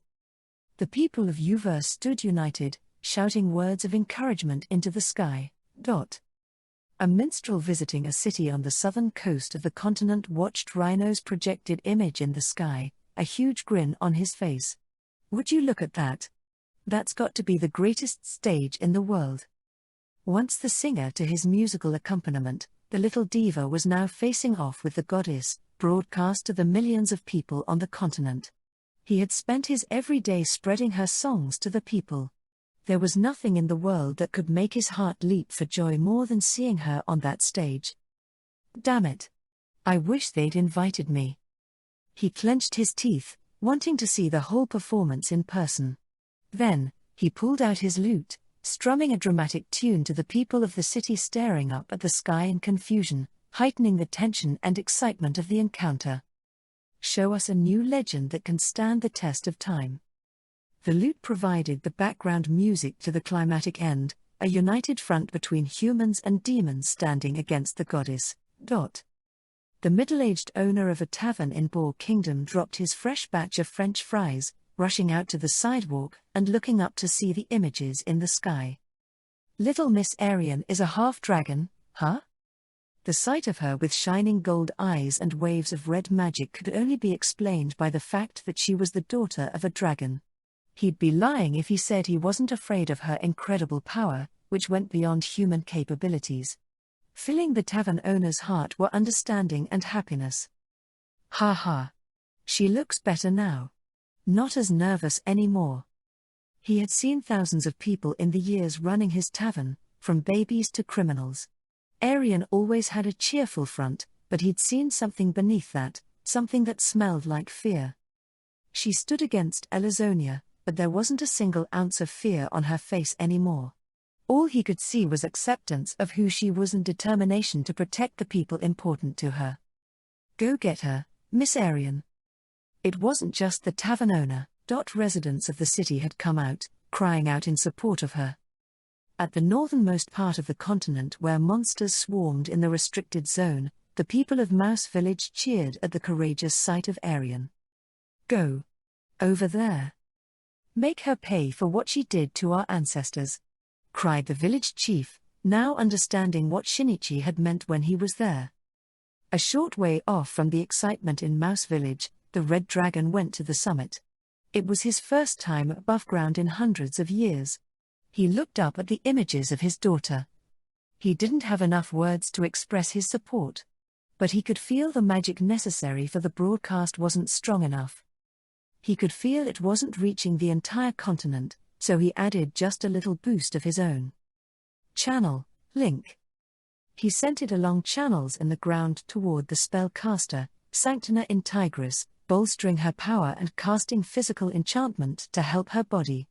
Then, he manipulated air flows throughout the continent to remove clouds above any human settlements. That should be enough to get the broadcast of the final battle with the goddess to the entire continent of Europe.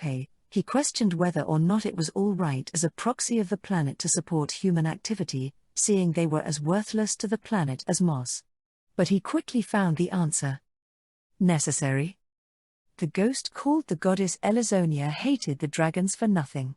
She wanted to destroy these so-called beasts so much that she'd even considered destroying the entire planet. She had to be an enemy of the planet, and a proxy needed to eliminate her. If that was the case, then it was his duty as a proxy to support any humans who would try to destroy Elazonia. The Red Dragon finally came to his conclusion. It felt like an excuse. He sat silently, staring at the sky, watching the images of his daughter who he'd done nothing for until now. The entire continent learned of Elazonia's true nature. While the majority supported Arian, the holy city was thrown into chaos. Isn't Lady Elazonia a good god trying to save humanity? We've given her everything, and she saw us as nothing more than tools. It's a lie. It's a plot by the demons. But Hugh really did disappear. It only makes sense if Elazonia killed him. Some people fell into despair, betrayed by the person they'd believed in. Others screamed in denial. The confusion wasn't just in the streets. It was also in the Archbasilica. The 3 former cardinals, now archbishops, sat transfixed after hearing the truth about the goddess. Affectus couldn't even bring himself to say his famous line, "Indeed." He simply sat on the floor, a shell of his former self. This may be my only chance. Snob, deciding that the goddess's church had run its course, started to run detailed calculations. Out of the 3 of them, only the Holy Mother Cardinal Vermater looked determined. She showed herself on the Archbasilica's balcony and called out to the crowd of followers that seethed like a chaotic cauldron, "Please calm down. That is not the goddess Elazonia. That is the evil god Elazok who has recently been creating strife in our world." What? The people were shocked to learn they had confused the gods. The light of hope returned to their eyes. That's right. Our Lady Elazonia would never say that. That's the person pulling Cardinal Hube's strings, I meant evil priest Hube. But they called her Elazonia, and she called herself that, too. The people were relieved for a brief moment, but some of them started pointing out discrepancies, throwing the followers into chaos again. Vermater drew a line. I understand your confusion. That's both the evil god Elazok and the goddess Elazonia. What does that mean? Vermater waited for the people's attention to gather on her. I shall now reveal the truth to you. Our Lady Elazonia extracted the evil from inside herself, allowing her to become the goddess of light. However, that evil gathered its own power, beginning to act on its own. Which means, it can't be. Yes, that is the lost half of the goddess Elazonia, the evil god Elazok. What? The followers were floored, but immediately believed her words at face value. As people who had decided to just accept the goddess's teachings, they had become lazy, abandoning their ability to reason for themselves because it was too much effort. Yeah, that's the evil side of Lady Elazonia. It's not the goddess of light. And that's why they just called her Elazonia and are trying to defeat her. It was a little too convenient of an explanation, but it was far less weight on their shoulders to believe it than believe that the goddess was evil. People believe what they want to believe, whether it's the truth or a fabrication. That was what the Demon King's advisor told her when he told her in advance about the goddess's true nature, giving her a strategy for riding out the chaos. Is this another punishment for our arrogance?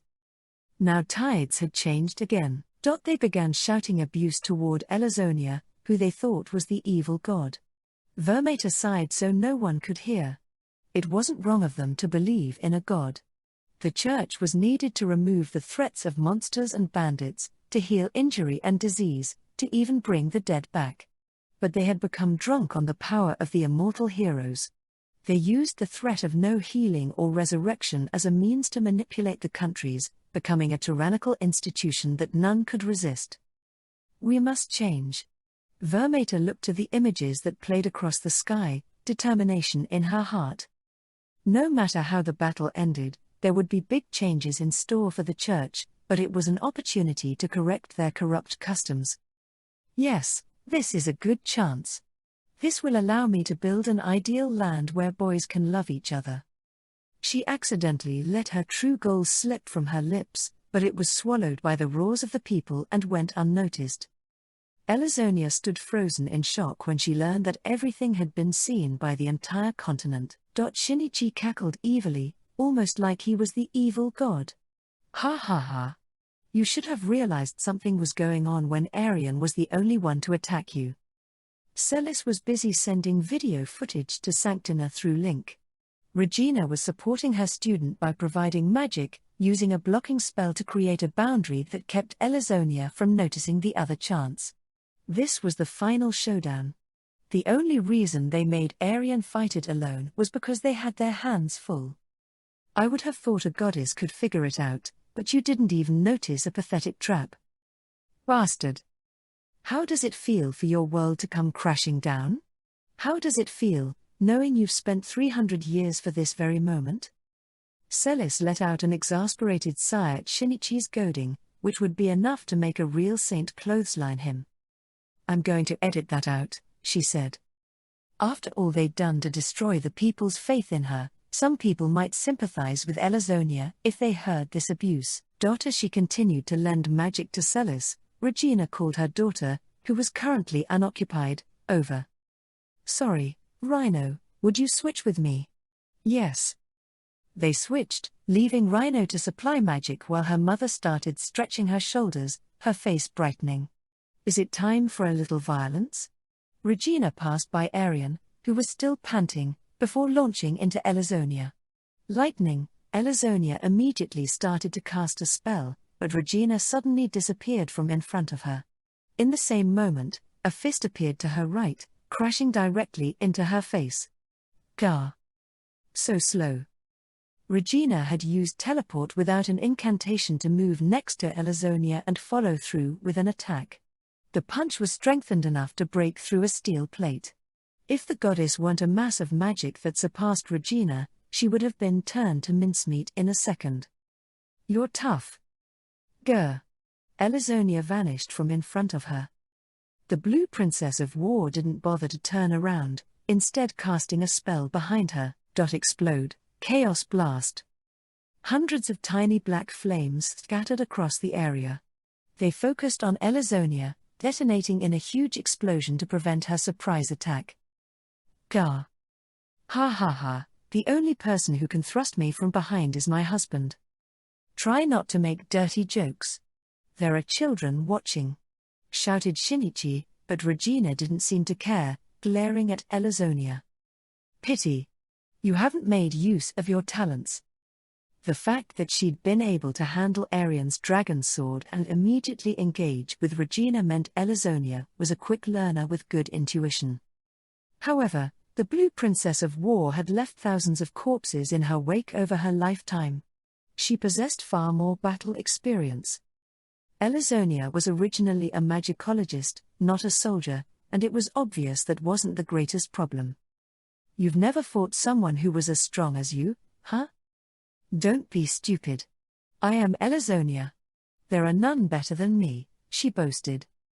Maybe not. Regina was looking at her in pity.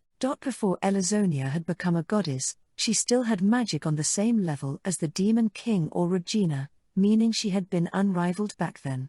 Regina was painfully aware of the reason Elazonia had become so twisted. There's no one more powerful than you, meaning you can get away with anything. Nice, isn't it? Regina spoke to the woman named Ellen and herself, the Blue Princess of War. No matter the enemy, she could blow them away with one magically enhanced fist, or remove any trace of their existence with one spell. Regina was so powerful and committed so many acts of violence that everyone knelt to her, giving up on resisting. In Ellen's case, there was the potential enemy, the country itself, but it would have been easy for her to evade the law and become a murderer or any other kind of criminal. They were the same in that they were free because they were powerful.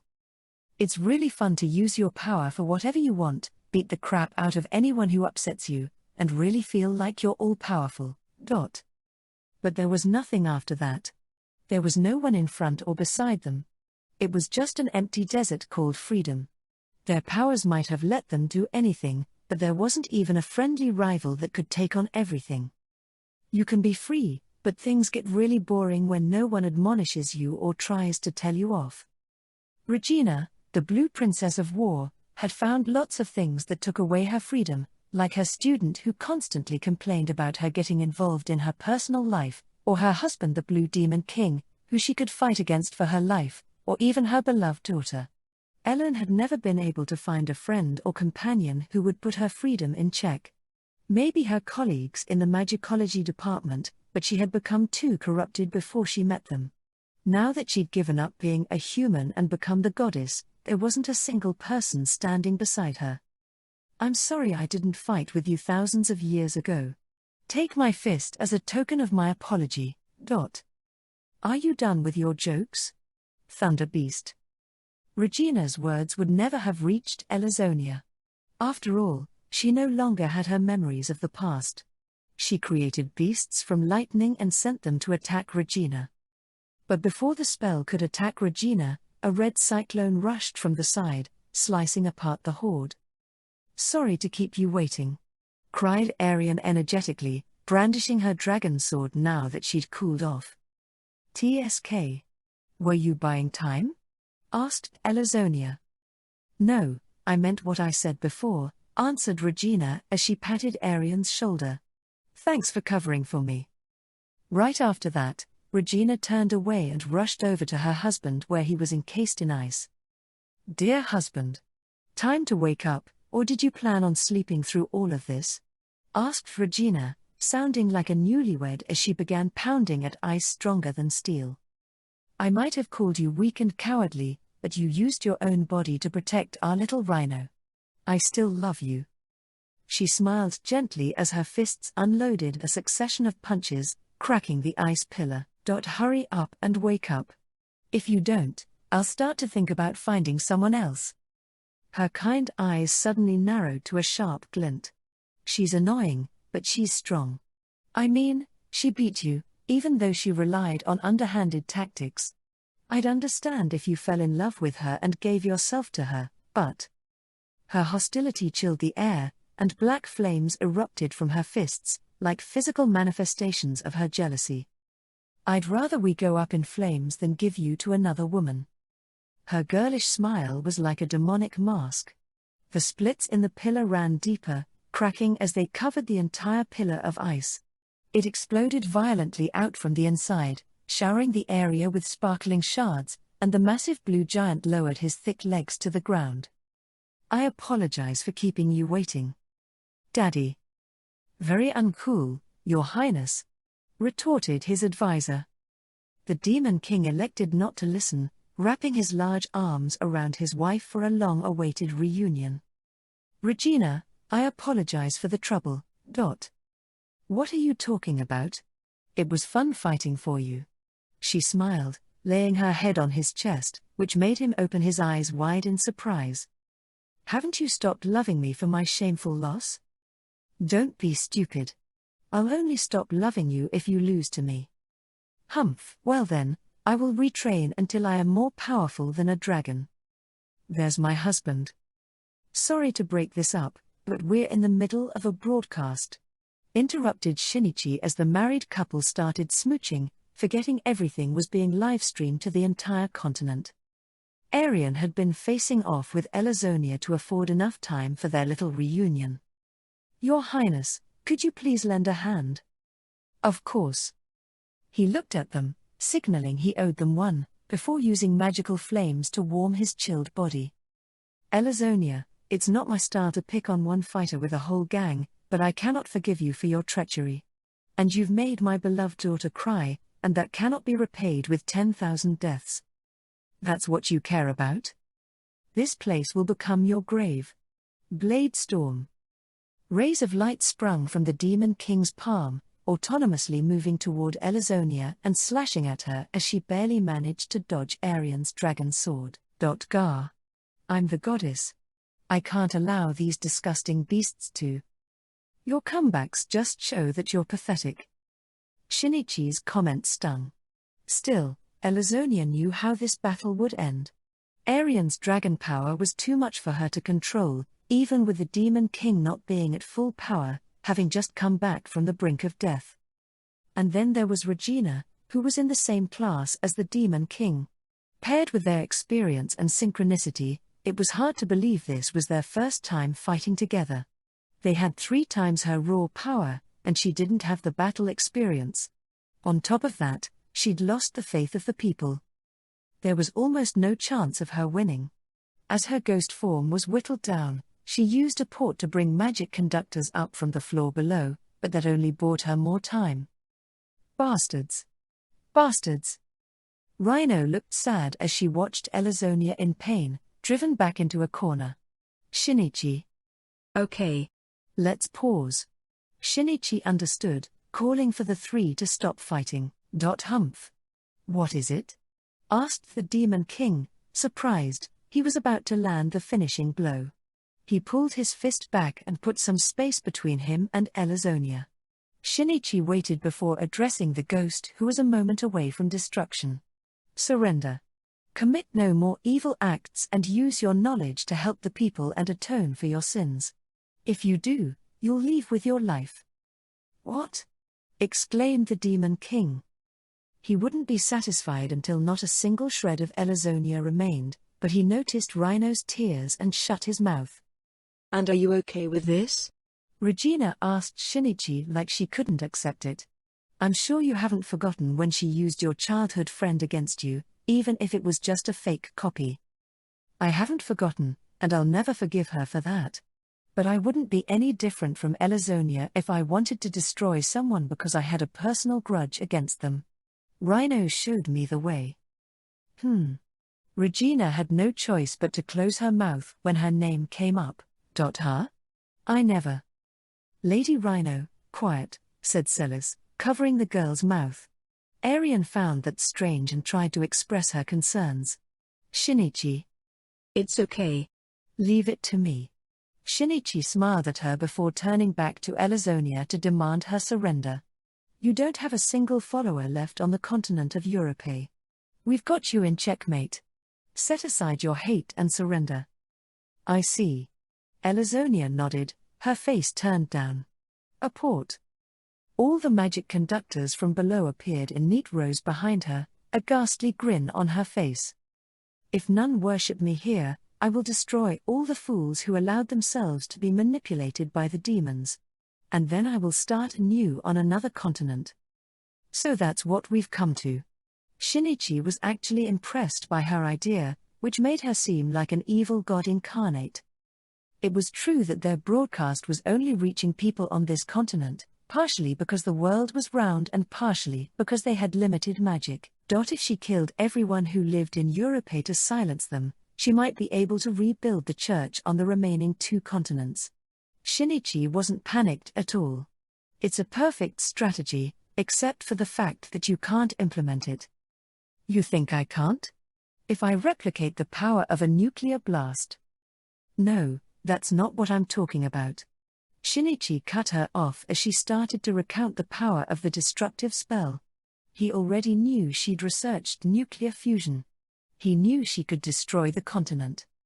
"But you don't have any magic left," he said, his mouth curling up into a crescent as he pointed to the magic conductors summoned to her. The massive crystals should have contained enough magic to set off a thermonuclear blast and destroy the continent, but they had all lost their shine, indicating they were empty. That's absurd. How? Elazonia sent an eye down to the hero resurrection facility, witnessing golems broken from overuse and dead elven heroes scattered across the floor. This can't be. It's a trap I set just in case. I wasn't sure it'd go so well. A short while before Shinichi was smiling smugly in front of Elazonia, the elves were starting a massacre in the Church of Oriens, a town on the far eastern side of the continent. The men were being slaughtered by an onslaught of attacks, but there was nothing for them to be upset about. In fact, their smiles were full of pure joy. Magic arrow. Let the elven arrow pierce my heart. Disgusting pigs. Precious fear. Break my whole body and turn me into mincemeat. The masochistic heroes put themselves in the way of Clarissa and the other two elves, groaning with pleasure as they were destroyed. As soon as their bodies disappeared, they were resurrected. A fire spell next. I want to feel your burning love. Don't come any closer, pervert. Freezing blood. So cooled. But I like it. The hero let out another yelp of joy as he felt his body freeze from the inside out, then he died and was resurrected by the goddess's power. The infinite loop of death and rebirth was actually leaving the elves exhausted. Huff, huff. Clarissa, how much longer do we need to do this? That dirty human said we should do it until these guys stop getting resurrected. But how long will that take? Her two friends complained as she wiped the sweat from her brow. They'd repelled attacks from this same number of heroes in the past, but this was the first time that they killed them hundreds of times in a short period. Even though the elves were used to death, repeatedly killing the same person would be enough to warp even their minds. The whole church reeks like blood and guts. Blurg. Is it my chance to receive this holy hurl? Out of the way. It's mine. Even roaches wouldn't stoop so low. Firestorm. While one of Clarissa's friends violently vomited, Clarissa was busy burning away the heroes. Then she tried to encourage her friend who was near tears. It's tough, but we'll push through this. Then that dirty human will introduce us to some hot sadistic dark elf boys. I would rather have a boyfriend who isn't mean. Clarissa's friends looked at her in irritation as she started to pant from all the excitement of imaging the torture inflicted by her future boyfriend. The leader of the masochists, the tavern owner, saw her. His face showed sheer agony. No way. I can't believe those beautiful elf ears would be violated by a demon. Now that you know, you should stop obsessing over. It hurts so bad I feel like my chest is going to burst. And it feels so good. Gross. Clarissa kicked the tavern owner hard enough to shatter his heart, which had just realized it enjoyed emotional torture as much as physical torment. Her friends both thought that she herself wasn't really in a position to judge him, but they decided not to say anything. Elazonia's jaw dropped when she learned that the elven masochistic heroes had been killed and resurrected hundreds of times, burning through her magic reserves. Shinichi laughed so hard it made his sides hurt. Heh heh heh. Ah ha ha. It's so satisfying to see your immortal punching bag sweep your feet out from under you. It had been too annoying for her to resurrect each hero by hand, especially when their deaths were unpredictable. That was why she used the magic conductors to automate the process. The red dragon had showed them in the planet's memories. Shinichi had asked Clarissa to kill the masochistic heroes as he broke into Elazonia's underground laboratory to distract her. The strategy worked perfectly. There's no way I'd just stand around chatting for no reason, right? He'd known there wasn't even a 1 in a million chance that Rhino's little speech would work, but he let her do it anyway, and his call for surrender was to waste more time. Bastard. Don't get it twisted. Rhino didn't lie about wanting to be friends. And I didn't lie when I said you should atone. His face turned serious as Elazonia gritted her teeth. The goddess's knowledge of magicology was excellent. If she had been willing to reform and use that to help people, he had every intention of setting aside his personal grudge. But that would be a miracle, with less of a chance than an asteroid collision. As he'd expected, it didn't happen. I knew you would refuse our offers, said Shinichi in a telepathic message, because it would be hard for Rhino if she were to hear. Elazonia grimaced. Your every move is despicable. Says the one who deceived people, took Rhino hostage, turned down a peace offering, then tried to kill every human on the continent in a nuclear explosion. I don't really want to say it, but you might be the world's greatest villain, said Shinichi with a smile and a shrug, like he was upset that she hadn't accepted their offer. He might have set it up with his outcome in mind, but it was definitely Elazonia who chose the path of destruction. Anyway, now I don't have to feel bad about beating the crap out of you, Shinichi warned Arian with a crooked smile. As dirty as always, finished Celis, looking annoyed, editing that out of the livestream. Elazonia's shoulders were shaking in rage. She exploded the last of her magical power. Burn in divine light and perish. Holy torrent. A flood of rays shot toward Shinichi, engulfing the lab, but the Demon King and Regina suspected she might try something and cast a defense spell in tandem. Fortress. Two magical walls joined into a hinge that sliced apart the deluge of light, skewing its trajectory to the side. The walls crumbled. Dust fluttered through the air. Shinichi rushed toward Elazonia. Your Highness. It was all you. We'll hand it over to you. Both the Demon King and Regina understood what he meant, casting another spell. Procure our enemy's freedom, photon bind. Chains of light wrapped around Elazonia's ghostly figure, leaving her incapacitated. Arg. She had let her anger get the best of her and used up the last of her magic on Holy Torrent, making her flicker out like a candle in the wind. She had no power left to shake off the chains. Arian. Called Shinichi. Got it. She understood his intentions as well and dashed up to run alongside him. It's not that he was being sly and trying to take the glory for himself. He knew that even though they'd revealed her true identity, there were those who would continue to worship her. He knew it would be best for a human to strike the finishing blow to keep her followers from hating the demons even more. That was one reason. The bigger reason was simpler: he wouldn't feel right if he didn't pay her back himself for all the pain she'd put him through. This is the end for you. Arian laid her right hand on top of Shinichi's left hand as the two raised the dragon sword. Elazonia couldn't move as they sliced down with an ear-splitting cry. Hi-ya-ah-ah. That strike split her ghostly body in two. By evil god Elazonia. Shinichi's final words marked the end of the ghost known as the Goddess of Light. You dirty. Her last moment was spent trying to hex him with a curse, but she shattered into shards of light that bounced, and then disappeared. The room that hosted their battlefield felt unbelievably serene. Shinichi murmured under his breath, "You're the last person I want to hear that from." He turned around, holding Arian's hand, and they raised the dragon's sword toward the sky as they looked at Celis, who was acting as their camera. The people of Europe let out hoots of joy as the heroic figures destroyed the evil god. The goddess's symbol began to vanish from the heroes' bodies, starting with Sanctina.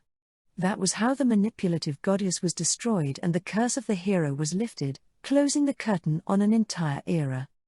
Epilogue. After resurrecting the masochistic tavern owner and his companions in the underground facility and chucking them out into a nearby field, Shinichi stretched toward the blue sky. It's finally over. He'd been summoned by the Demon King.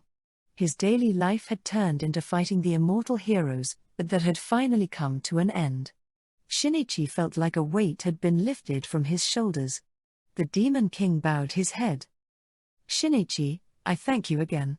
Having you as my advisor has been a stroke of luck. Almost as great as Regina and Rhino being a part of my life.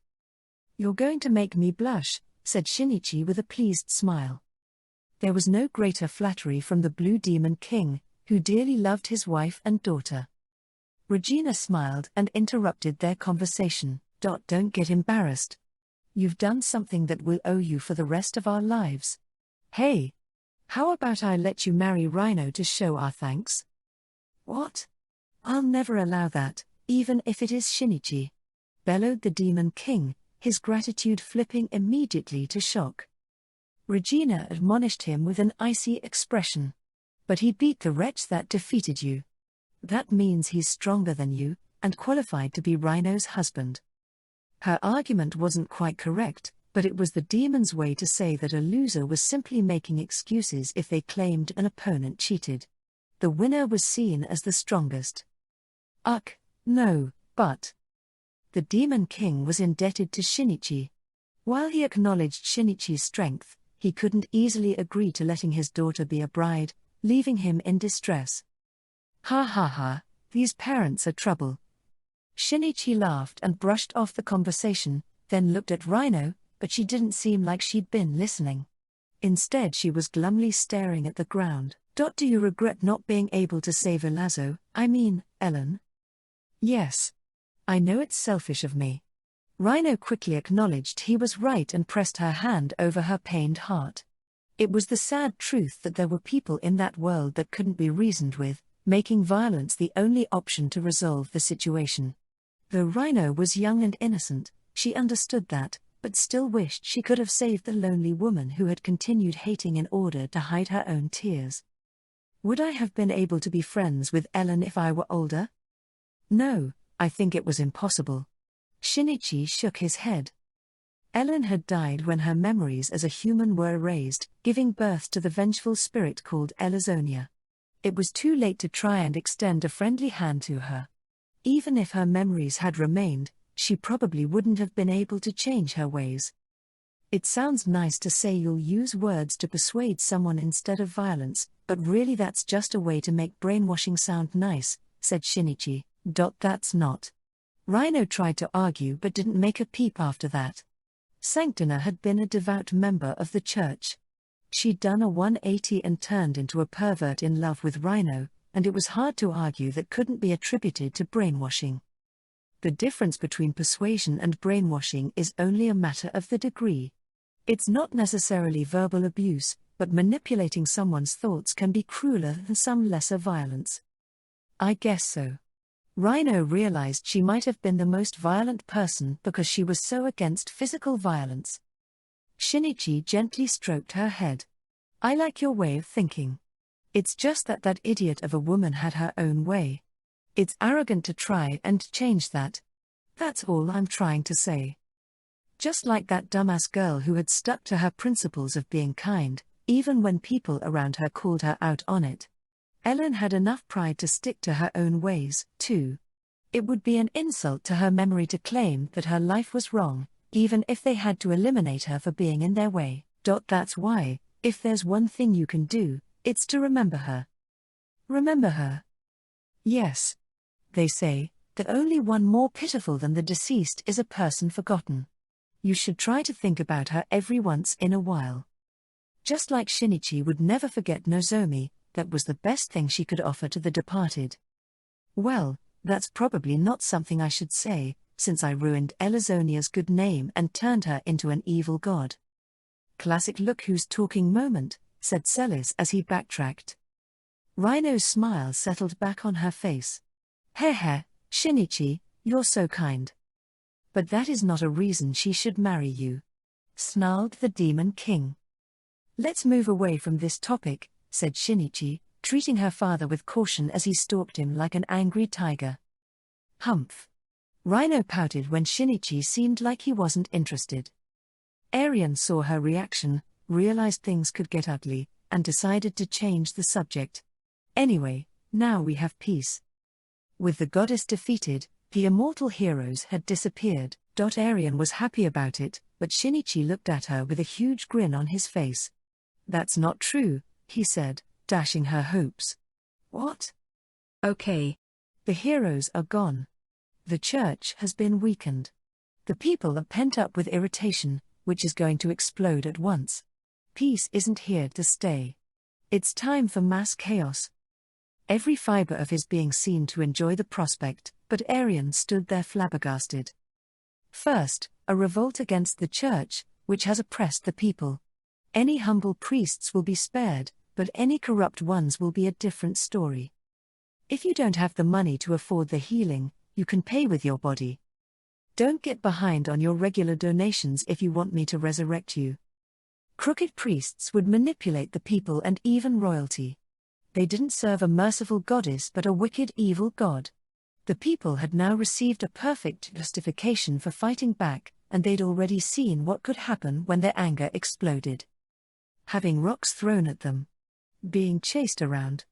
Those will be some of the lighter treatments. The people might start burning priests at the stake to keep them from being resurrected.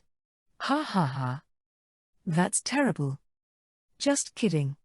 I don't actually think things will be that bad, said Shinichi, rushing to retract his former statement when he saw tears welling up in Rhino's eyes. But the priests who'd committed grave acts of evil would get what they deserved. That didn't mean all priests would be eradicated, though. Even though they've fallen out of favor, the people need them to heal their wounds and illnesses. There weren't that many people capable of using healing magic. There were very few places like Tigress Kingdom, which had secured their own independent healers. Large countries and cities would be better off, but the small towns and villages would end up short-handed, which meant few people would want to move there because potential earnings would be low. That was why there was a need for an organization like the church and its priests to dispatch healers to all the different locations. On the other hand, the unaffiliated magic users and medicine users can set up shop since the church won't chase them into hiding anymore. That means no more unethical practices. Society would shift to one with proper market competition, but there would be massive changes in its structure. There was no way to avoid the chaos and strife that would come along with that. And the biggest problem is that the heroes have lost their immortality, meaning the number of monsters will increase. Oh, that's right, said Arian when she realized that was true. It wouldn't apply to her, but some heroes had relied too heavily on their immortality and neglected to maintain their training, leaving them at a significant risk of being killed by monsters. Now that they'd lost their protection from the goddess, they wouldn't resurrect at the nearest church. If their body was eaten by a beast, they couldn't be resurrected, leaving them dead. It's the ones that went soft because of their immortality. They'll fear death, run away, and start hunting the easy monsters. If they left the powerful monsters, it'd result in damages to human settlements. Was it a problem that we defeated Elazonia? Arian asked, looking concerned, but Shinichi shook his head. No. The immortal heroes caused a lot of damage. I'm just saying they were useful in some ways. There were heroes who used their immortality to stand against threats, which let them take out monsters and criminals. It was a fact that they protected the peace, but this convenient hack made their spirits rot. When those heroes started to commit evil acts, they became an unstoppable danger. Weighing the pros and cons, the cons came out on top. But we can't leave dangerous monsters to wreak havoc.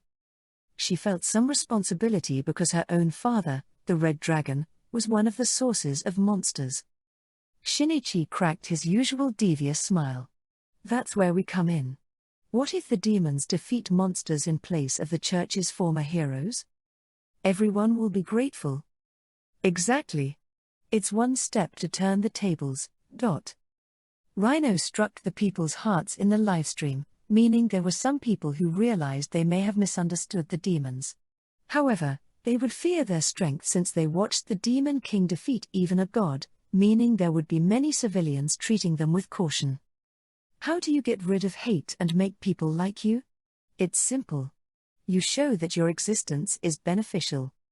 If people started to associate demons with hunting monsters and removing danger, they would start to like the demons, or at least not want to destroy them.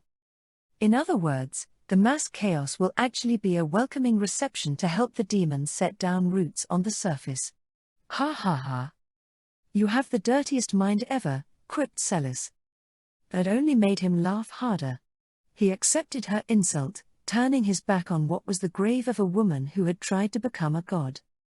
We need to rebuild the Demon King's castle and the fields, organize and manage a monster strike force, build a communication network to take requests for assistance from across the continent, and reconcile with the church. But I want to talk to the people in Mouse Village again, and I promised we'd find husbands for Clarissa and her friends. There's so much to do. Aha. Arian agreed. Let's work hard for everyone, cried Rhino. Smiles spread on their faces despite knowing their grueling schedule. I would like to return and rest for a while, said Celis. Agreed. It was the most fun I've had in a long time, but I'm beat, admitted Regina. We need to spend some quality time together, added the Demon King as he lifted Rhino. He was the only one of the three who seemed to have any energy left. Shinichi looked around at all of them and remembered his original goal. He couldn't be further from a philanthropist. He was just a selfish human. That was why he'd used information to manipulate people, kill the goddess, and thrown the world into total chaos. If historians in the future were to know the truth about his actions, they would brand him humanity's greatest traitor. Even if that happened, Shinichi would just flash his crooked smile without a care in the world. He only wanted to live with his favorite people, the clumsy half-dragon hero, the innocent daughter of the Demon King, and the dark elf made a few words. All right. Let's create a world of fun, called Shinichi, looking up toward the blue sky. And so they all set forward together. Afterward. Hello, readers of the Famtsu Bunko imprint. It's Sakuma Sasaki, the one who can never go back to using a hard drive now that I've gotten a taste of an SSD. This is the final volume of The Dirty Way to Destroy the Goddess's Heroes. There is no greater happiness for a writer than completing a series without running out of ideas. I attribute this to all the people who supported me. Thank you very much.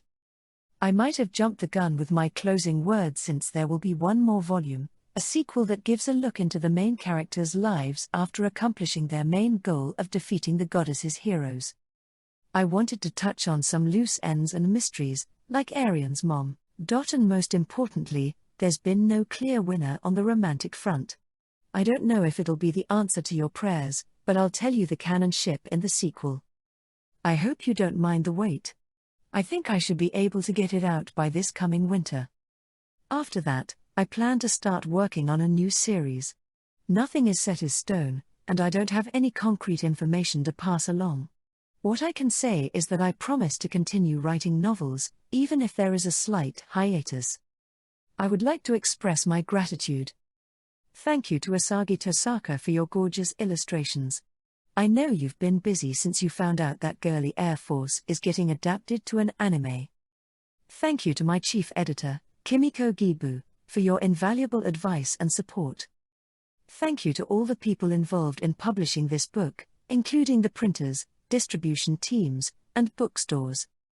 Finally, I would like to close with a thank you to all the readers who bought and supported this series, giving me the opportunity to finish writing it.